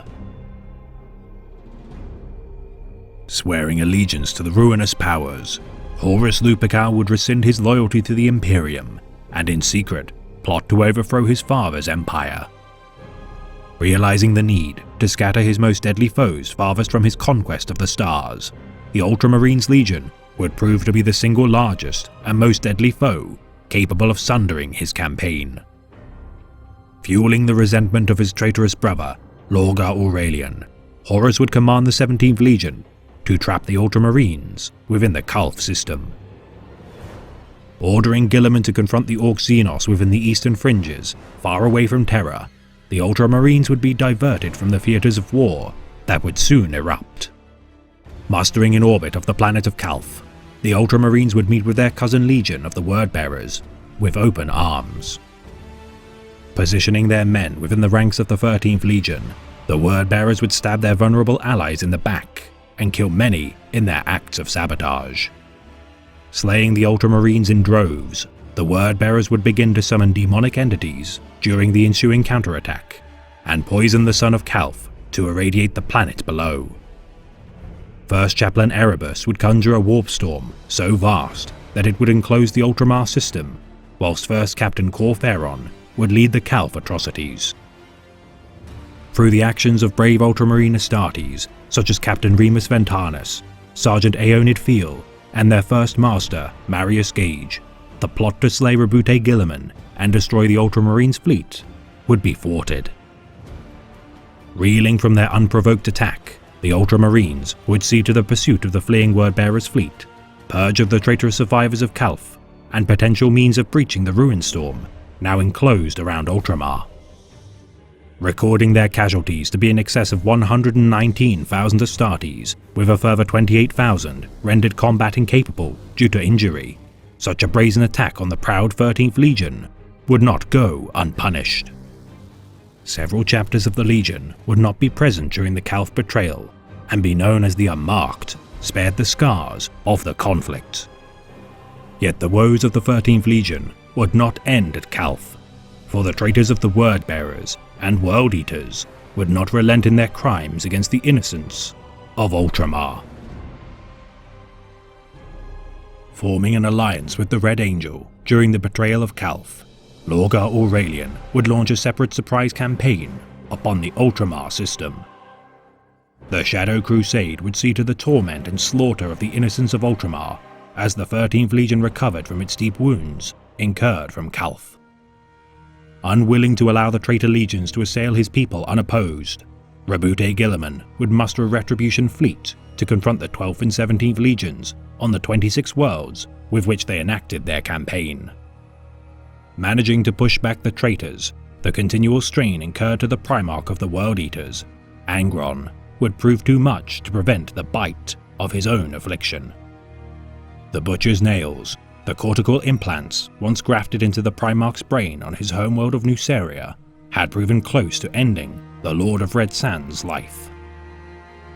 Lorgar would convince Angron to join him in finding a means to remove the nails from the knowledge of the High Riders of his homeworld and divert their remaining might to the world of Nuceria. Confronted by the Ultramarines, the traitors would find no means to remove the Butcher's nails, but allow for a new method of preventing them from claiming their prize. As Roboute Guilliman dueled Lorgar in single combat, the Lord of Ultramar would come close to slaying the Urizen and achieving vengeance for his people. Yet with the intervention of Angron, Guilliman would be unable to end the life of the Golden One, and watch as Lorgar enacted a heretical ritual. Imbuing Angron with the suffering of his homeworld and favor of the blood god, Khorne, Angron would achieve apotheosis and be reborn as a demon prince. Escaping before the horrendous bloodshed of the Red Angel could be unleashed, the Ultramarines and their Primarch would look on with disgust at what the traitors were willing to become to achieve their goals. Attempting to return to Holy Terror to aid in defending the Imperial Palace from the impending onslaught of such terrible foes, the ruined storm of Erebus would prevent the 13th from reaching their destination. A plight which Guilliman, in light of his recent witness to the extent of his enemies' newfound power, would require a contingency. Fearing the worst, Roboute Guilliman would take stock of his circumstance in the war effort. His legion was trapped, without allies, and no word could be reached with the Throne World. He had seen the terrible example of the ruinous powers in their transformation of his once brother, and now the ruined storm blocked the light of the Astronomicon from reaching Ultramar. Fearing Terror to be lost, Guilliman would found a new Imperium as a contingency. Imperium Secundus would act as the final bastion of the Loyalist war effort should the Emperor be slain, and act as the last bastion of resistance should the War Master claim the Throne World. Utilizing the ancient Pharos device on the planet of Sofa, the psychic beacon, projected from the Xenos device, would guide lost Loyalist forces to muster within Ultramar. Reuniting with the Loyalist Primarch, Lionel Johnson, Sanguinius, and their respective legions, small contingents of other Loyalists such as the Space Wolves, White Scars, Salamanders, and Imperial Fists would add their strength to the Imperium Secundus. Harried by the Primarch of the Night Lords Legion, Konrad Curze, with his escape from the Dark Angel's flagship, the Invincible Reason, the Ultramarines and their civilian populaces would continue to suffer losses at the hands of both enemies and allies. Managing to capture Curze after many months of toil, the continued friction between the Primarchs of Roboute Guilliman and Lionel Johnson would force the dissolvement of Imperium Secundus. Yet with Konrad Curze and Sanguinius' visions scrutinized by the questioning of the Lion, the Triumvirate would see an opportunity to breach the Ruinstorm. Traversing to the planet of Darwin, and the site to which Horus had first become thrall to the ruinous powers, the Loyalists would cause a breach in the Ruinstorm, brief enough for a single Legion fleet to traverse. Sanguinius would charge into the breach with his Blood Angels fleet, allowing for his destiny to be fulfilled at the final battle of the Siege of Terra. Yet the Dark Angels and Ultramarines would not reach the throne world for several months after. Arriving too late to aid the Loyalist defense of the Imperial Palace, the Ultramarines and their allies would find Terra in ruins. The War Master of Chaos was dead, yet at the cost of the grievous wounding of the Master of Mankind and his eternal vigil interred upon the Golden Throne. For the traitors were in full retreat, and they would pay in blood for every step they had made on their path to damnation.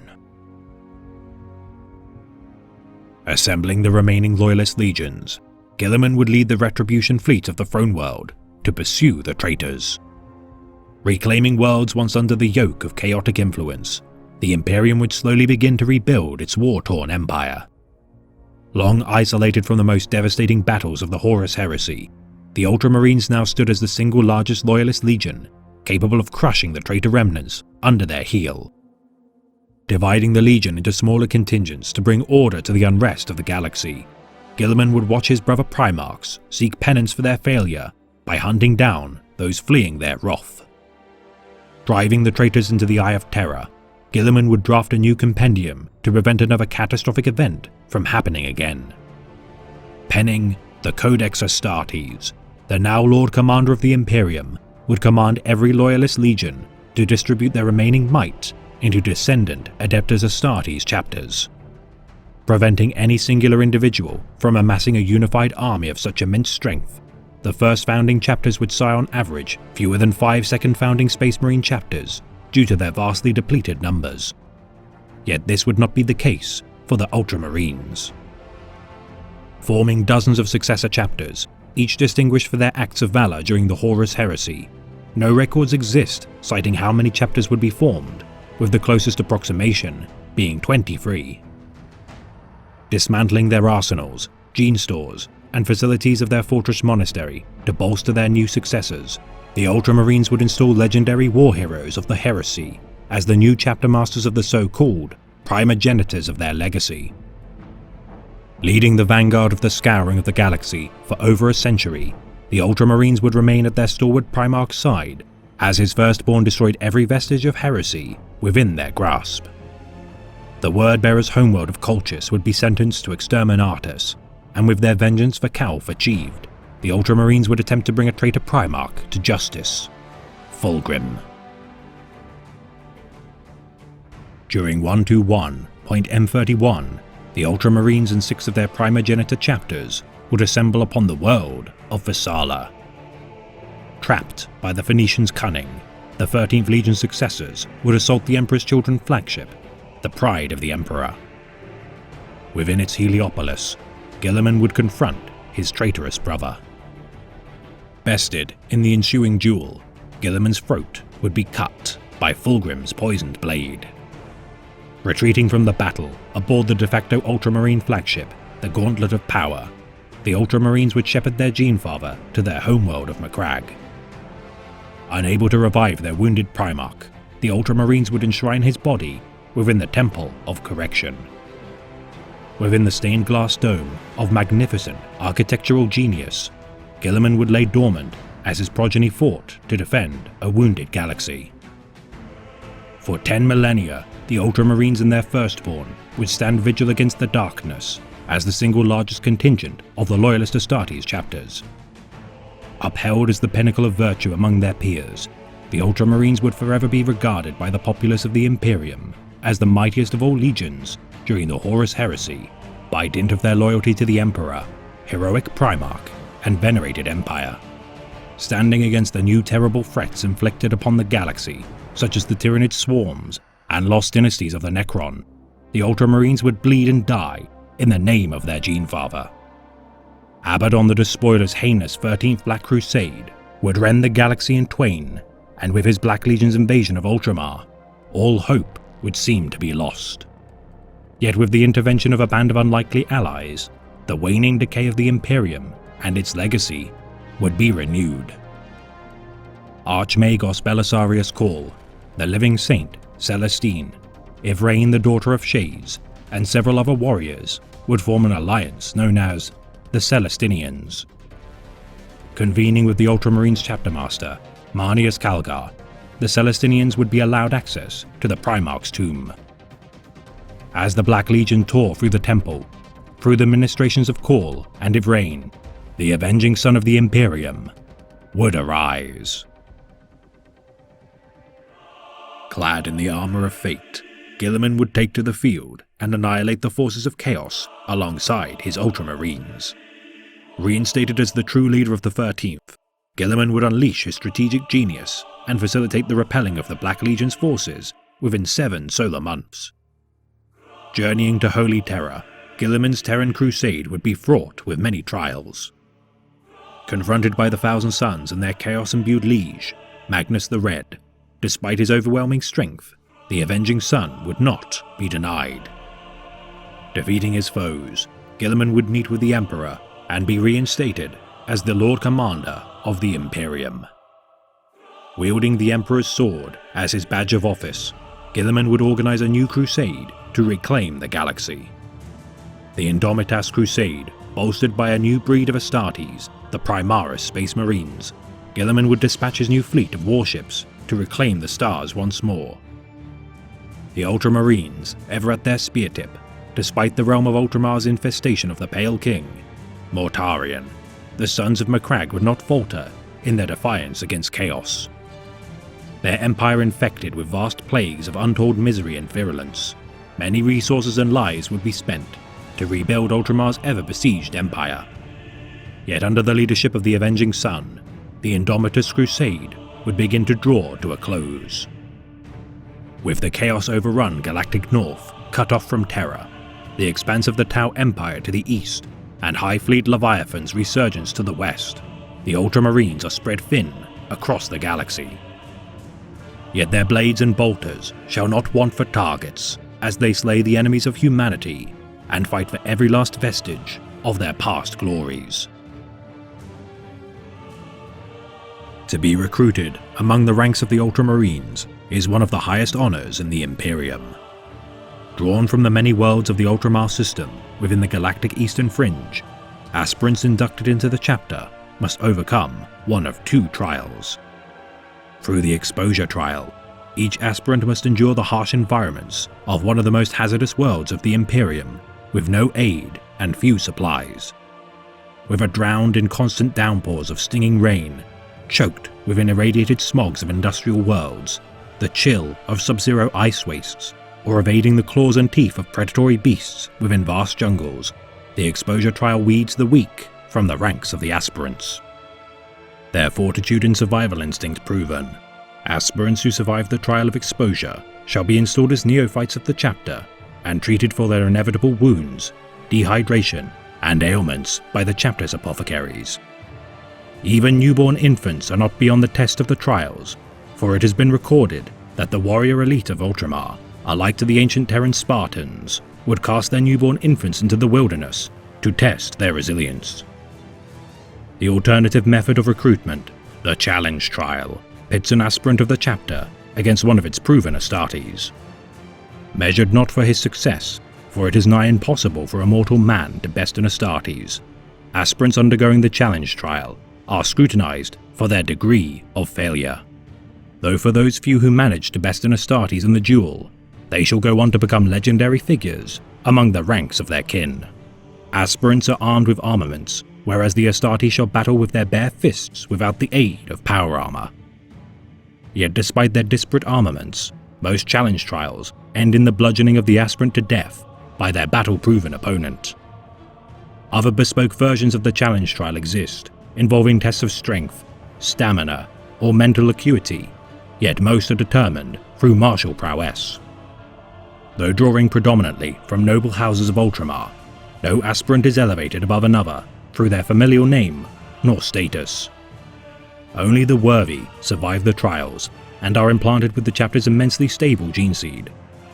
With no notable mutations or failed functionality, only an average of 1 in 10 neophytes shall survive the implantation surgeries and incur rejection or mutation. Once incorporated, the gene seed of the 13th shall bolster the host's adoption of hierarchical command and boost their aggressive tendencies. Gifted a near pathological psychological need to achieve the objectives of their chapter, the Battle Brothers of the Ultramarines, even if rebellious in nature, shall change into warriors content with following orders and doctrine. Following the example of the Principia Bellicosa, originally outlined by the Master of Mankind and his military advisors, the Ultramarines Legion would originally divide its men into companies of 1,000 Astartes. Such companies would be further incorporated into chapters, often into sets of 10 companies per chapter. With over 250,000 Astartes among the Legion during their peak, the 13th Legion would create 25 chapters in total. Honoring their warborn heritage, Roboute Guilliman would see the virtue of their foundations as effective and build upon their example with his own structures. Taught to glean insight from their peers, the 13th Legion would look to their cousin legions to identify and incorporate useful tactics. Striving to continually adopt new and unique stratagems into the fold, the Ultramarines would, alike to their gene-father, prove fastidious in their observations and analysis. Despite their nature to adopt new methods of war, the Ultramarines would field remarkably few specialized companies. Instead, focusing on diverse arrangements of weaponry evenly within their ranks, the Ultramarines would champion versatile assortments of firepower suited to any engagement. Capable of achieving victory in any campaign through adaptability and application of force, the Ultramarines would deploy overwhelming majorities of tactical and assault units supported by artillery, gunships, and transport vehicles. Remolding their ranks into individual Crusade expeditionary fleets, the Ultramarines would tailor their ranks to better achieve victory for each specification of their crusades. Chapters such as the 4th, known as the Aurorans, would be regarded as armored warfare specialists, whilst the 22nd chapter, the Nemesis chapter, would, by virtue of its predominantly Terran contingents, operate a majority of destroyer squads and routinely deploy exterminatus bombardments against foregone planets. With the Legion's dismantling, such chapters of repute would go on to retain such chapter names and carve their own legacies across the stars, much alike to their Legion heritage. Led in turn by chapter masters, these senior officers of the Legion would be assisted by lieutenants known as legati, who in turn would command each captain of the chapter, who would command 1,000 Astartes. Yet with the sundering of the Legion and reconstitution of the Ultramarines chapter and its primogenitors, vast changes would be made. Following the doctrines of the Codex Astartes with quasi-religious dedication, the Ultramarines and their successors deviate from its teachings under only the most dire of circumstances. Divided into 10 companies of 100 Astartes each, the captain of each Ultramarines company are revered as legendary figures among the chapter. The first battle company, the Warriors of Ultramar, comprise the chapter's elite Astartes. Led by the Regent of Ultramar, Captain Severus Agaman, the glories of the chapter's veterans are legendary, and for their deeds are equipped with the finest weapons and armaments. Clad in Terminator pattern armor for close engagements and supported by Sternguard veterans for ranged firepower, only the most grotesquely powerful opponents, instilled with terrible strength, can best the mightiest warriors of Ultramar. Deploying a contingent of their men to form Strike Force Ultra, the formation led by the first captain himself combats the deadliest of foes besieging their subordinate companies. The second battle company, the Guardians of the Temple, is arguably the most famed of all the Ultramarines companies. Led by Captain Sevastus Acheron and his Lions of Macragge, the legacy of their former captain, Cato Sicarius, nonetheless still remains among their ranks. Daring in their maneuvers, with the return of their former captain during the Plague Wars of Ultramar, their reputation for immense martial prowess is well earned. Honor-bound to guard the Temple of Correction within the Fortress of Hera, they would be the first sons of Macragge to witness the revival of their long-dormant Primarch. Gifted the supplementary title of Avengers of Ultramar personally by their Primarch, the second company remains at the forefront of every major engagement of the Ultramarines campaigns as their foremost battle company. The third battle company, the Scourge of Xenos, won glory for their chapter during the First Tyrannic War and countless centuries of service to the Death Watch. Led by Captain Mikhail Fabian, these expert Xenos killers defend the eastern fringe of the galaxy from incursions of Tyranids, Orcs, Tau, and other foul beings such as the Hrud. Facing the most monstrous of enemies with Blade and Bolter, the Scourge of Xenos deploy aggressor squads and Centurion warsuits to crush their savage foes. The 4th Battle Company, the Defenders of Ultramar, hearken their honours to their days of the Horus Heresy during the betrayal of Calth. Led by Captain Uriel Ventress, the beleaguered 4th Company has faced opponents such as demons, Tyranids, Orcs, Tau, and Chaos Space Marines in their attempts to destroy Ultramar. Contravening the outlines of the Codex Astartes during the Tyranid invasion of Tarsus Ultra, their methods of waging war have nonetheless proven effective. Utilizing Thunderfire cannons, Vindicator tanks, and heavy firepower support squads, the Defenders of Ultramar uphold the legacy of their legendary forebear, Remus Ventanus, as the 4th Company attempt to reunify the lost remnants of the 500 worlds of Ultramar. The 5th Battle Company, the Wardens of the Eastern Fringe, are deployed far and wide across the galaxy. Led by Captain Kaito Galenus, the Gladius Blade of the 13th strike their enemies with precision and rapid maneuvers. Battle Brothers assigned to the 5th Company rapidly accrue experience fighting the enemies of the Imperium and allow for joint campaigns to be fought alongside Knight Houses and other Imperium forces such as the Sisters Sororitas or cousin chapters. The wide-reaching public face of the chapter, the 5th Company bolster bonds of camaraderie with allied forces and earn glory in the name of Ultramar. The 6th Reserve Company, the Brethren of the Forge, act as the foremost support company of the chapter. Led by Captain Maximus Epiphus, the fighting strength of the 6th Company often falls below capacity due to the Ultramarines' need to reinforce battle companies.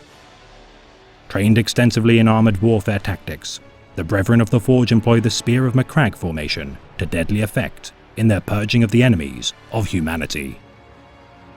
The 7th Reserve Company, the Defenders of Caesarion, comprise the majority of their ranks with tactical and intercessor squads. Led by Captain Ixion, the 7th Company sees garrisoned fortifications and strategically important objectives, exposing flaws in their enemies' flanks and weak points. Trained in the use of Stormhawk gunships and other fast-moving aircraft, the Defenders of Caesarion share close bonds with the Iron Hands chapter since their cooperative campaigns during M38 and honour their bond through the iron chain of their heraldry. The 8th Reserve Company, the Honor Blades, specialise in close combat engagements. Led by Captain Helios, the Honor Blades favour the use of jump packs, jet bikes, and aggressor armour to hasten their melee combat. Armed with power axes, chainswords, and one-handed weapons such as bolt pistols and melter bombs, the 8th Company rotate their number into the other companies of the chapter to further hone their skills at arms. Mastering the understanding of the tenets of the Codex Astartes during battle, the 8th Company must kneel before their captain bearing the title of Lord Executioner upon induction to the company and swear an oath to defend the Emperor's Imperium with his life, no matter the horrors he may face or the unwinnable odds he shall battle. Swearing his oath once more, with the High Executioner's blade at his neck, a single drop of blood shall be drawn by its tip, with the promise of a swift death should the Astartes ever betray his oath. The 9th Reserve Company, the Stormbringers, are masters of overwhelming firepower. Led by Captain Sinon, the Stormbringers deploy vast amounts of Devastators, Suppressors, Eliminators and Hellblasters to cleanse the battlefield with firepower. Harbouring Battle Brothers graduated from the 10th Company, the Reserve Company defend important infrastructure during campaigns and support their battle companies with static positions of weaponry. Guarding the relics of the chapter, under the guidance of their captain, he shall be known as the Master of Relics and swear to guard them with his and his company's lives. And finally, the 10th Company, the Scions of Ultramar, act as the scout company of the Ultramarines. Led by Captain Antilochus, each neophyte of the chapter shall be trained in infiltration tactics as they prove themselves worthy to one day don the full ceramite plate of their senior battle brothers. Fielding 100 Vanguard Space Marines, the less heavily armed and armoured Astartes of the 10th Company support their veteran kin in small squads and even alone in the field of battle. Learning self-reliance and honing their experience as warriors, every member of the Ultramarines can recall their first steps as a member of the 10th Company in their vaunted legacy. Bolstered by the veterans of the First Tyrannic War, the elite so-called Tyranid Hunters of the 13th bolster each company and share their experience in dealing with the most abhorrent threats to the Imperium. The fortunes of the Ultramarines would burgeon with the return of their Primarch, yet there are many exalted heroes of their ranks whom would bring glory to their chapter. Formerly led by their chapter master, Marneus Calgar, for 2 Terran centuries, Calgar would command the most revered Astartes chapter as the epitome of the Imperium's stalwart defiance against the darkness. Protected by the Ultramarines' Victrix Honor Guard, each wielding axes of Ultramar, these legends of the chapter, bedecked in ornate artificer armor, defend the most venerated chapter master of the Imperium. The mightiest of the Victrix Guard are armed with honor blades and charge into battle alongside the chapter champion, as an ancient hero of the chapter holds their banner aloft to herald the demise of their foes. Masters of both war and diplomacy, Guilliman would personally appoint these exemplars of his once legion to embody the legacy of his deeds. Though Roboute Guilliman would maintain overall command of the legion, his 5 Tetrarchs of the 5 King Worlds of Ultramar would rule over each of their respective subsectors during the days of the Great Crusade.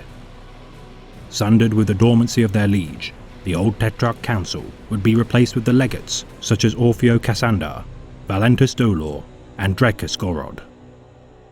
During their days as a legion, several specialist formations would be formed, yet not prevail into the 41st millennium. The Suzerain Invictaris would act as a subformation of the most famed and deadly warriors of the 13th Legion. Known as the Invictari, the band of elite warriors would serve as a proving ground for Astartes capable of one day ascending to the highest echelons of command.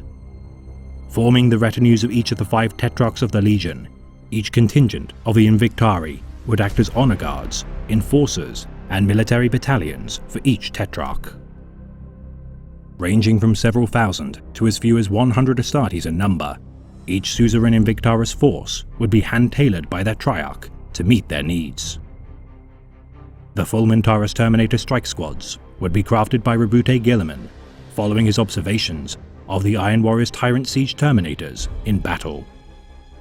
Improving on their tactics, the full Mintaris would be equipped with Cataphracti pattern Terminator armor and armed with Reaper autocannons, Cyclone missile launchers, and Storm bolters. The Locutaris Storm Squads would wage war at the forefront of battle. Courageous and relentless warriors, the Locutaris would strike with pinpoint precision, armed with blades and bolt pistols.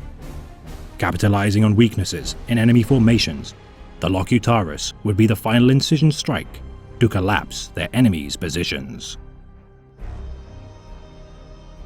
The sight of an Ultramarine is among the most memorable and inspiring within the Imperium.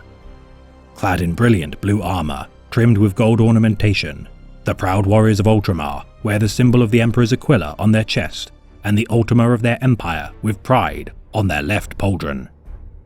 Adorning their squad specialty upon their right pauldron, such as battle line, close support, fire support, veterancy, or command, centered high Gothic numerals above the design identifies their squad. The trim of their armor denotes their battle companies, whilst the painting scheme of their helmets denotes rank. Veterans wear white, unadorned helmets, while sergeants wear red helmets centered with a white skull and add a red skull design atop their Ultima pauldron. Veteran sergeants add a white stripe and skull to their red helmet design, whilst lieutenants utilize a white and red stripe on the traditional blue helmet centered with a white skull and bear a white skull upon a sunburst design on their pauldron. Captains wear simple blue helmets with a white skull, yet also employ ornate iconography on their right pauldron. Apothecaries of the Legion wear stark white armor, whilst Tech Marines of the chapter paint their armor red to honor the Tech Priests of Mars, and chaplains garb themselves in black armor. Librarians of the chapter paint a white vertical stripe upon their helmets, whilst retaining the blue color of their chapter. For as the exemplars of the Codex Astartes, there are none more scrutinized for adhering to its tenets on heraldry. Yet every Ultramarine of note bears many insignias and campaign honors for their countless deeds in battle. strong of will, and unerringly loyal to their Primarch, the Ultramarines share a fragment of their Genesire's genius in both military strategy and governance. Prior to his return, the 13th would treat the decrees of the Codex Astartes as sacred texts. Deviation from such outlines would incur censure and disgrace, as to many, these words would be sanctified by the Emperor himself. Disciplined and stoic figures, the Astartes of the Ultramarines would shoulder the greatest burden of any loyalist chapter to preserve their ever-decaying empire and shepherd the innocence of the Imperium from harm and malevolence. Championing honor, moral virtue, and courage above all, the Ultramarines are seen by many of their peers as priggish and sanctimonious. Yet for all their detractors' claims, it is undeniable that the Ultramarines have borne the responsibility for near single-handedly binding the Imperium together in the wake of the Horus Heresy. Overseeing and guarding the Segmentum Ultima from the endless tides of heretics and Xenos threats, the Ultramarines have on many occasions been all that stands between utterly catastrophic campaigns of slaughter across the stars. Paragons of the Angels of Death, the 13th stand at the vanguard of 100 war zones across the galaxy and sacrifice oceans of blood to stem the tide of encroaching annihilation. The first among equals of the Adeptus Astartes, the primogenitors of the 13th Legion, now comprise estimates of as many as 2/3 of all Space Marine chapters currently active. Led by their returned Primarch, the near-mythic being of millennia past now reorganizes and bolsters the Imperium in its darkest hour. Alone in this regard, Roboute Guilliman attempts to salvage a broken empire with no hope of reprieve nor mercy. For each citizen of the Imperium to look upon an Ultramarine shall know a ray of hope in a tumultuous existence. For in the grim darkness of the far future, there is only war. And the once war-born of terror shall never falter in their duty to preserve his Imperium. What is the terror of death? That we die with our work incomplete. What is the joy of life? To die knowing our task is done. I stand alongside warriors of honor, and the warrior who acts out of honor cannot fail. His duty is honor itself. Even a warrior's death, if it is honorable, is a reward and can be no failure, for it has come through duty. Seek honor as you act, and you will know no fear. A fortress is a living thing. The commander its brain, the walls its bones, the sensors its eyes and ears, the troops its blood, their weapons its fists. If one organ fails, the whole dies. And if the whole dies, no single organ can survive alone. And above all, remember this: for a warrior, the only crime is cowardice. On the anvil of war are the strong-tempered, and the weak made to perish. Thus are men's souls tested, as metal in the forge's fire. The Angels of Death are regarded as the Emperor's will made manifest, descending from the heavens onto the bleakest of battlefields to fell the enemies of humanity in its hours of greatest need. Gleaming in their panoplies of war, they are resplendent reminders to the servants of the Imperium that they shall be protected from the darkness. Yet of all the chapters of the Space Marines, there is one above all that protects the weak and embodies the mercy of the Emperor. The 18th Legion of the Adeptus Astartes, the Salamanders. Known during the Unification Wars as the Dragon Warriors, the 18th Legion, like all of the proto-legions of the Adeptus Astartes, would be secluded from their peers, particularly the Dragon Warriors and their so-called trefoil kin of the 6th and 20th Legions. Their deeds and battle honors obscured from history, the 18th Legion, due to their secretive origins, would be regarded with suspicion by the other legions, garnering a reputation with their first engagement at the assault of the Tempest Galleries during 800 M30. The Dragon Warriors would achieve a near impossible victory alone against all odds of survival. suffering incredible losses and reducing their number from over 20,000 Astartes to as little as 1,000 battle brothers. The Dragon Warriors would secure a reputation as bloodied yet glorious and honorable combatants. Rapidly replenishing their numbers, the Dragon Warriors would be supplied with new war gear as the favored sons of the newly born Imperium, yet be stalled in taking part in the many expeditions of the early days of the Great Crusade. Rarely serving as a legion, the 18th would be split into smaller battalions to reinforce battle groups across the Imperium. Often assigned to crucial engagements against Space Hulks or Xenos raiding parties behind the lines of the advancing waves of forces of the Crusade. Cooperating closely with human military forces as the only Space Marines in service, the Dragon Warriors would brave the most hazardous and deadly theaters of war, earning the Legion many accolades as saviors, bastions of hope, and the personification of the Emperor's protection and grace. Yet as a result of their conflicts, the Legion would never replenish to its full strength akin to the standards of the other legions. Their survival and continuation as a legion, uncertain, during their 4th decade of service, until the return of their Primarch, Vulcan. Found on the death world of Nocturne, Vulcan would not be reunited with his legion for many years. Tutored by the Emperor himself, the Primarch of the 18th Legion would be tempered with the ruler of mankind's boundless wisdom, and in the hour of his legion's greatest need, he would be returned to them.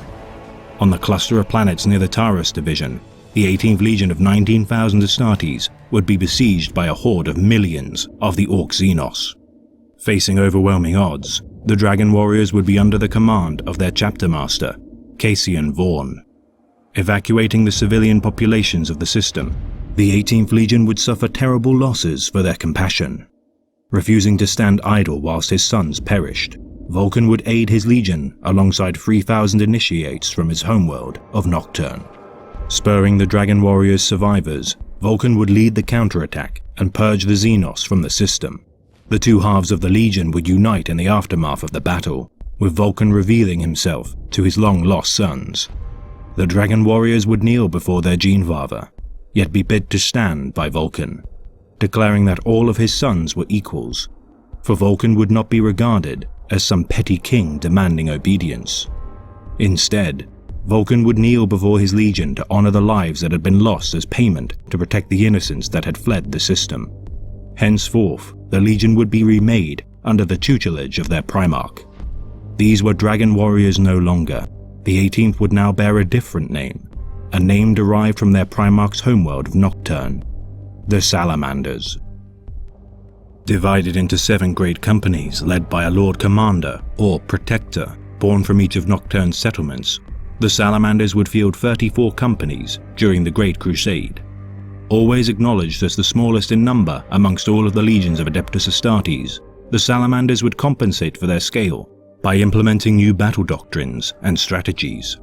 Encouraging self-sufficiency and autonomy, Vulcan would enable each settlement to foster their own cultural traditions within their companies, further buttressing the Legion's relationships to their human counterparts within their lands.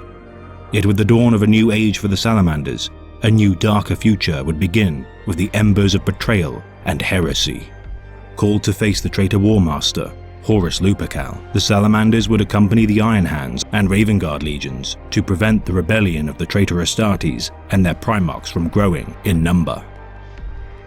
Sent as the spear tip to crush the 4 traitor legions of the Death Guard, World Eaters, Emperor's Children, and Sons of Horus, the Loyalists would crush the rebellion with the amassed strength of 7 legions, soon to be reinforced by the Iron Warriors, Night Lords, Word Bearers, and Alpha Legion. However, the Loyalist legions would be betrayed by their allies during the Dropside Massacre of Istvan V, with the Salamanders losing their Primarch and being broken under the heel of the traitors.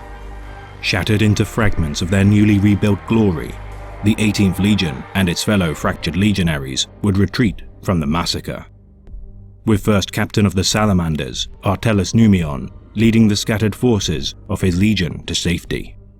Finding shelter on the ultramarine planet of Macragge, the Salamanders would bear the shame of their defeat and loss of their Primarch, as the galaxy would be split in 2.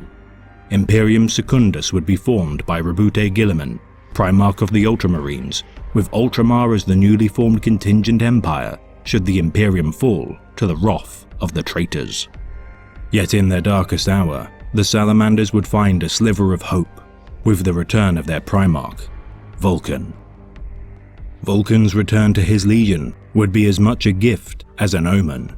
His mind and body broken, the legion's survival would fall to Artellus Numion to forge a path to redemption.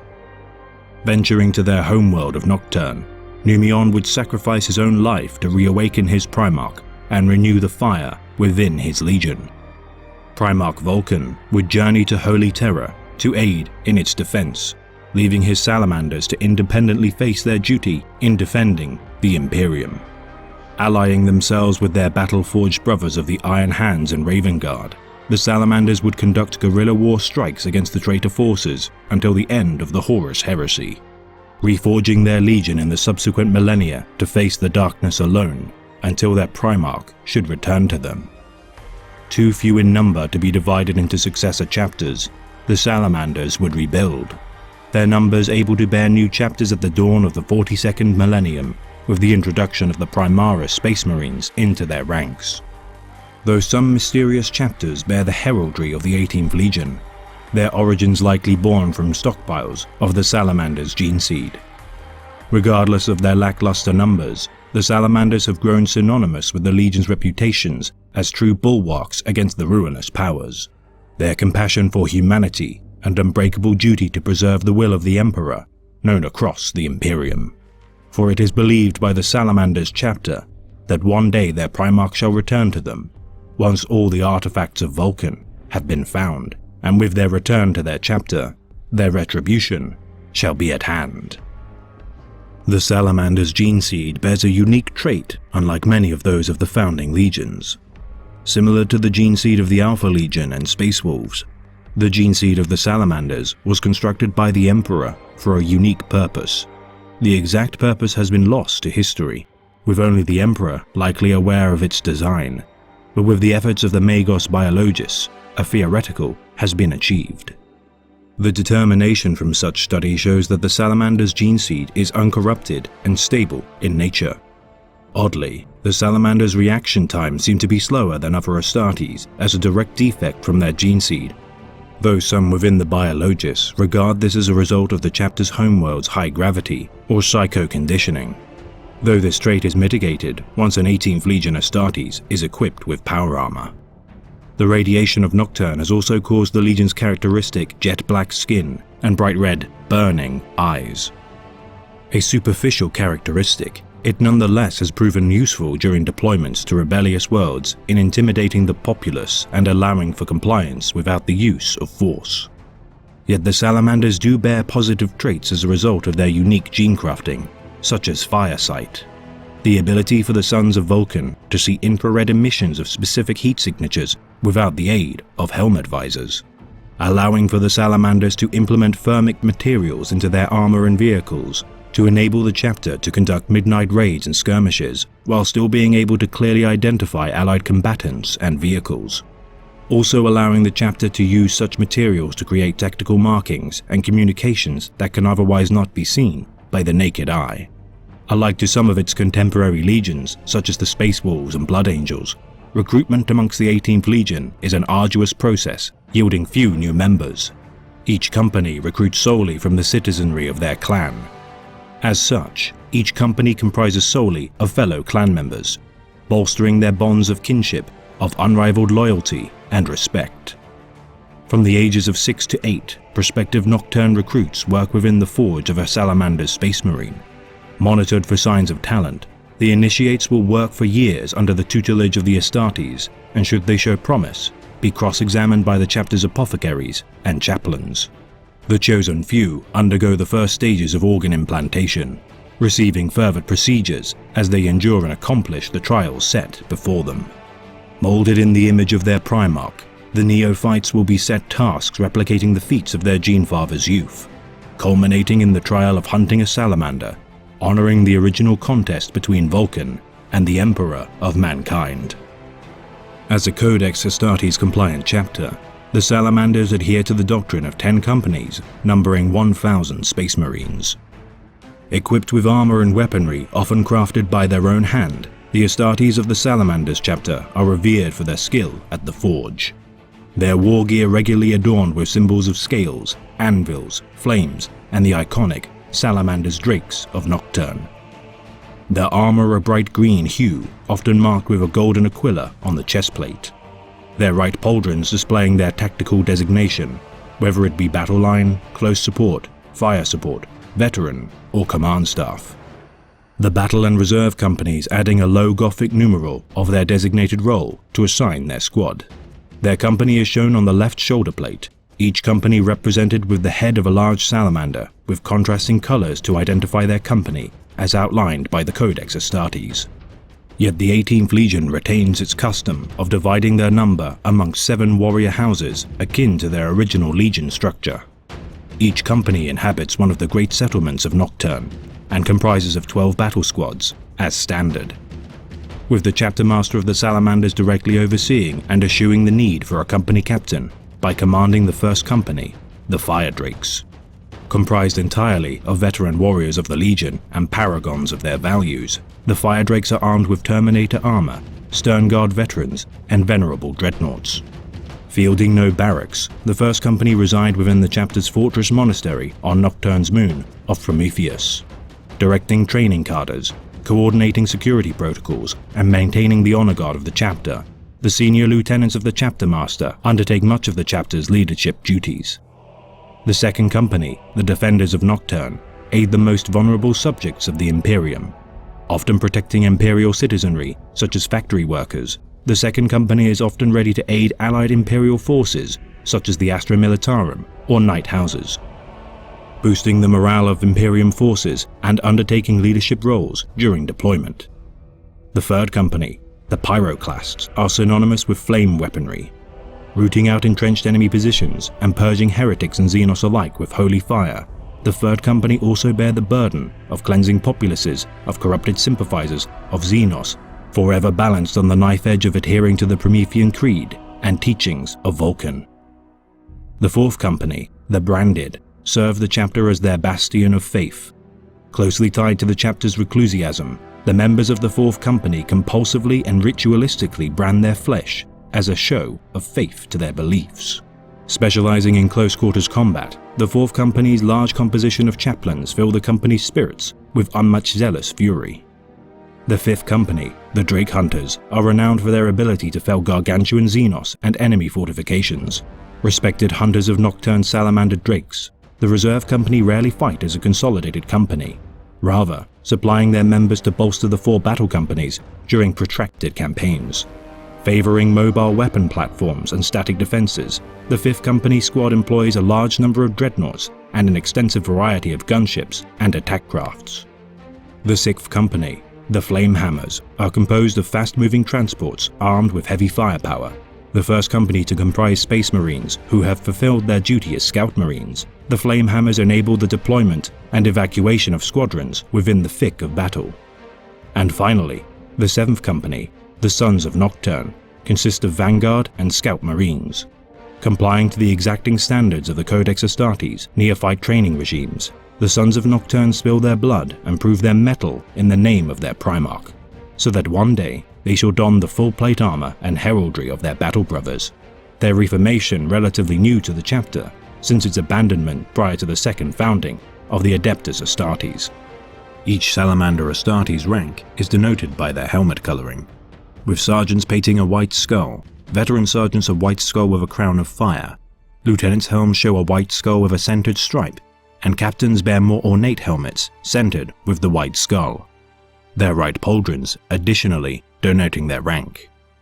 Specialized roles within the chapter also adhere to the guidance of the Codex Astartes. Chaplains paint their armor in the black of the reclusiasm, and librarians paint their armor blue, both alike to their cousin chapters' customs, whilst the chapter's Tech Marines deviate slightly from their fellow loyalist chapters by only painting their arms in the red heraldry of Mars whilst retaining the green armor of their chapter. Deviating further from the Codex Astartes, the chapter maintains not 1, but 3 Masters of the Forge, enabling the chapter to effectively maintain their machinery, panoplies of war, weapons, artifacts, and honoring their heritage as masters of the craft of weaponsmithing. The chapter master is given the utmost command of the chapter, yet maintains the Pantheon Council to provide support and discussion on the appointments of its members and campaigns fought across the stars. Their master of the fleet known as the Lord of the Burning Skies, commanding their battle barges and strike cruisers to enact the will of the Imperium on distant worlds and battlefields.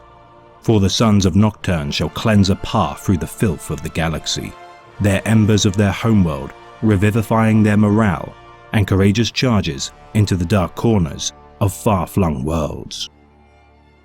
Unless you are capable of enduring whatever hurt you can inflict, there will come a time when you will fail. And by failing you will have made useless the sacrifice of millions. We are the Salamanders, and we will endure. For no sacrifice made in the name of this great empire we seek to build shall be made in vain. From the darkness we strike, fast and lethal, and by the time our foes can react, darkness there, and nothing more. The founding legions of the Adeptus Astartes are characterized by their disparate and often contrasting methods of waging war. Some legions are renowned for their martial prowess, others for their expertise in siege warfare or fortification. Yet some legions, more than others, are maligned for tactics with which other Astartes might label as cowardly or dishonorable. For today, we shall be elucidating a founding legion characterized not only by its unconventional tactics, but also immense struggle and ill fortune. The 19th Legion of the Adeptus Astartes, the Raven Guard. The history of the 19th Legion would be amongst the most persecuted and destitute of all the Legiones Astartes. Drawn from holy terrors subjugated techno-savages of the Xeric tribes of the Dustfields of Asiatic, the savage tribesmen would skirmish against their neighboring Indoneski bloc for resources. With the Emperor's unification of terror, the tribes would give their firstborn sons to the Emperor's gene forges to birth the Astartes of the 19th Legion. The 19th would serve as the Emperor's hidden hand of reconnaissance, sabotage, and assassination. Conducting surgical, bloody engagements at the behest of the Master of Mankind, the 19th would quash the upstart rebellions and plots to dethrone the Emperor. Offering their foes the chance to capitulate before they would strike, the Emperor would not employ his assassins of war, alike to the 8th or savage 12th. Defeating would-be armies with only a single casualty, these shadowy sentinels of the newly born Imperium would bleed dry their enemies without revealing their forces. Their very existence kept secret until their reunion with their Primarch Corvus Corax. Shunning adulation or marks of honor, such as the laurels of victory, the 19th would nonetheless earn many victories across the Sol system. Yet during their engagement with the Xenos threat on the Jovian range of the moon of Lysithea, many of their number would perish. For 2 centuries, the 19th Legion would wage war in the name of the Imperium, until finally, they would be united with their Primarch on the moon of Lycaeus, for their gene father had undergone many trials of his own. Separated from the Emperor during the scattering of the Primarchs, Corvus's gestation pod would land on the barren moon of Lycaeus. Orbiting the forge world of Kievar, the system would be ruled by the tyrannical Tech Guild overseers. Raised by the slaves of the mining workforce, the infant Primarch would be hidden from the enslavers and guards of the mining colony. Learning quickly due to his gene-forged providence, Corax would mature and develop speech, the skills to hide from his oppressors, and the ideals with which would formulate his personality. Due to his accelerated aging and maturation, the slaves of Lycaeus would idolize him as a gift to the downtrodden, naming him Deliverer and Savior in anticipation of his future deeds. The young Primarch would be tutored by his protectors and resolve to free them from their tyranny. Embodying notions of human dignity, justice, and liberty within his being, Corax would form a resistance to the tyrants of Kievar, and with time, overthrow their cruel regime. Moving unseen due to his preternatural gifts of stealth and infiltration, Corax would seize the moon of Lycaeus' weapon systems and bombard the overseer planet of Kievar with orbital atomic bombardments. At this moment, the Emperor of Mankind would arrive within the Kievar system and reunite with his long-lost gene-son. Alone, the Emperor would speak with Corax for many long hours. With their audience concluded, Corvus Corax would resume his campaign against the tech guilds of Kievar. For once they had been utterly destroyed, with no assistance from the Emperor, Corax would be proven worthy and assume the mantle of Master of the 19th Legion, the soon-to-be renamed Raven Guard. With the tech guilds of Kievar capitulating and the moon of Lycaeus renamed Deliverance, the Mechanicum of Mars would rebuild the moon's infrastructure and construct a gargantuan looming tower, the Raven Spire. With the 19th Legion under his command, Corax would reorganize the methods and tactics of his legion to his liking.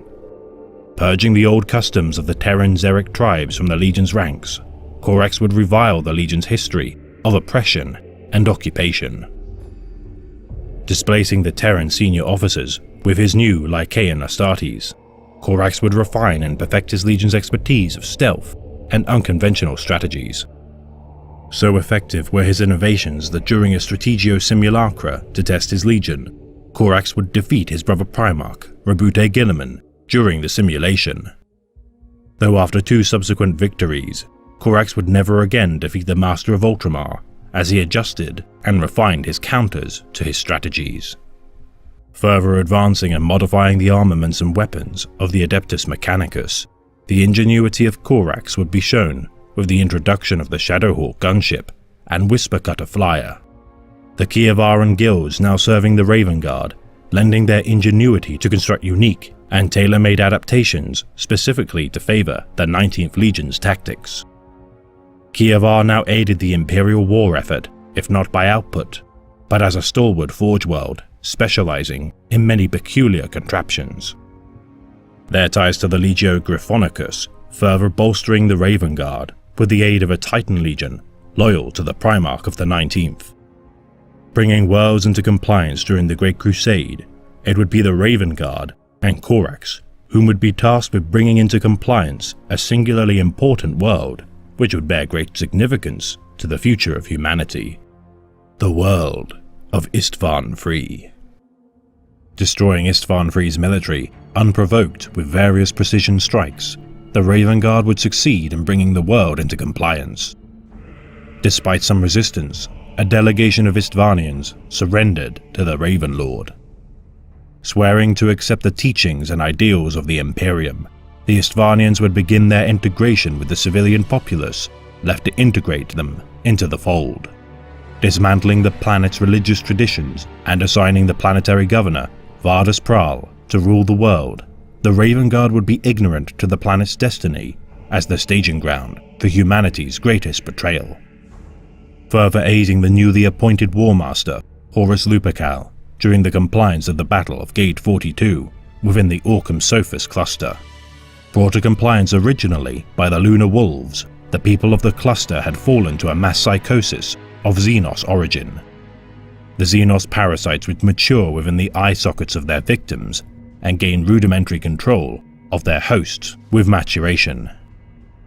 Forming a hive mind consciousness, these hosts would be dubbed the Unsighted Kings, to which Horus Lupercal would swear an oath of moment to reclaim his once compliant world.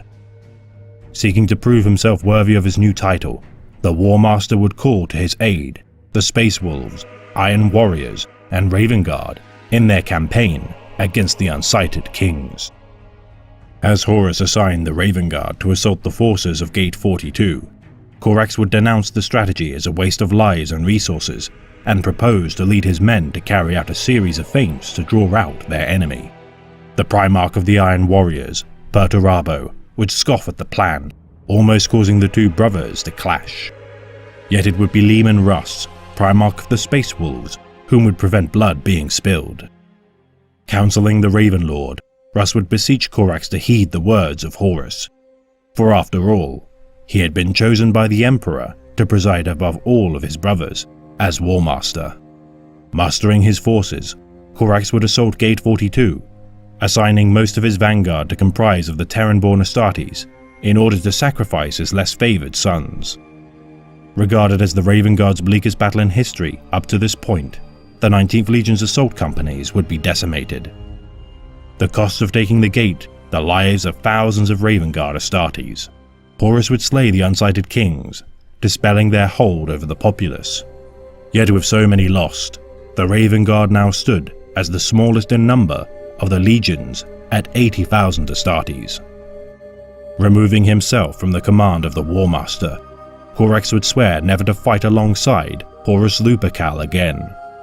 Yet as a result of the culling of the Raven Guard's Terran-born Astartes, the Legion's warrior lodges would diminish, with Horus's hold of the Legion as a result all but cleansed.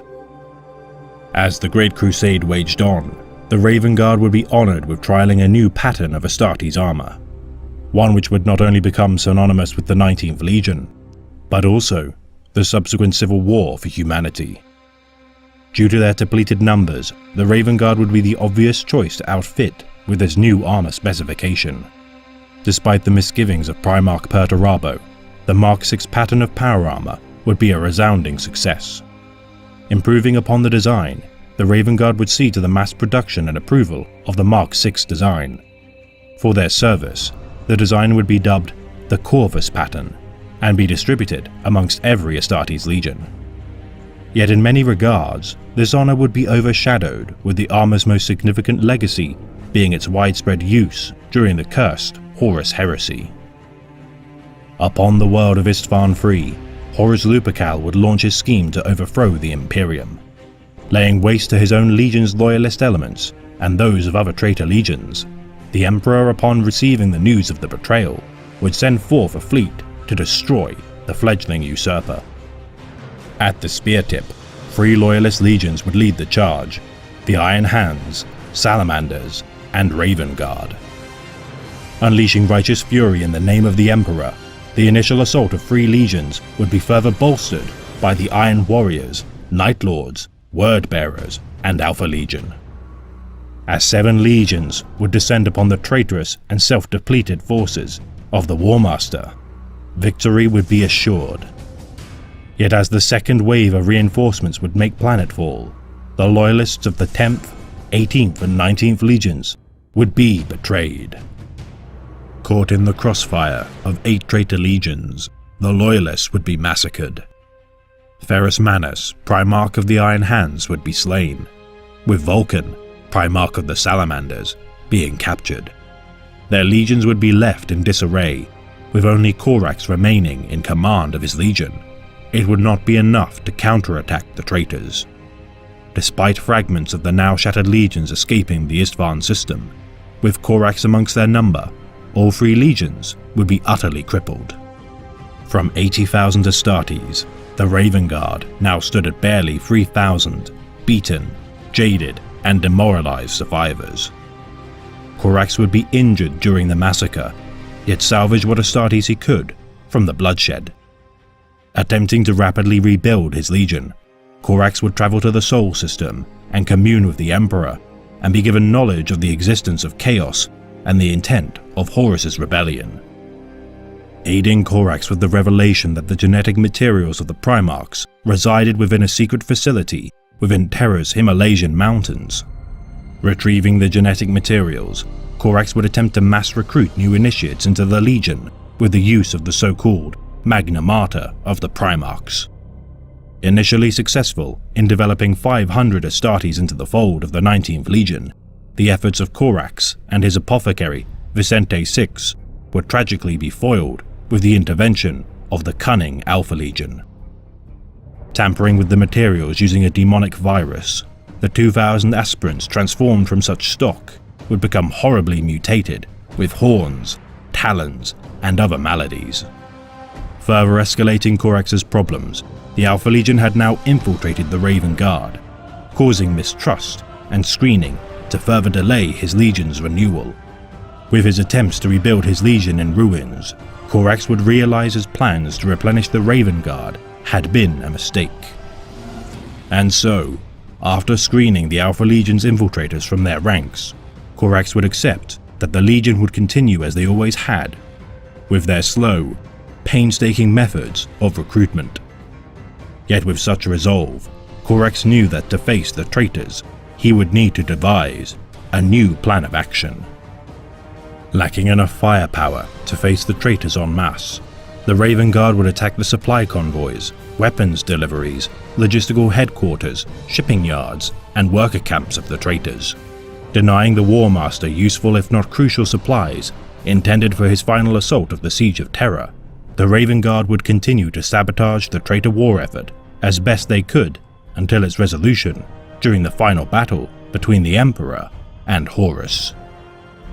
With the traitors repelled from Holy Terra, the Raven Guard would be reorganized into a founding chapter of the now ordained successors of the Codex Astartes. For decades, the now chapter of the Adeptus Astartes would rebuild. Undermanned and without purpose, the 19th would further hone and perfect their doctrines of war. Welcoming the decision to divide the legions of Astartes into chapters, Corax would regardless seek vengeance against the traitors, alone. After a solar year of grief-stricken penance for his actions during the Horus Heresy, locked within the Ravenspire, Corvus Corax would depart deliverance. Disappearing from the Imperium, Corax would venture into the Eye of Terror in his quest for retribution. The last words uttered from the Primarch to his sons prior to his departure: nevermore. As the millennia have waned without the word of their Primarch's return, the Raven Guard would spend much of its time campaigning across the eastern fringe of the galaxy. Now led by their chapter master, Kayvan Shrike, the 19th's might is now split amongst the stars as several covert battalions poised to face the enemies of his Imperium. The ultimate objective of such scattered campaigns, known only to the Master of Shadows. The gene seed of the Raven Guard would be greatly diminished due to the events of the Horus Heresy. Attempting to hasten the replenishment of their broken legion, the Raven Guard's gene seed sabotage by the Alpha Legion would lead to further problems with each new generation of the Raven Guard. Drawing much of their genetic material from Holy Terror, the transformation of aspirants into the Adeptus Astartes is arguably more difficult than any other Loyalist chapter. Irrespective of the 19th's countless casualties resulting in their harsh training, those aspirants whom survive their training will receive transplanted organs with a high rate of degeneration. The vast majority of organs implanted within the Raven Guard do not function properly, with many implants, such as the mucranoid organ, which regulates their endurance of hazardous temperatures and the vacuum of space, failing to mature. As a result, the Raven Guard bear the mutation of chapter-wide pale skin pigmentation due to their melanochromic organs' inability to reliably adjust to solar radiation. Pure white in aesthetic, it matters not whereby the recruits to the chapter hail from, as all who survive their gene implantation shall become pale as wraiths with pure black hair and eyes, as is characteristic of their gene stock. Further resulting from their genetic deficiencies, the 19th also bear the so-called curse of their Primarch, the Lure of the Shadows. Reserved in demeanor, if not antisocial in their behavior, the Raven Guard are terse in their communication. As the curse progresses, 3 stages of the Astartes character shall become evident. First, the Battle Brother will become more reclusive, choosing to fight amongst only small strike teams, and shall become resistant to joint chapter operations involving direct assaults and tactics, verging on objectively disobedient refusal to follow orders. Second, the Astartes shall become ever more brooding with their dealings not only of other chapters, but also their brethren, skulking in shadows, choosing to remain silent until absolutely necessary, and manifesting an aura of unease amongst his squadron. Finally, the Raven Guard Astartes shall grow to despise even his most stalwart of battle brothers, believing his tactics and decisions outweigh the merit of his peers, even should more experienced or battle-tested Astartes' strategies objectively bear greater results. Recruitment within the Raven Guard is amongst the slowest within the Loyalist chapters of the Adeptus Astartes. yielding high casualty rates due to their combined training regimes and failure rate of their organ transplantations. The Raven Guard have never truly recovered from their ignominious fall during the Horus Heresy. Spending an inordinate amount of time as members of the chapter's scout company, each batch of recruits are accompanied by several veterans to observe and mentor their progress. Never mobilized at full strength as outlined by the Codex Astartes, the Raven Guard would struggle to muster a force capable of matching the strength of their first founding brethren, recruiting their aspirants solely from their homeworld of Deliverance. The need to transport genetic materials from Holy Terra on a regular basis would also contribute to their slow replenishment of numbers. However, due to the Raven Guard's preference and unmatched skill in stealth, sabotage, and infiltration, their casualties in war would be below the average incurred by other Astartes chapters. Trained by the chapter's Shadow Masters or the Ravenspire, aspirants of the 19th are taught in the methods to move silently with minimal detection. Despite their objectively bulky armor, the Raven Guard display the uncanny ability of wraith slipping within the labyrinths of the Ravenspire. Packing their armor with earth and rags of fabric, the aspirants learn to muffle the sounds of their armor until they are capable of mastering the secret rites of silence employed by every battle brother of the Raven Guard. Constantly training and understanding the art of wraith slipping, every Astartes of the chapter is required to maintain their understanding of this formidable art, lest they erode their mastery of its techniques. Though not infallible, the recruits will come to understand that such near-perfect camouflage and concealment is the hallmark of any veteran of the chapter. The initial formation of the 19th Legion would be comprised similar to its Unification-era contemporaries. Divided into chapters, each containing battalions, companies, and finally squads, most individual Astartes would identify their service to the Legion by denoting their role within a company instead of their chapter. With the reunion of their Primarch and the Imperium of Man, the 19th would incorporate tank warfare into the Legion, though their use would dwindle with their resultant decimation during the Horus Heresy. Numbering only 4,000 Astartes by the end of the Horus Heresy, the Raven Guard would reorganize the companies into Talons, Falcons, and light vehicle and air support squadrons into Hawks. Fielding many specialist squads and formations, the Raven Guard deployed a preponderance of reconnaissance squads in comparison to their cousin legions, also employing a large contingent of Moritats, Astartes who bore suicidal tactics in their methods of battle and would conduct more assassination and sabotage missions than any other contemporary legion.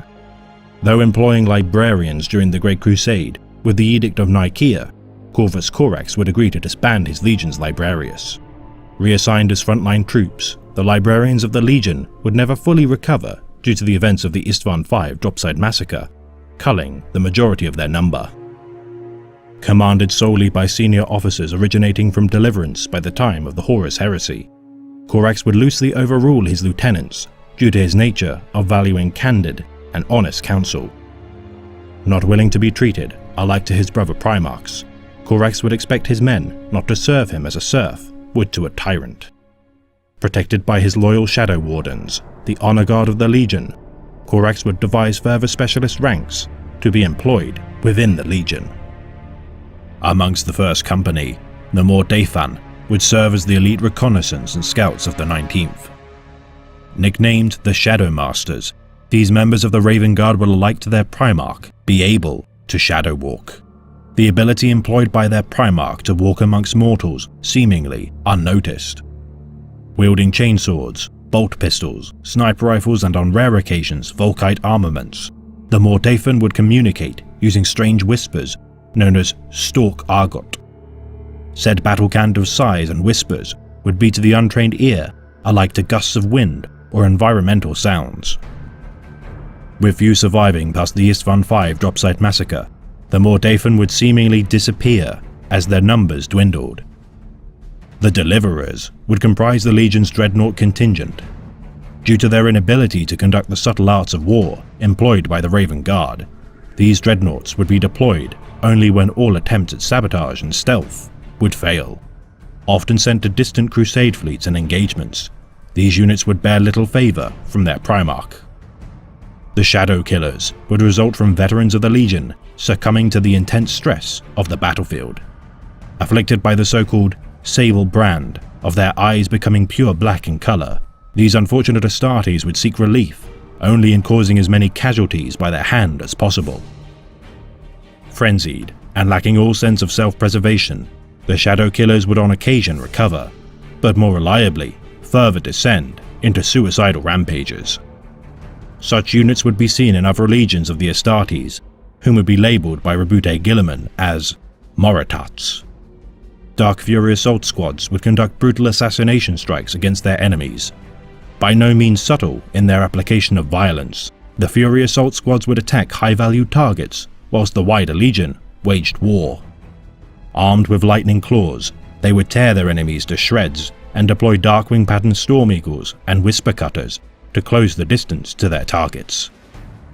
Due to the chapter's doctrines of concealment and espionage, the Raven Guard do not employ embellishments or gaudy designs upon their armor. Encased in jet black armor, best suited to aiding them in their concealment within the shadows, the 19th complied to the outlines of the Codex Astartes with only minor alterations in its overarching guidelines. Despite their proclivity to obfuscate or remove their heraldry during engagements with more canny adversaries, the Raven Guard would diminish their command markings and squad identifiers in the wake of the second founding. As a Codex-compliant chapter of the Adeptus Astartes, the Raven Guard divide their numbers into 10 100-man strong companies. Officers within the chapter would be commanded by the captains, known as Shadow Captains, with each chapter master, following the departure of the Raven Lord, assigned the title of Master of Shadows. Proudly displaying their chapter iconography of the Raven on their left pauldrons, their shoulder plates trim, no matter their rank, shall always remain the purest of black. Their right pauldron displays their squad specialization, such as close support, fire support, veteran, or command staff. Though the 19th's fire support sigil differs from other Codex-compliant chapters by the symbol of an explosive detonation. Their right pauldron's trim denotes their company, with white reserved for the Elite First Company. Other colours include gold for the 2nd, red for the 3rd, green for the 4th, black for the 5th, bronze for the 6th, purple for the 7th, silver for the 8th, and blue for the 9th. Squads are designated in low Gothic numerals on the left knee plate. Rank is denoted by helmet designs, denoted by skull iconography and colour coding. Sergeants bear a simple skull on the crest of their helmet, whilst veteran sergeants retain their skull icon and paint their helmets white. Lieutenants bear a red and white stripe pattern on their helmets and an ornate design on their right pauldron, while Shadow Captains resemble the white skull-adorned helmets of the veteran sergeants, with the addition of an ornate captain design on their right pauldron. Some high-ranking senior officers paint their shoulder plates purest white, and on rarer occasions, pair these with white paint on both of their arms. Yet for every design or signifier of rank, the Raven Guard also employ heavily encoded Auspex signifiers into their armor designs, allowing for their Battle Brothers autosensors to identify senior officers during their concealment. Though within these outlinings of heraldry, there also exists a unique signifier for the chapter's elite. The black Ravenclaw symbol adorns the right pauldron with a white background. Reserved for the most venerated and long-serving veterans, this marking denotes Astartes of the chapter, renowned for their guerrilla warfare and versatile command experience. Following the outlined strategies and guidelines of the Codex Astartes, the Raven Guard eschew several tactics outlined by the tome, due to their preference for waging war and limited deployable force. Experts of guerrilla warfare, attritional warfare, and coordinated strikes, the Raven Guard target weak points in enemy defenses, and with speed, cripple the enemy by destroying high-valued infrastructure and targets. Unwilling to engage in reckless assaults that could endanger their Astartes, the 19th rely heavily on their scout marines in gathering information during reconnaissance missions. Deployed in small squads, rather than the full might of the chapter, each captain and their companies fight independently from one another. Regardless of the oversight of their chapter master, each Raven Guard company offers aid to Imperial forces as required. Often criticized for their tactical efficacy due to their loose authority for command, the Raven Guard nonetheless exemplify incredible discipline when commanded by their captains. deploying several rapid maneuver vehicles in combat, such as land speeders, attack bikes, and Thunderhawk gunships. The Raven Guard support these elements with drop pod insertions of dreadnoughts and highly favour aerial assaults via jump packs. An infantry heavy chapter, their preference for speed and manoeuvrability precludes their use of heavy armour such as Predator tanks or Land Raiders, yet some are held in reserve should they be needed. A mix of Special Forces units and mechanised infantry, the Raven Guard field overwhelming aerial superiority during engagements to enable surgical strikes behind enemy lines. Often armed with lightning claws, Raven Guard kill teams offset their opposition's numerical superiority by targeting their commanders. Conducting many rituals from their homeworld of deliverance, each neophyte of the 19th must embark on a meditative trance to hunt the avians of the world of Kievar.